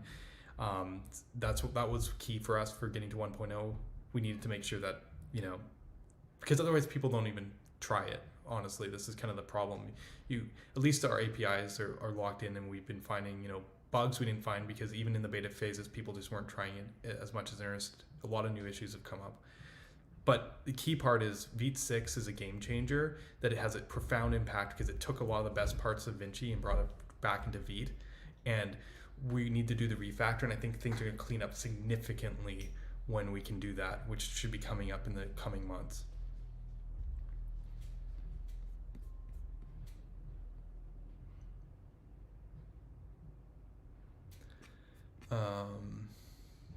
So yeah, I'm glad that this is getting attention. I've been seeing a lot of people talking about it and trying it. It's one of those kind of experiences that I'm like, I'm kind of like, when Tanner says something, it gets more attention. Do you know what I mean? So sometimes I'm like, man, this is what Solid's been doing for like 3-4 years now. You know, we're built this way. But it's like Tanner's like, yeah, I think we should do this, and everyone's like, yes. And I'm like, oh, because it's React, I know, but it's just like, it's been like, it's been very satisfying to see React folk come around on this way of thinking, but it's still a bit of a gap to close it to get all the way to Solid. So Tanner does great work. It's just like, it's like, can I connect the dots all the way across the board? You know what I mean?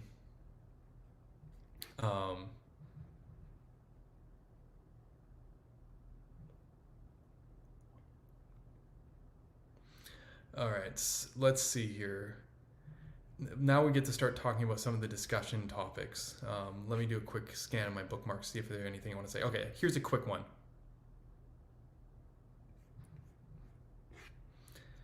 Daily reminder that just because something advertises itself as lightweight and looks lightweight does not actually mean that it is. You can fit 5 SolidJS or Preact in your app for the price of 1 AlpineJS. Thank you.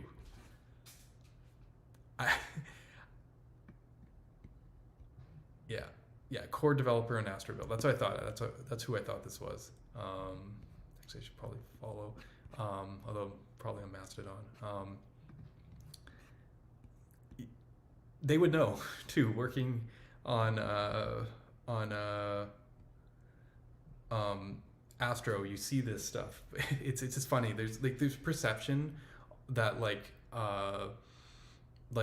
Stimulus or like some of these server things, you know, are small, but they're like not. It's funny how crazily optimized client-side frameworks are. I know people look at React and go, oh, that's big, but the amount of effort that goes into Preact or Svelte or Solid, like to like, we spend so much time worrying about the network and size, almost a stupid amount, that I don't think it's kind of funny that like the bar is just in a completely different place.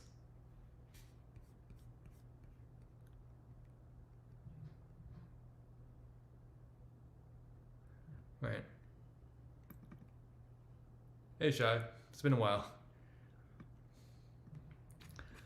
But yeah.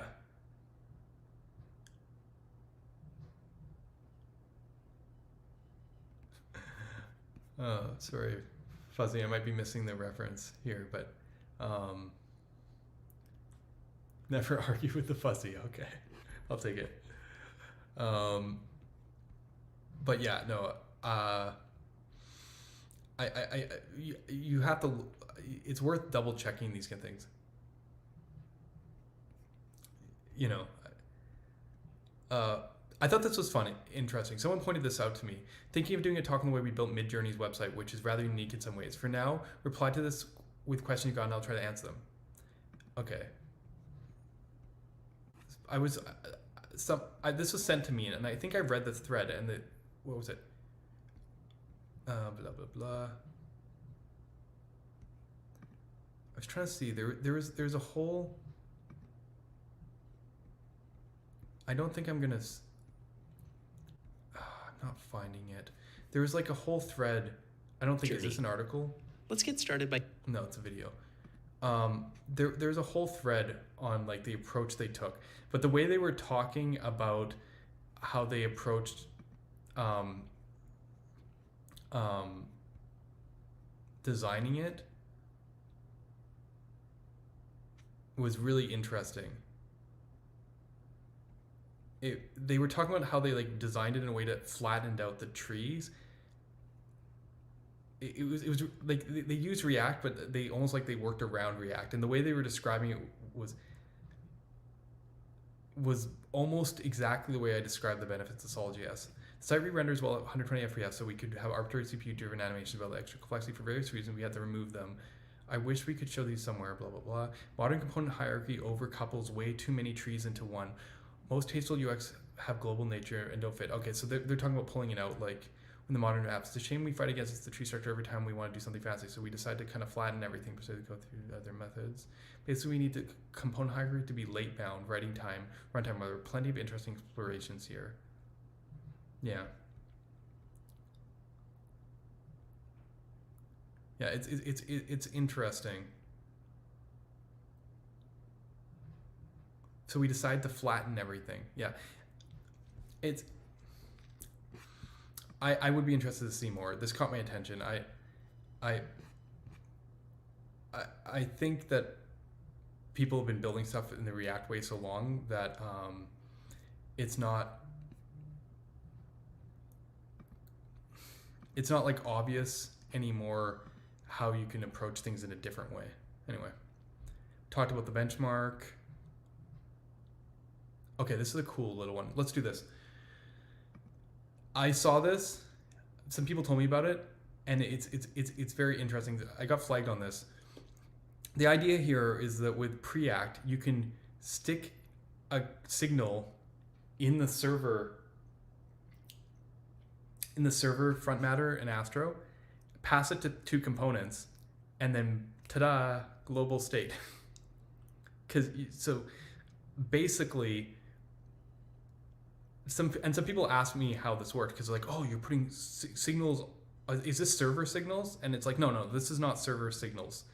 This is a smart way of deduping serialization, right? Because what they managed to do is serialize. When you pass, the only thing that gets serialized in an Astro app are the props you pass to the client components.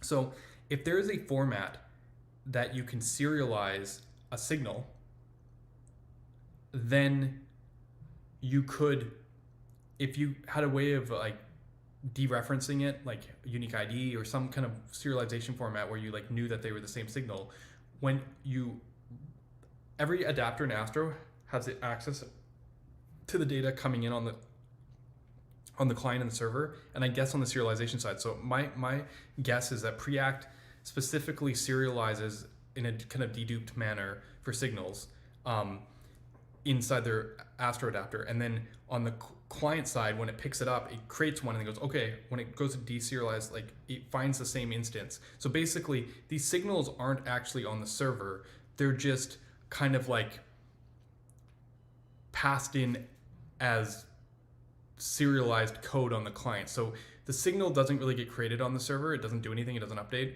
but on the client, and if you update it on the server, you wouldn't get that, like it wouldn't pass to the client.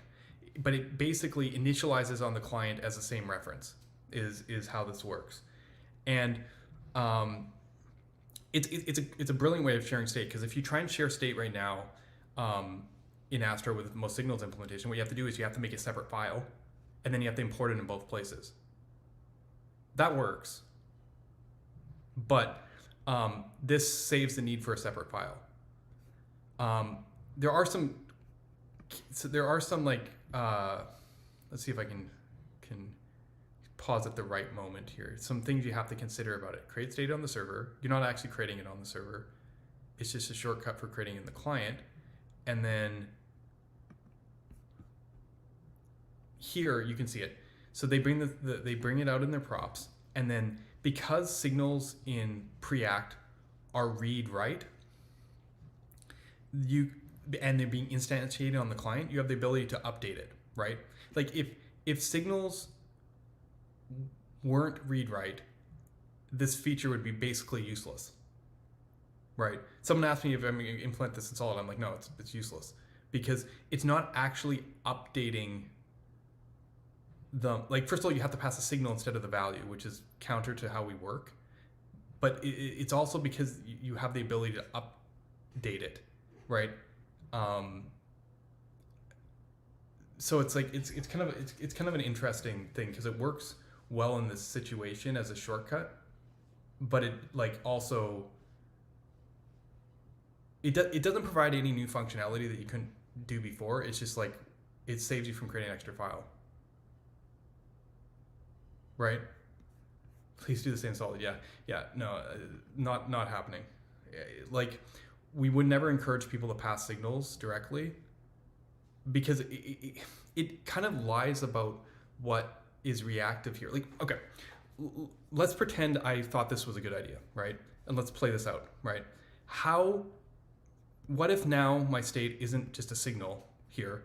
Now I have a computed value because I derived some stuff. I might think that that would work, but I'm like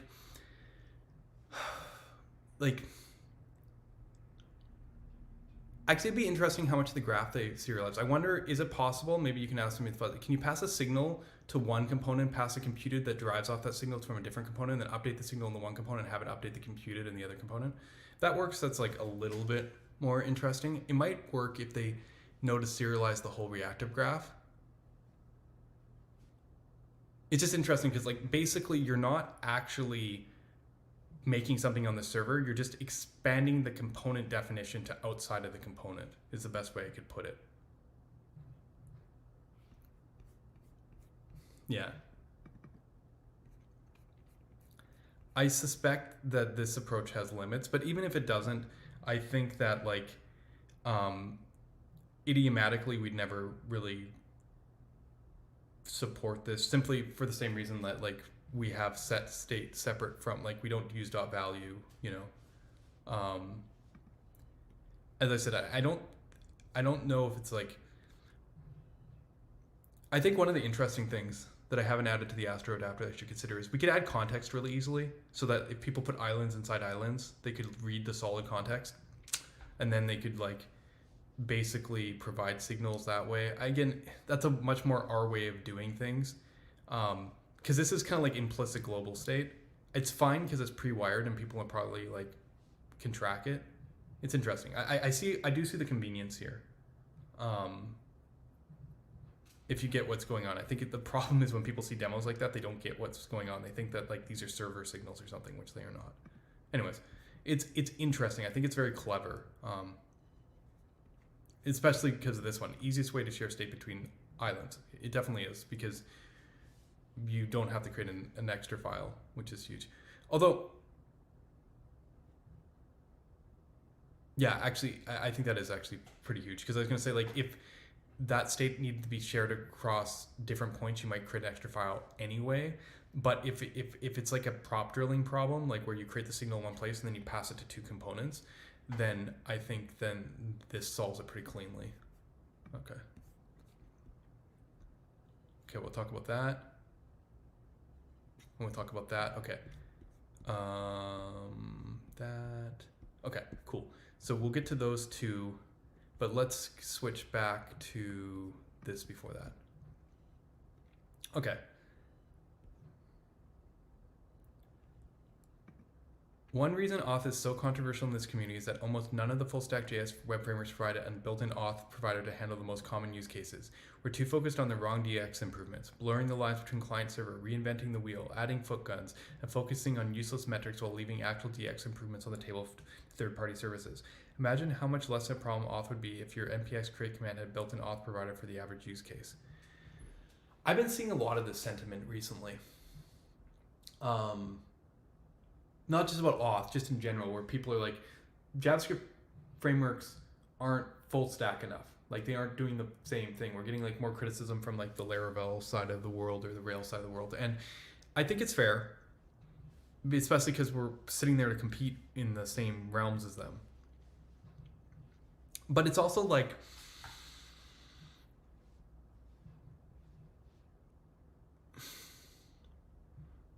the solutions that are trying to do this are get further in this direction are the same ones that are getting the most criticism here, because they're trying to consolidate on literally shaky ground, and they keep on changing stuff, and people are getting pissed off at them. Like, it's almost like it's premature to make this level of optimization. I think the problem is sometimes, like, understandably, back-end ecosystem is out of touch with what's going on the front end. Same way that we've been out of touch with what's been going on the back end. I feel like the move towards Livewire type architectures, like WebSockets, persistent connections, client-side folks they've been sleeping on it. You know, they haven't really been, recognizing that this is a game changer. In the same way that a lot of the technologies that have been getting built on the client side in these isomorphic frameworks are brand new, essentially, the last couple of years, like a complete shift or shake up.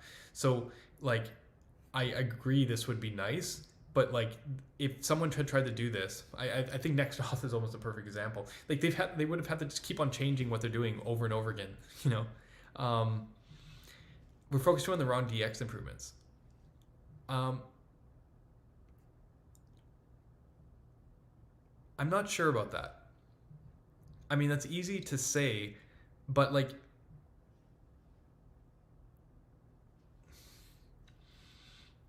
I think the problem is it's I think a lot of the work right now isn't DX inspired. It was for quite some time. Like the whole rise of Next.js was kind of DX inspired. Like that whole period up to 2018, 19.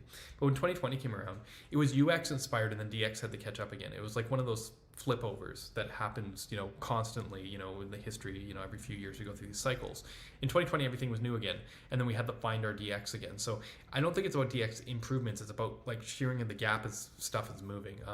What was my response here? This is a matter of time. All the focus has been on cleaning up around isomorphic models because people coming from a client standpoint is a non-starter otherwise. There have been attempts at JS frameworks that resemble other backends, but they've been a complete miss. Yeah, like stuff like Adonis or Inertia or whatever. Like they're fine, but like actually, and they're much better than their historical predecessors in the zone. But it's like the nature of client-side frameworks has changed such that like people kind of treating it like the thing that they stick in their Rails app, you know, in the client, and they do this like that kind of split, even though it's like essential in some cases, is not leveraging the power of what these things are doing. Like the problem is like, in order to deliver these hydration stories, do things that matter from a UX standpoint in the client, you need JavaScript on the server. I know people feel that's controversial, but it's literally, and as we talked about earlier in the stream about like the difference between my 2 millisecond and 10 millisecond rendering times, like we're talking about from a user experience standpoint, way bigger upside on the JavaScript stuff and what you can get from that. So like the problem is these are difficult problems people are trying to solve in a zone that has greater impact on the end user. So they're gonna like there's nothing that can be said from a back-end standpoint that's gonna compel or change the narrative here of front-end frameworks right now. People don't like the complexity, they don't like all the shifting that's going on, but people are gonna look for an answer because the potential to change things up is so drastic. So like I would say, there's no point talking about Auth if the ground rules for communication aren't even set. Reinventing the wheel, sure, and it's been painful, but meeting in the middle involves respecting client render's ability to leverage both sides of the network. It's non-starter otherwise. See, the leveraging both sides are the key. It's the same thing you find with something like LiveView, right, where you have the persistent connection, but then the client is doing stuff as well to kind of keep that going, right? The classic models of just client or just server are kind of falling apart. They're hitting their limits, let's say. And I think that like,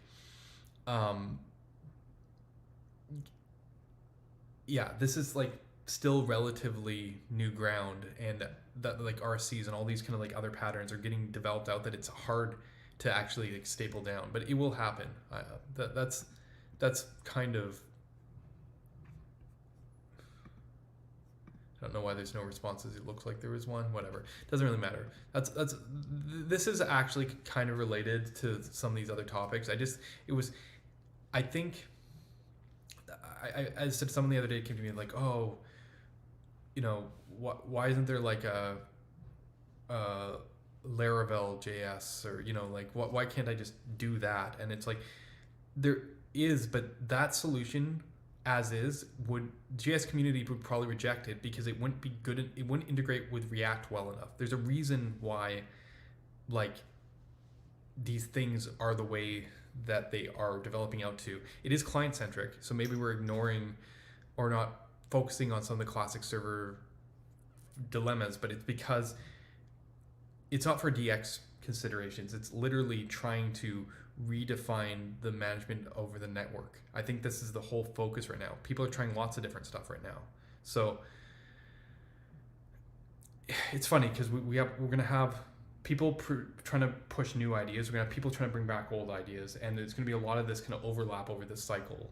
Definitely. let's continue on. We already talked about that benchmark. And Rich Harris and all that stuff.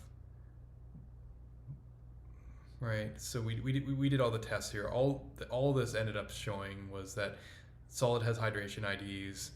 Those are, unlike the others, they're expensive. It's a trade-off. We have fast hydration because of it, but we have slightly slower server rendering. Solid makes up for that by being the fastest at rendering on the server, like from a raw standpoint, which compensates for the overhead pretty well. But you know, one day other frameworks potentially will get a bit faster there if they catch up to the speed that Solid renders at. Let's see here. All right. Okay, let's go over to the bookmarks then. Okay. Speaking of that, I'm going to switch my view. Give me 2 secs. We're going to look at this video here that came from Jose. Let me share how I'm sharing my screen. Sorry, 2 seconds. And then present, share screen, bookmarks. Yeah, sorry. And I'm going to share audio. Now you guys should be able to hear this video while I talk over it. I wrote an article about it. This video? Hi everyone. So a couple months ago, there was a discussion online about client-side frameworks versus server-side frameworks. And a lot of the underlying current in that discussion was that client-side frameworks, they are intrinsically better, or that there is a whole class of bugs that can only happen in server-side frameworks, or that server-side frameworks are somehow intrinsically limited, that they have a ceiling that they can't break through. And of course, I disagree with that. I don't think it's that the frameworks have a ceiling. I think that, I mean, there are inherent trade-offs for where you do the processing of any kind of work, right? Like, it's kind of like the old, you know, do you do it in the level 1 cache? Do you do it in the level 3 cache? Do you do it in memory? Do you do it on the hard drive? Do you do it across the network? So yeah. I wrote an article about it. But what I wanted to do today is to show, like in practice, that a lot of those bugs that people were saying it only happened in server-side frameworks can actually happen with client-side frameworks as well. And I'm going to show this through ChatGPT, through the ChatGPT UI. So I heard that yesterday ChatGPT got a new UI, and I know it uses a client-side framework now. I don't know what it did in the past. I never checked, but now I am certain that it is. And then this is not a dig on the ChatGPT team, right? It's quite the opposite here. Okay, they are going to happen. Right? They are going to happen because there is a distance between a client and a server, right? There's the latency there. And okay, there's a distance between a client and a server. There's a latency there. Okay. Yes. Nobody can make that disappear, yes. Right? So those bugs will exist. And you should not let anybody mislead you into thinking that there is a magic tool, a silver bullet that is going to solve all those problems transparently for you. All right, so let's get started. So the first thing I want to show is like the latency when using ChatGPT UI. So for example, if I come here and say, look, I want to delete this conversation. When I click delete, you can see there is some latency until the thing, until the thing is removed.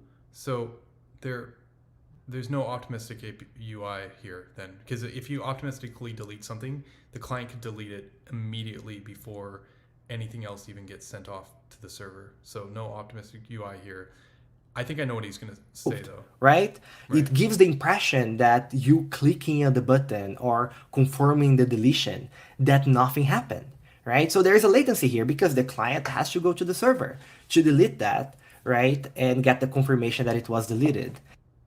But you could use optimistic API here to delete it immediately before the client gets to the server, which I think is an interesting one because I don't know if server-based frameworks can actually delete it in the client before it gets to the server. I don't know what it requires.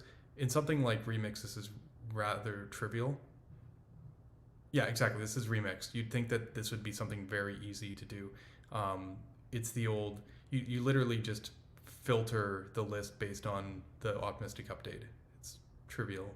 And in this example app in particular, not example app, sorry, habit of my videos. But in this app, right, this happens in particular because for some reason, whenever you delete something, let me reload the page. Whenever you delete something, it actually does 2 round trips to the server. So let me delete something. You can see here, it does 2 round trips. One. Yeah, you guys are saying that's so funny because through my headphones, like I sound really loud. I mean, I can up my mic definitely, but yeah, I don't know. Maybe the video is loud, but I don't think I can control that as well. One to delete, and then another round trip to load the sidebar items again. So we are paying the latency cost twice, right? And look, I am in Poland, right? Yeah, what he's mentioning is this is very common. If you use loaders, generally speaking, or query, or basically any pattern on client side, that it's very common that we do the double flick, which is you do the mutation and then the client goes, hey, get me the data. This, I don't know if, has Remix added single flight mutations yet? This at Solid Start, we created this feature, and I think I saw them Remix looking at some single flight stuff after we did it, but I don't know where it ever landed. But like if you use Solid Start today, one of the cool things, and I'm looking very forward to our Trello demo coming out. Literally, if you send a request, we know what keys to invalidate, which means we can literally respond with the data, even though we're using like the loader pattern, all within the same request. Yeah. I mean, this basically, if you write using the idiomatic solid start loader pattern, I've done this demo on stream before with our notes app. You can be on a different page even. You can literally like add a note, and it'll fetch the data for the next page, all within in the same set. Obviously, server has this benefit, and RSCs have this benefit because like they send HTML and they diff it, right? But we actually do this in Solid where we automatically, when you use server functions, essentially with the preload function, we can automatically get rid of this double trip. So yeah, I think that's fine. It's not that quite far away, right? If you are somewhere farther away, and I'm not using throttling either, right? So if you are somewhere farther away, I can see it feeling way slugger than what we saw here in the video. And that's not only for deletion. See what happens if I rename something. I added 3 exclamation marks. Okay. I'm going to press enter. You see that they disappear, there's just no right? And then just later, they come on the page. And again, there are 2 events happening here for that thing to trigger, right? Yeah, it would be a lot of the times people say, oh, we do it with 2 requests to the server because we want the application to work when JavaScript is disabled. But hey, here's the thing. ChatGPT doesn't work. No, if you disable. No. That's not why we do 2 requests. We do need a get request, like a mutation request model, because of the Node.js on the server approach. But I don't think that actually would define this. Like, you could send back the HTML for the next page. Like that's classically how it would work. So, yeah, I don't think this has anything to do with it working with the. Like, it doesn't have to work this way.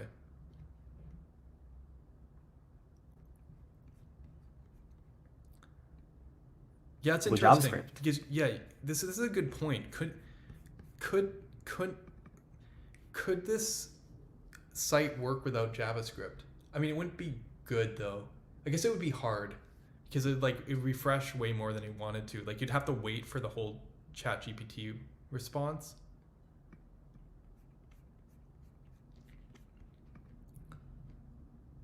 Okay, it just doesn't work.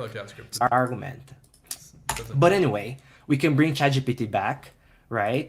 Bring our any of our conversations, and well, this will stay here for now.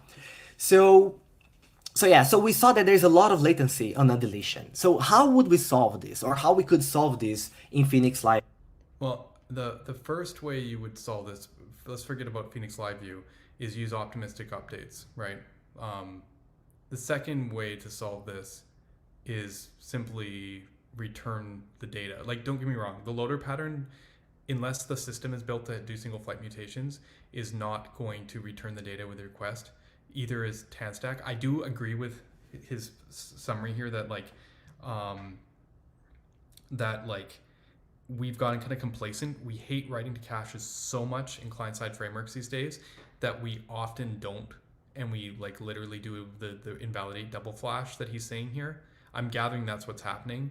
But as I said, built in as a pattern, this makes a lot of sense. You know, like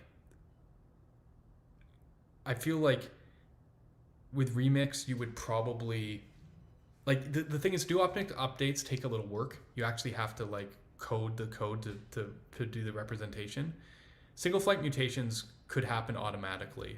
But what's interesting to me here is, okay, let's continue. See what he has to say. Well, the easiest way to solve this would be, let's do an optimistic update or an optimistic deletion. Okay. So in LiveView, you could say, I want to push the event to delete and then immediately hide this item, right? We could easily do that.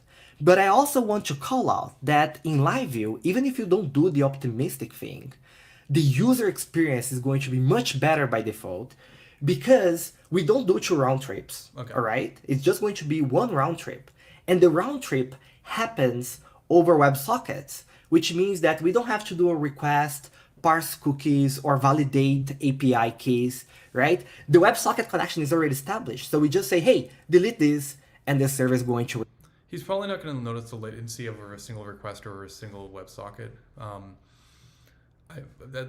I do agree that getting rid of the waterfall would definitely make it feel faster. I am interested, though, in LiveView optimistic updates.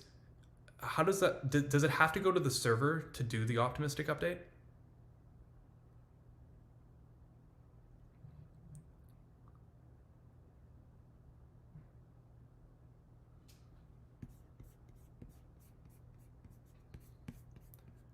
Okay, cool. Yeah, because what I'm getting at is if you have single flight mutations, this just works automatically, the same way that he's saying with LiveView. And then so the single request goes away. Like the WebSocket thing is neither here or there. I was actually kind of playing with it. Like you could just make use server WebSocket and then like get the same thing. But there's like a initial connection cost that I'm always worried about with WebSockets. Like I haven't really quite figured it out. Maybe it's addressable. When I played with LiveView.js, the initial loading time was significant enough that I, like for a whole class of apps, I just basically was like, okay, I don't need to worry about this. Right. But optimistic updates in LiveView, do you go to the server or like, because how would you render in JavaScript before going to the server? Because like I would expect in LiveView, and I could be wrong, that while an optimistic update could be faster than waiting for the database to do the deletion, it would still be delayed by the trip to the server.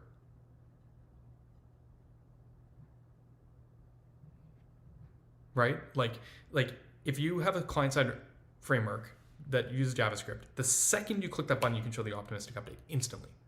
You don't have to go to the server. You don't have to do anything. And then if you do a single flight mutation, then you get the data back as soon as possible. So you kind of get like both benefits. Because again, this is about that, level 1 cache, memory, hard drive, network, whatever, kind of thing. You're already where the client is. You don't have to go to the network and come back. Okay, but writing JS in it doesn't count for, like, sure, I can write JS in anything. I mean, like, can you use the same declarative LiveView code that you use to render your views to do the optimistic update without going to the server? And if the answer to that is no, I would say that there is kind of a ceiling here. I mean,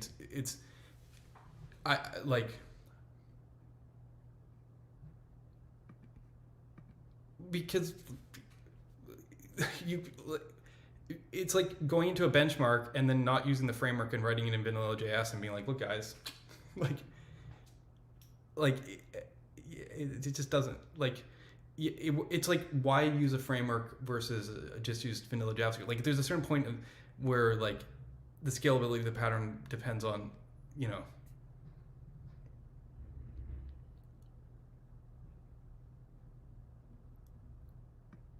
right? So like, unless like there's like literally, if the framework provides a tool to do it, then that's legit. But like, if it's I mean, I don't even have to be the judge of this. If you look at the way an optimistic update works in Solid or Remix, and you look at the code, and you go, oh yeah, this feels really natural. I have the data, I render it in my JSX like everything else, and everything just works. Then, if live view is like that, then I think that's perfectly fine. JS is inevitable, right? So how do you get a single model then, right? Like, I mean, yeah, I mean, maybe we don't care about a single model, but technically speaking, I feel there's a difference between having a framework where you can add some JS to accomplish something. Like I could probably add some JS to HTMX as well and do something that copies something. First, having a framework that literally just could handle it. Like, don't get me wrong, it's not handling it, so him pointing this out is completely legitimate, but it's, yeah.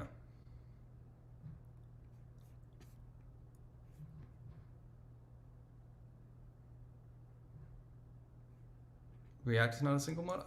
I think it's yeah, I disagree. I like, if you use refs to do some stuff as an escape hatch, that's fine. But, and you could say that, like, if you use refs to do stuff in a benchmark, I'd say, yeah, you're using vanilla JS. That you know, I look at me like you're cheating, right? But if you know, and use effects, like, you have these escape hatches. I'm not saying they shouldn't exist. I'm just saying, like, if your answer is I can do optimistic updates via refs, like by escape hatch, then that's not a feature of the framework, right? That's all I'm saying here.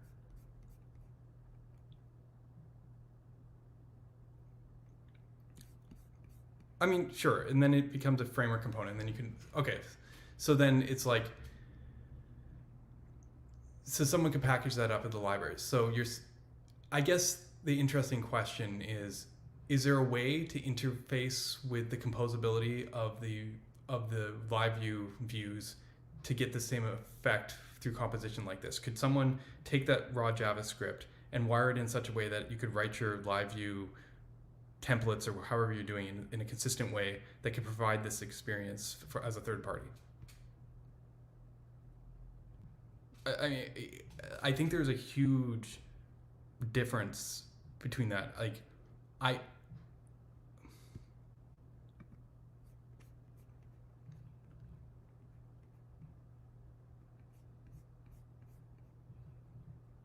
okay, yeah, so you can make optimistic checkbox. Okay, that's fair. So the authoring of that optimistic checkbox would be a combination of like standard live view code plus JavaScript.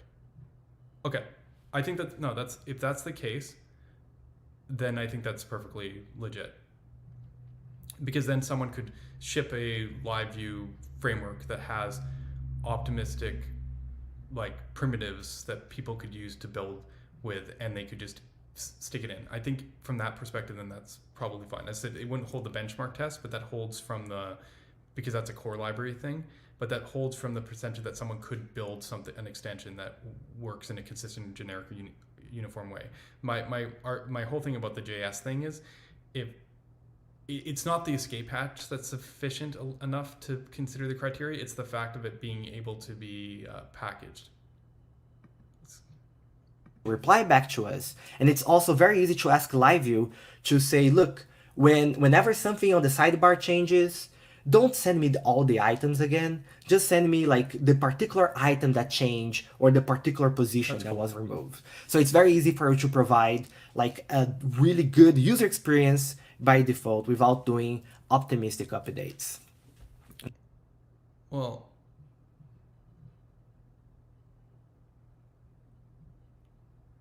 I mean, the latency of a single request is still going to get you. I mean, if you're being nitpicking about the time it takes to do request response, then I think, yeah, okay. That's good. Okay, so we can move forward. Something else that we have here in this UI that I want to show you is that we can go to settings. And one of the things that is actually quite tricky, and I love talking about this, it's inputs.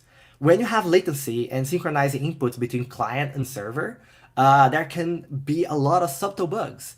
And there is actually one here. Let me see if I can reproduce it. So here I have a toggle button, and I'm going to click it twice, okay? Click, click. Did you see? I clicked twice, and the thing shuffled 4 times. Are they using Remix on this site? Maybe this is like some manual data fetching thing. Maybe this is like maybe React query or something. I'm not that the thing, like, it's a lot easier with like this custom setup things like this to end up in this kind of zone. Like, I've never seen Remix do a dissync on optimistic updates like this.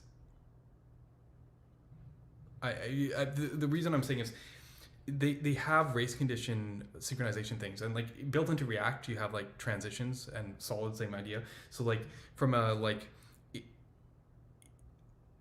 it once you're in flight in these zones and doing multiple things, it should all wait to consolidate just because of the way the synchronization works. Like a good UI would have a temporary disable on the button click, but even without that, like maybe it doesn't have a temporary disable. I guess it's a good way. Like transitions should handle the state. I mean, I guess it's possible to get here if you don't handle the optimistic state properly when being fed back into the mutation. I guess it is conceivably possible. Like if you don't, like one of the challenges of the remix style and solid start and whatever style optimistic updates is, if you want them to be consistent, you actually have to do it everywhere. Like if you look at the to-do app in the solid start repo, you'll see like all of these like combinatorics of submission states in order to show the proper pending state. If you do mess that up, it is possible that you could send the wrong mutation. What's happening here is like the wrong thing is getting center shown, I think, because the synchronization of the system should prevent this kind of weird like out of state thing. Yeah, that's why I was wondering if this was using Remix as like actions or whatever, because I don't feel like this should be possible, and I don't anything using transitions or transaction type stuff in React shouldn't be able to do this either. That's right. Click, click. Yeah, look at that. Now 3 times, right? And the reason why this happens is because the client changes and sends a request to the server. And while the server is computing the result of that change, okay, the client changes again. So when the server sends a response, they are out of sync. And now we are... Remix handles this automatically in most Reacts. Something is a little bit weird with this one. Seeing like the UI toggle several times because of that. If I come here to ChatGPT, data controls, and I say improve the model for everyone, here they have another button. So let's see how this one works. So I click it and look at the latency of that. I click it, look how long it takes, and everything is doing 2 round trips. Yeah. See how long it takes for us to get... I have to admit, I love how much attention he's putting on this. This has been the problem with single page apps for a little while now. Single flight mutations, not enough people are talking about them. Just putting it out there. The feedback that we clicked. So basically we have 2 toggle buttons. One... To be fair, requests being canceled don't... I mean, I guess sometimes it's already too late. Yeah, I feel like this is not using the Remix. Remix has a cancellation. You can solve this without cancellation as well. I feel like there's just something implemented wrong. I know at the beginning he's like, I don't want to blame the people at ChatGPT, blah, blah, blah. You can make these errors, blah, blah. This does feel like there's something wrong here. One has optimistic update, and that does not quite work, right? And the other does not have an optimistic update, and it suffers from latency, right? So it's kind of like damned if you do, damned if you don't situation. I mean, I don't think React Query is single flag by default. React Query, you have mutation and you have query. So you could take the result of a mutation and update the cache yourself, but a lot of people, what they do, because they don't want to deal with it and it's used in multiple points, is they just go invalidate query, and it does 2 goes, because the client gets the response back and then it does it. So I'd say React Query might be, even though Remix cemented that behavior essentially in their pattern, React Query, people had already moved to that pattern in React Query. Even though they had the ability to update cache, people rarely did. It was kind of like this, I talked about this before, it's like the slow decline from like Apollo and GraphQL. GraphQL, everyone was doing like these patching in the cache and pagination, and people were like, oh my God, this is such a freaking headache. Right? And then Remix was like,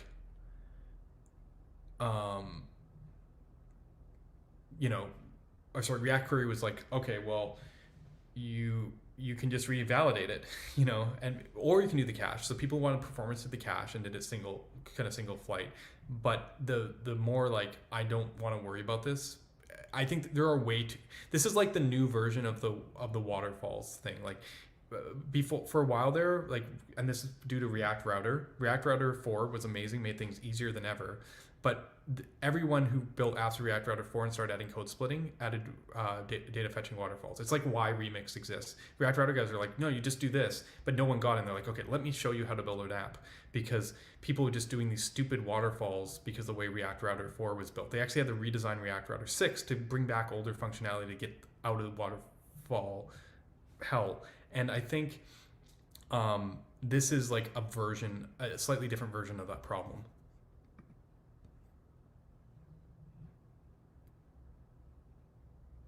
Yes, exactly. Yeah, I talked about that a lot in that stream.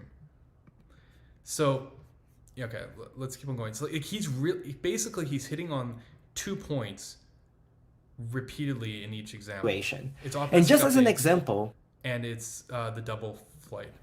I have Livebook running here. It's running on fly in Asia, okay? So quite far away. So you're potentially waiting on a response from the server to change this thing.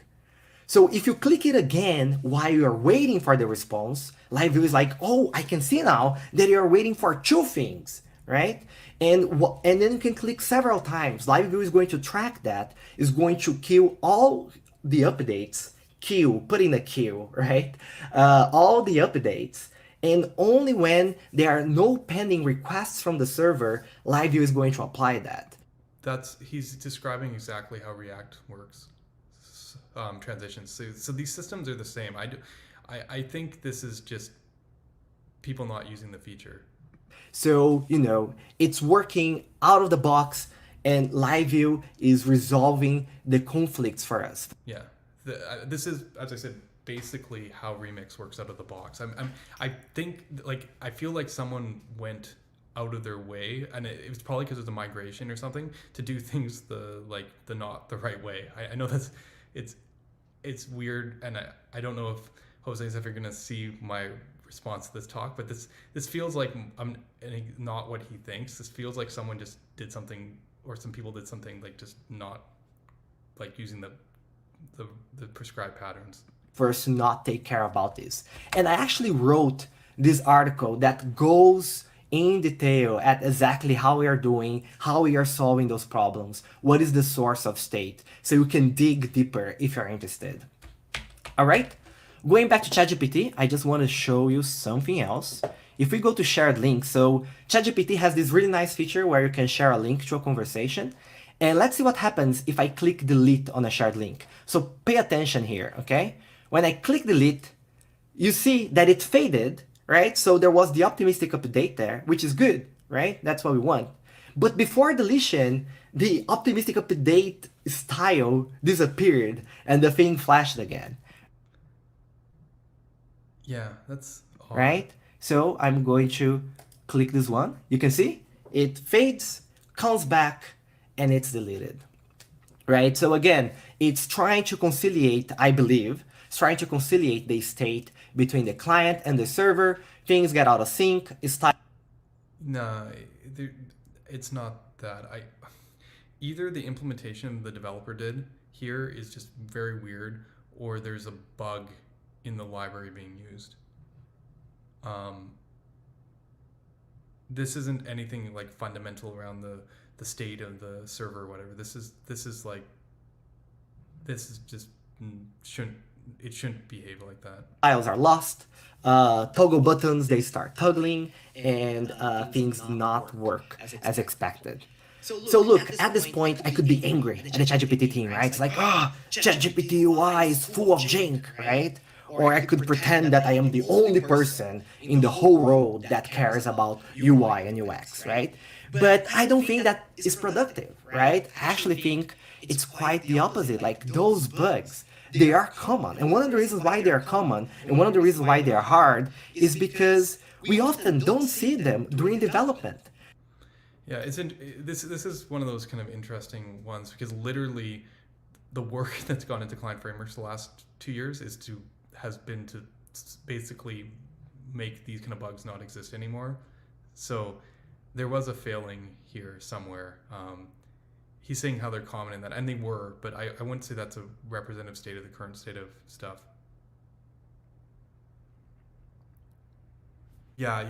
I think, yeah, it's because even though the audio is coming through the stuff, it's also coming through my mic. But I can't mute it. I need to change the Chrome import source, because I actually don't hear the audio through my headphones. Yeah, it's just my new computer setup. I'll get it for next time. Because in development, the server is usually running in our machine, right? Or somewhere close to us. So anything that comes from the latency, from the distance between client and server, we are not going to spot. Even our QA team, right? They may be testing a server closer to us. So unless if you are... Funny thing is, if I turn down the mic audio, or like its audio, I can't actually hear it as much because it's not coming through my headphones. Specifically looking for these kinds of bugs, you're not going to find them, right? And that's why I really appreciate LiveView's approach to this problem, because it tries to solve a lot of those bugs, a lot of those problems for us out of the box. Yeah, this is I think like a classic example of two sides talking past each other, as you're saying, Jlarky. Like, this is literally what Remix solves out of the box. So I think there's just like a misunderstanding here. He keeps on defending the developer team here, which is fine because he doesn't want to pick at them, and he's trying to point at the tools. But I actually think in this case, pointing at the tools is actually incorrect. So, yeah, I don't know if I think we're good on it. All right, let's continue on. Yeah, I'm gonna change how I'm presenting my screen. Second.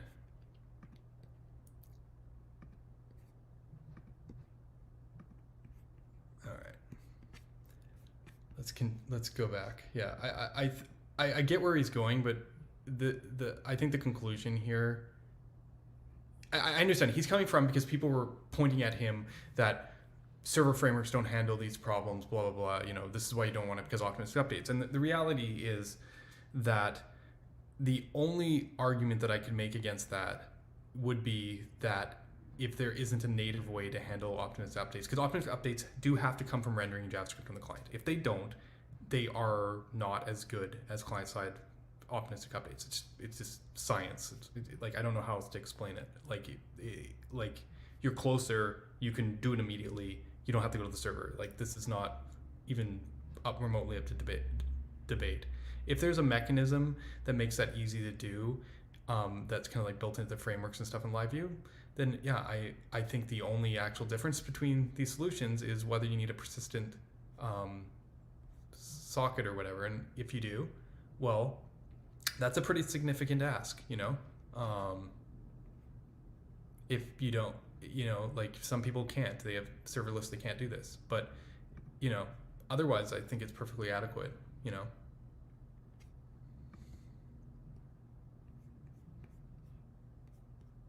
No, there isn't.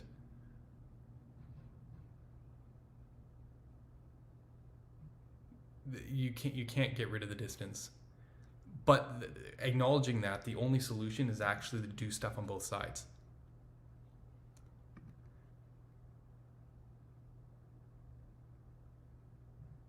Yeah, you guys keep saying live views, bug VC, do bugs too. Yeah. I mean, I feel like, yeah, I don't know. No one tests for optimistic updates, as he said, because of the speed of your local computer. You don't see it.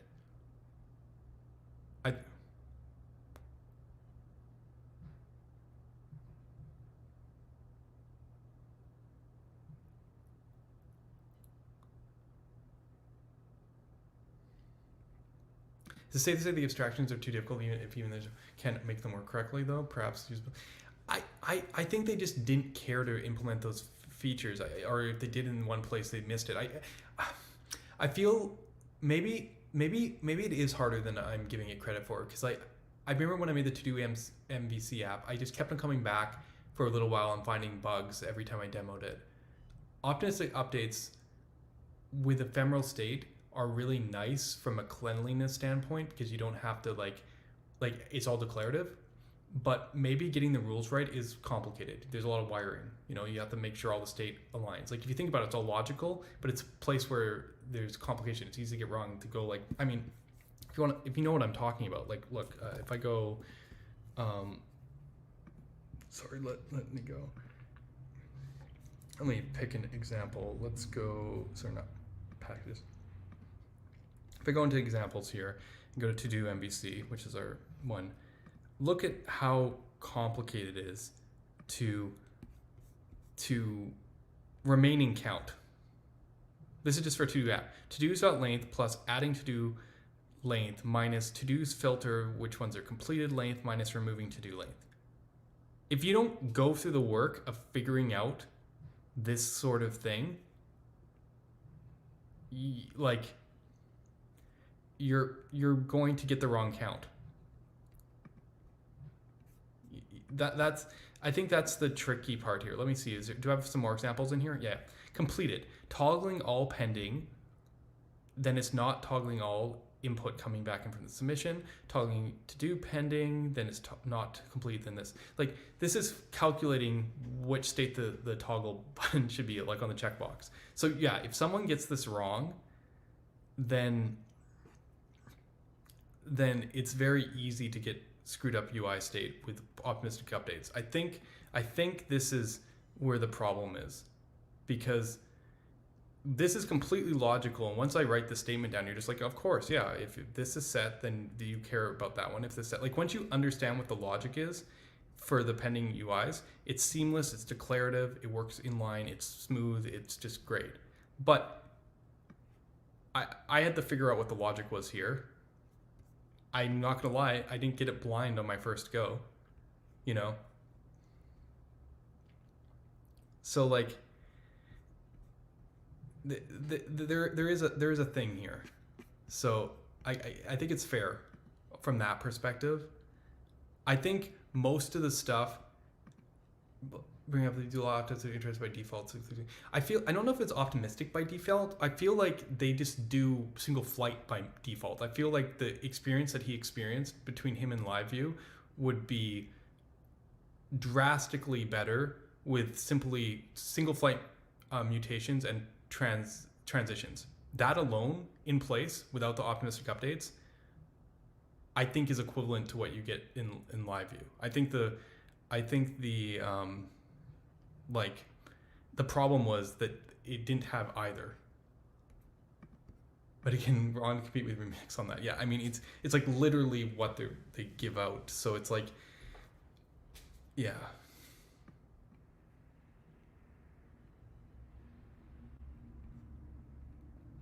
Yeah, the secret project, you just say it's Trello demo. I'm very excited about this Trello demo. I'm just telling people right now, because it has single flight mutations, it has optimistic updates, it has granular application of mutation. It's basically almost mechanically optimal version of that demo, more optimal than any version that we've seen to date. because it doesn't need to re-render components, and it can apply mutations one by one. You know, like it doesn't need to diff everything. It's incredible. I'm looking forward to when it gets released. Yeah. At a certain point, the complication of this stuff does point to sync engine, right? Because then you don't have to do you bring the database to the client, then you don't have to do all this stuff.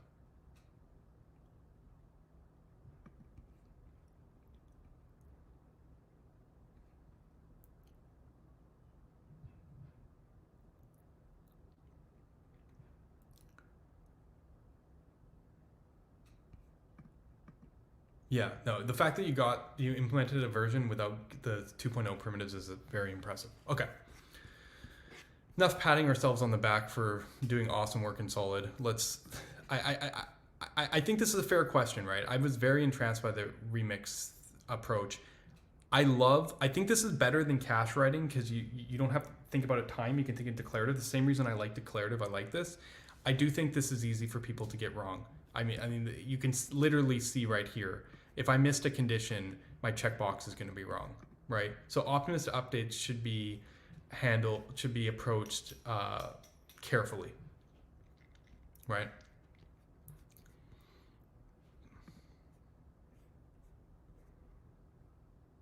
Okay, so we got this one.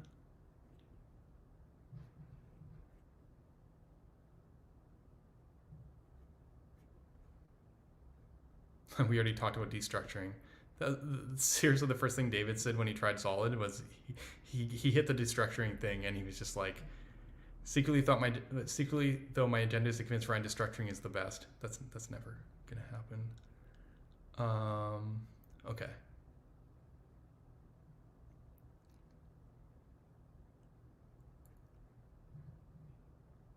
All right, cool. We're almost caught up. There's only a couple more topics left. First one, actually, I'm going to leave this topic for last. Let's talk about,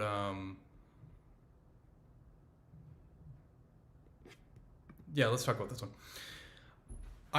I missed the context of this conversation, but I read something by Jason Miller, and I was just like, what the hell are they talking about? Every discussion involving web promotes demoralizes me for a new reason. Anyway, if you think the primary benefit of SSR is SEO, you've lost the plot, and whoever you've been learning from has failed you horribly.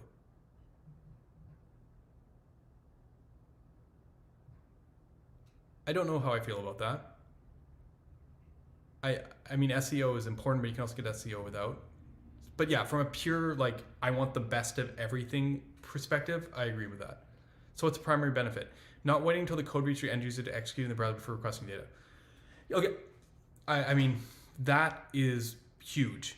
Huge. I can't understate how important that is. This is a painful false dichotomy.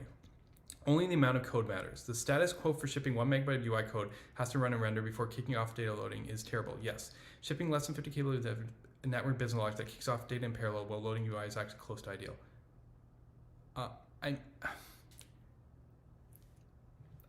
No? I'm sorry, I'm surprised I'm actually disagreeing with Jason Miller here, but like, this sounds like what I used to say when I'd make solid demos, pure client side, and then go up against, like real world demo, go up against like Sapper and like Next and Nuxt and be like, look how fast my app is. And it's because I get the page immediately without waiting. It's because I have no JavaScript and I render as fast as possible. I parallelized all the data fetching, and it's incredibly powerful. And I did this. I can even show it out lighthousing in a lot of cases. And do you know what the biggest problem was back then? All those server function frameworks used to wait for the data before sending anything back. So the fact that I could get the code and get the JavaScript back and start doing the fetching and like even start rendering stuff before the data came back on the client, yeah, I mean, clearly. But what I missed was, first, I didn't turn the network to be slower. The second I did that, I realized I was dreadfully wrong. His argument, I think, here is that, like, you ever seen a site being different on mobile than web? You need different components. right? We played with this with Quick a little while ago, right? Because they were very lazy on what they were loading early days. So like you load the main thing and then you resize the window and trigger mobile and then have like the lazy loading, and we'd use that to detect the speed at which Quick, you know, loaded JavaScript and stuff. I can see this argument, but like you can't make up no one like load a website. Like I don't care what it is. Look at how long and how optimized the asset pipeline is versus like say the data you fetch from a server. Like it doesn't matter what I pick, but if I'm hitting an API endpoint from some service I have, myapi.com, whatever, it's probably going to be about close to 200 milliseconds. Maybe I got really fast service and I get somewhere around like 120 or whatever.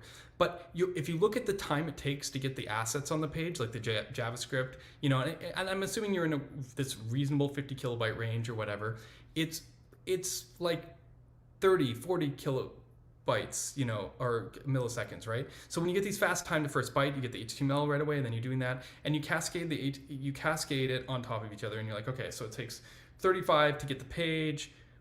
Actually, I found the initial page usually takes a little longer, so let's say 70 to get the page, 35 to get the JavaScript assets, and then I start data fetching, you know, and rendering and stuff. Like, sure, you know, we do good parallelization, we do smart stuff, we're good.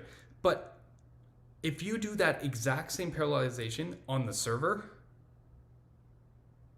you just, by the time the client even gets the JavaScript to start data fetching, the server's already got the data and is already sending it back to you. Like, this is like, I can't see how this could ever be close to ideal. Like, generally the bottleneck is usually the data. The asset pipeline, the CDNs, these things are fast. People cache them at varying degrees. It's your unique data that is expensive. It's almost always becomes the bottleneck.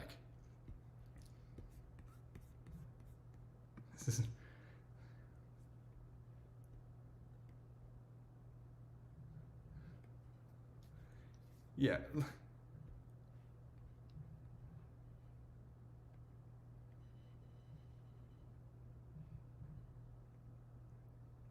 So like, see, the other thing that like, this is the thing. You know how I used to win those benchmarks too? I cheated a little bit, not a huge cheat. Once you have a client-side app, which means you have code splitting, you have different pages. Like, do you know what I did? I preloaded in my Spa app the code for if you have a like a nested router or whatever, like a Spa app with multiple pages, you're gonna have code that you don't run. And when you have an SSR framework, you actually know what page you're rendering, so you can put the preload tags in the header to grab the JavaScript for your specific page. So you go, I need the main bundle and I need this page's bundle. So you send both pieces, preload, and get them both at the same time. But if you are not SSRing and you have just like index HTML or whatever, you don't know that. So when I told you about that hop, you know, 35 milliseconds to get the optimized JS, you usually get that and then get another JS file sometimes even before you do all the data fetching. Now don't get me wrong, parallelizing the data fetching here means you hoist that up to the first package level. But I just want to point out that in like, and that was what I lived by with Solid, like literally the JS. But, and how should I put it? I mean, this only actually enforces my point, is that second cascade of JavaScript still usually got there before the data with this delay, right? So like you get the main package, fetch the next package for the page and the data at the same time in parallel. Almost always the second package of JS came faster than the data. So like it's, yeah, you could probably fetch the page 3 times over faster than getting the data. So you starting that data request 70 milliseconds earlier is like worlds of difference. And that's on like a vast network. Let's pretend it's not actually a vast network. Like, I don't know how anyone can actually say this with a straight face. Like, no one's gonna like argue with Jason Miller because he's an expert. It would be both faster and better to have the client request that data, as doing so often subset contextual benefits of expensive singularity. Yeah, so like, this is like, as I told you, the mobile versus whatever thing. Did anyone ever respond to me? Like, let's see. I just don't get it. Thank you. This was going insane. If you truly don't know what data you need, the request from the client, that's a rare time. Yeah, exactly. Blah, blah, blah. Yes. Here you go, Adam. You were not going crazy. That's, to be fair, I was in a situation with Adam once a while ago where, like when I first got on Twitter, where people were telling me that JSX wasn't compiled. And I was like, what's going on? I feel like if I was Adam and this was a response, I would be similar to that. I'd be like, you're telling me that JSX is not compiled. Like this seems as out of left field.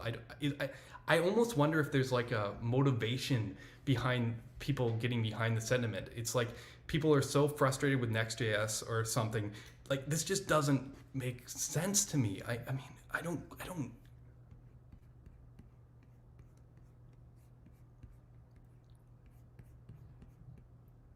Client side doesn't mean old indexed HTML. Okay, sure.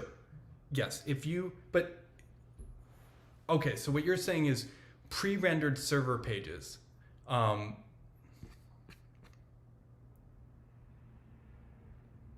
But like, I guess a SPA is essentially, even if it's not indexed HTML or not, it's like,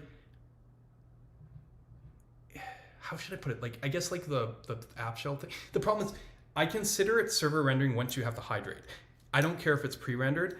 Maybe that distinction is where people are drawing the line. But if you have to hydrate, then it's server rendering.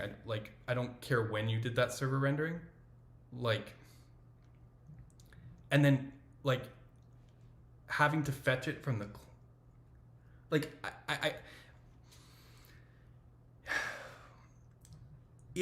okay, so like if the majority of your content, I'm going to apply the same thing to Astro Island or server islands here, right? Because it's like if the majority of your content can exist outside of whatever we are talking about here, like if you could load your page and the stuff you're data fetching here is not your primary content, then yeah, I mean, you could get that in front of the people faster and then like fetch from the client. That seems like a reasonable place to fetch from the client because it's like not important. But if your primary content depends on that data, like there's nothing here that made me think about pre-rendering in this thing. Like,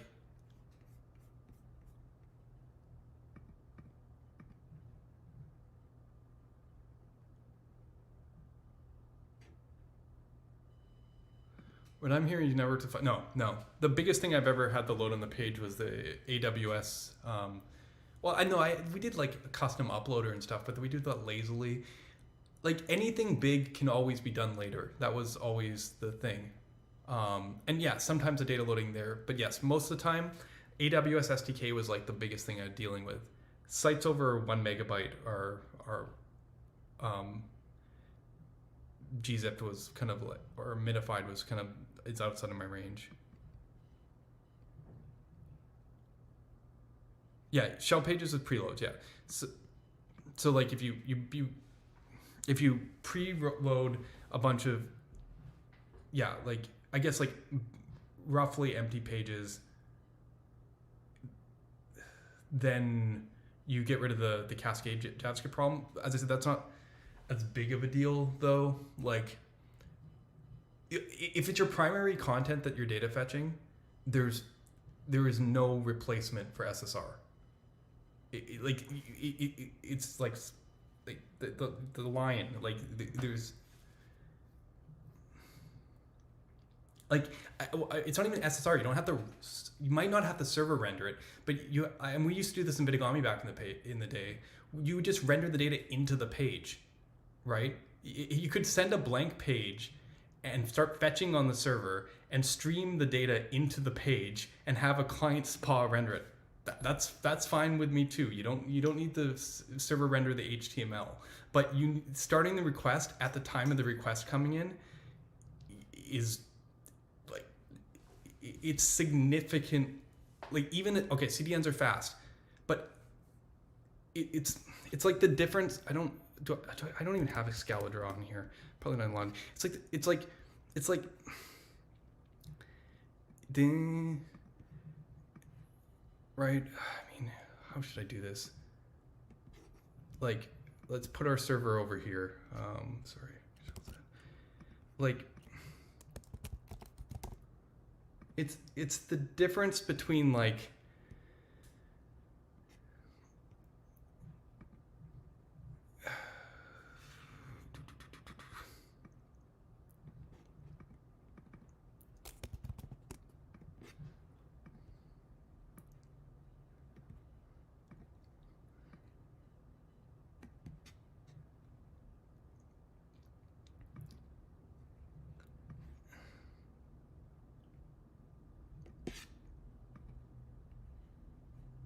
okay, actually we're gonna do one more.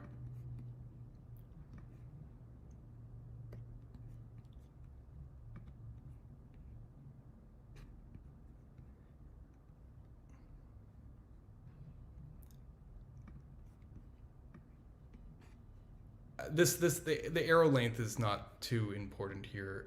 I should be at the same. It's fine. It needs to go to the database. This is like, there's a server in between here, but I'm gonna negate that for a second.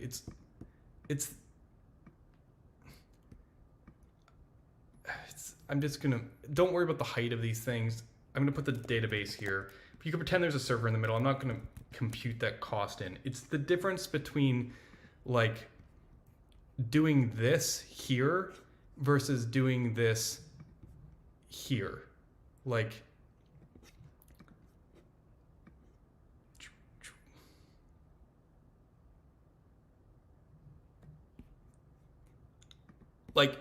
you change the length, change this left and right. Telling me that generally this is better than this, I can't, like, it's just, as short as you try and this, like, it would be awesome if this were true, but like, I just can't with good consciousness, like, say that. I don't know. Like,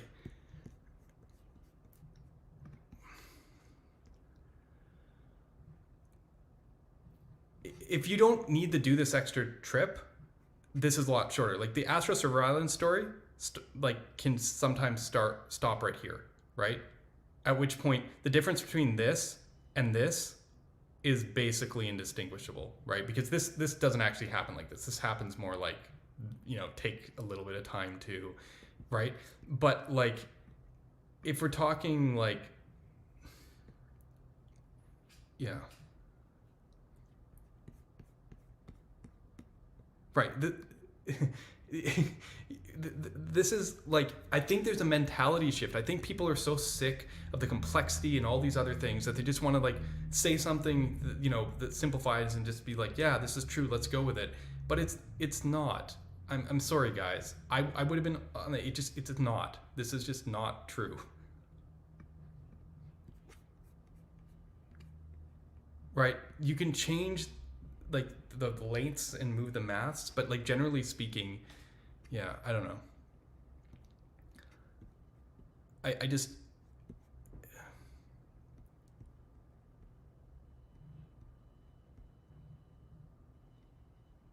there's times that I've streamed the data instead of HTML, and that's been better. Like there's exceptions of every kind of rule. I can pick two systems that are different that have these characteristics, and one that is this way could be faster than one that's this way, but generally even for even, right? So like this is like, yeah, I don't know. I must be missing something here. I think Jason works at Shopify these days too, right? Yeah, I feel like I feel like this is just like a really specific e-commerce type spin where you're like not thinking of your core data as being dynamic, and like you kind of like, you can take a very, like MPA first mentality, load the stuff in. Like, I feel like that's where we're sitting here. But like from a holistic general standpoint, I can't say that I think. Thought about the SSR as a cope for having too much JavaScript.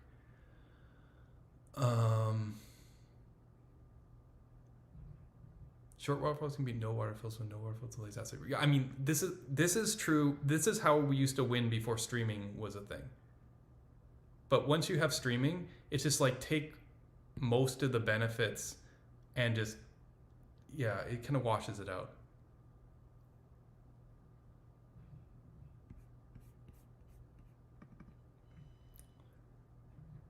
Started compensate for slow. I mean, it probably does. I mean, there's a bit of fixing its own problem going on here, like definitely. But like, I'm like, maybe I'm just like way too like picture the best possible situation, and I think this is where Jason got me. It wasn't this. He can say this to the cows come home, and you know he can say this too. It was somewhere down here where he said something that it was like idealized. Maybe it's here. No. Let's see how this is. We have to predict the client will need. Okay, blah blah blah. There's something about like the idealized. Maybe it's higher up. But that I was just like, what? He was saying something about the idealized would be like fetching from the client. It would be both faster and better to have the client request that data. Okay, fair. For the specific contextual stuff, but in general, like it's got to be a mix of both, right? Yeah, I don't know.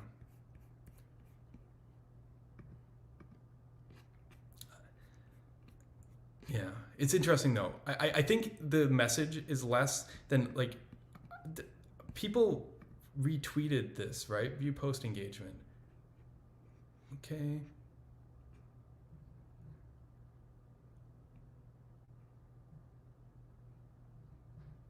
Yeah, it's more complicated than this. This is spot on. No.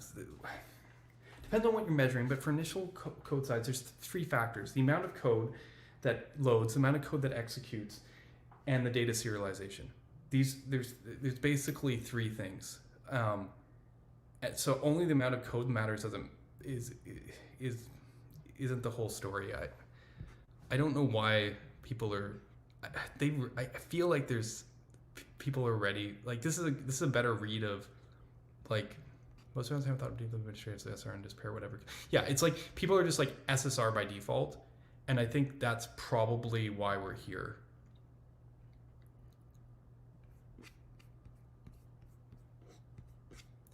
Yeah. He says is actually close to the ideal in the first one. Yeah. I don't. Yeah. It's tricky. I need to know more about it. Like my first take at this is just it's odd. Anyway, enough of that. That I think I'm done with my bookmarks. Let's just finish up here, okay? That one. So I haven't talked about this. And I haven't talked about, yeah, I know which one I'm saving for last. Okay, let's talk about this for a moment. This one's gonna be trivial. I think most frameworks dedicate, yeah. So I've been really impressed recently by a couple, this is actually just a user talking about like some cool feature in Svelte, basically each having an else block, you know. But I didn't mention this earlier. I've been really impressed with Astro's like posts, like the one I highlighted earlier, where they're like showing a feature in Astro, and me as a like, you know, where I am in the world and my stuff, I'm just like, oh yeah, that's obvious. But like people really going wow, and like not realizing it, like picking out something very obvious about how the framework works and then showcasing it in a really powerful way to get engagement. I've been very impressed with Astro doing that, like just reminding people about features they've had for like 3 years, and then people are like, wow, that's incredible. And when I saw this, actually reminded me of that a little bit, because it's just like an example of like, you know, adding an else to an each block, you know. I think Ember had this back in the day, because, you know, the old handlebar syntax. And I looked and I was like, I think a lot of frameworks actually have this. It turns out Vue doesn't. I was wrong. But Ember has it, and obviously Solid. I don't know if Angular has it. If Vue doesn't, Angular probably doesn't. But the funny thing is sometimes these things demo better than they actually happen. I love how this example shows the UL on the outside, because a lot of times people want to remove the whole heading or the whole section rather than just else this. Like there are times like this where you have add a to-do and you keep the list in, but this actually ends up happening a lot less often than in practice than I've witnessed. But it was just interesting because a lot of times a lot of frameworks actually have a lot of cool features like this, but we never really talk about it. I hate to out you, David, but David, community manager Solid, he saw this tweet and he said, Solid should do this. And I'm like, what do you mean? We do this. He's like, I had no idea. And he's like, oh yeah, it's even documented. And I'm like, there's a lot of these kind of things. I mean, it happens to anyone. Sometimes I forget what's in Solid. It is interesting because Brian Florence actually had an interesting kind of thing where he's like, do you handle nulls and undefines? I can't speak to them all. And like in Solid, we do. We basically say that like that's not a thing. But Svelte, for example, doesn't and complains it's not an iterable. And then Brian was like, well, how do you know if something is? He started asking me about loading states, and I was very careful to say that this is placed to handle error or loading states. But it occurs to me that in a lot of front end apps, especially like historically, we have handled this by saying null if it's loading, empty, and normal. By that, whereas a lot of the patterns that we've been developing recently have been codifying that into things like suspense or error boundaries. So yeah, I don't know, interesting observation in general. It was just a kind of an aside, but one of the kind of interesting things here is that like I feel like in some ways because of it was kind of unintentional, but because of the timeline when Solid adopted things like Suspense or data fetching 5 years ago, we've grown more apart from React, or at least not from React the theory, like the core team, but from React the in practice than I really realized. Like it causes a pretty big fork in the road when you get like something that's kind of like React query, Suspense aware first party 5 years ago, and you build your whole ecosystem on that compared to like a scenario where like you get Suspense and then you don't get like data fetching until RCs come out, and people are like, no, you should use RCs for data fetching with Suspense. And it's caused, over that whole, I mean, this is classic, like way back to like 2010 when we were doing our old Ember apps or whatever. But like, it's interesting. Like I hadn't even thought about this in such a long time. Codifying special values into null like this. We do this internally in the framework for some stuff, but I hadn't thought about it for loading states. Anyway, just an aside. Oh, the Astro tweets for Ben Holmes. They're brilliant, Ben. Just an aside. They do so well, and people it's hard to come up with good examples. I know that. I do that a lot when I prepare for my streams, come up with examples for teaching purposes on complicated projects. It's also hard to come up with them from a marketing standpoint. They come up with just the right kind of thing that people instantly get with seeing it without explanation. That's the key to it, and you're doing a great job.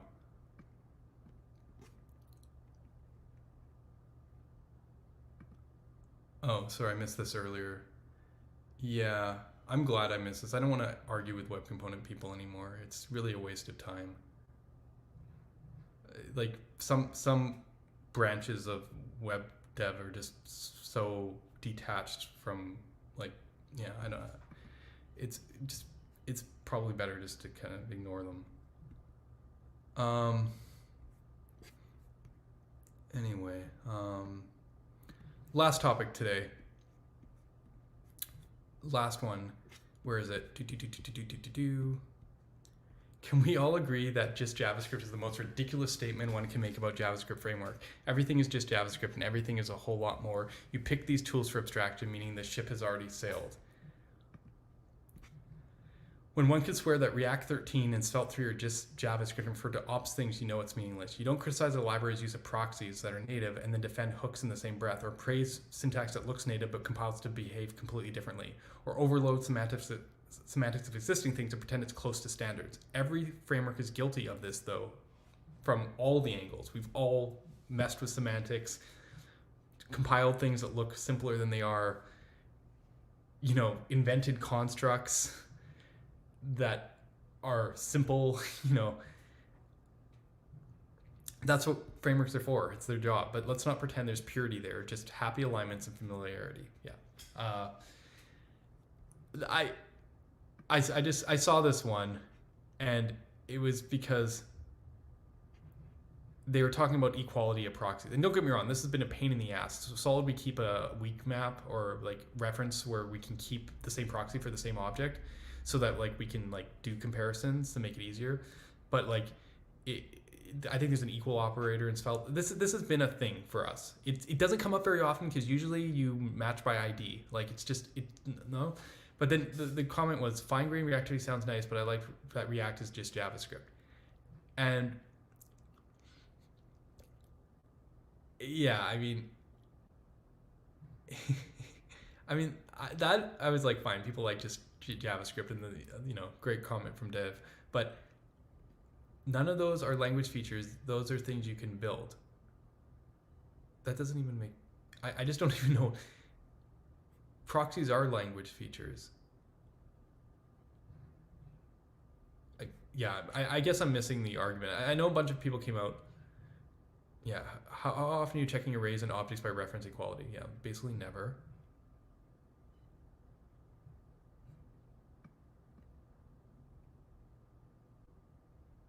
This is very odd. I guess if you're like literally building a spreadsheet. The funniest thing is, if I'm building a spreadsheet, I want fine-grained reactivity. It's literally the right tool for the job. That's actually kind of funny. He's right though. That's a place where you wouldn't be using IDs, but that's a place where you would use the proxy within itself and keep the referential equality between the proxy and its own. Proxy would be incredibly efficient for a spreadsheet. Anyway, I don't know. There's a lot of people talking about this, and this topic's come off before. It's funny that, like, on one hand you can say that React's very simple.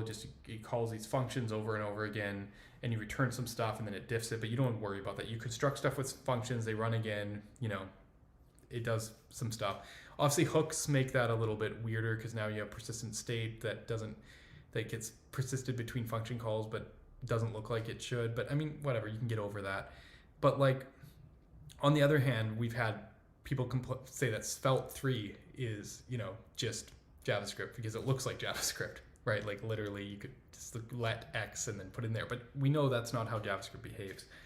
So I've heard both sides literally say just JavaScript and mean it's just kind of crazy. And it's funny, React now is like Svelte 3. Basically that's what they did. The React compiler makes React into something more similar to Svelte 3. And it's like now React is the other type of just JavaScript too, because you don't have to write all these memos or as many dependency arrays. So now it's where you write isn't what actually happens. So it's like, this is so dumb. I'm sorry.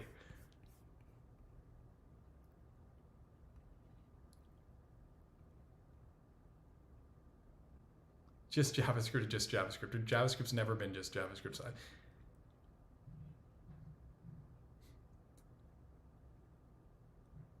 The ref stuff is actually where Gliders and Move 19, like the forward ref stuff. It's all zeros and ones, right? It's just the third party that likes to say just JavaScript are like the standards people, like on the web components side. They're like, we're just standards, and it's like everything that uses JavaScript is also using JavaScript standards because they're using JavaScript. So it's like,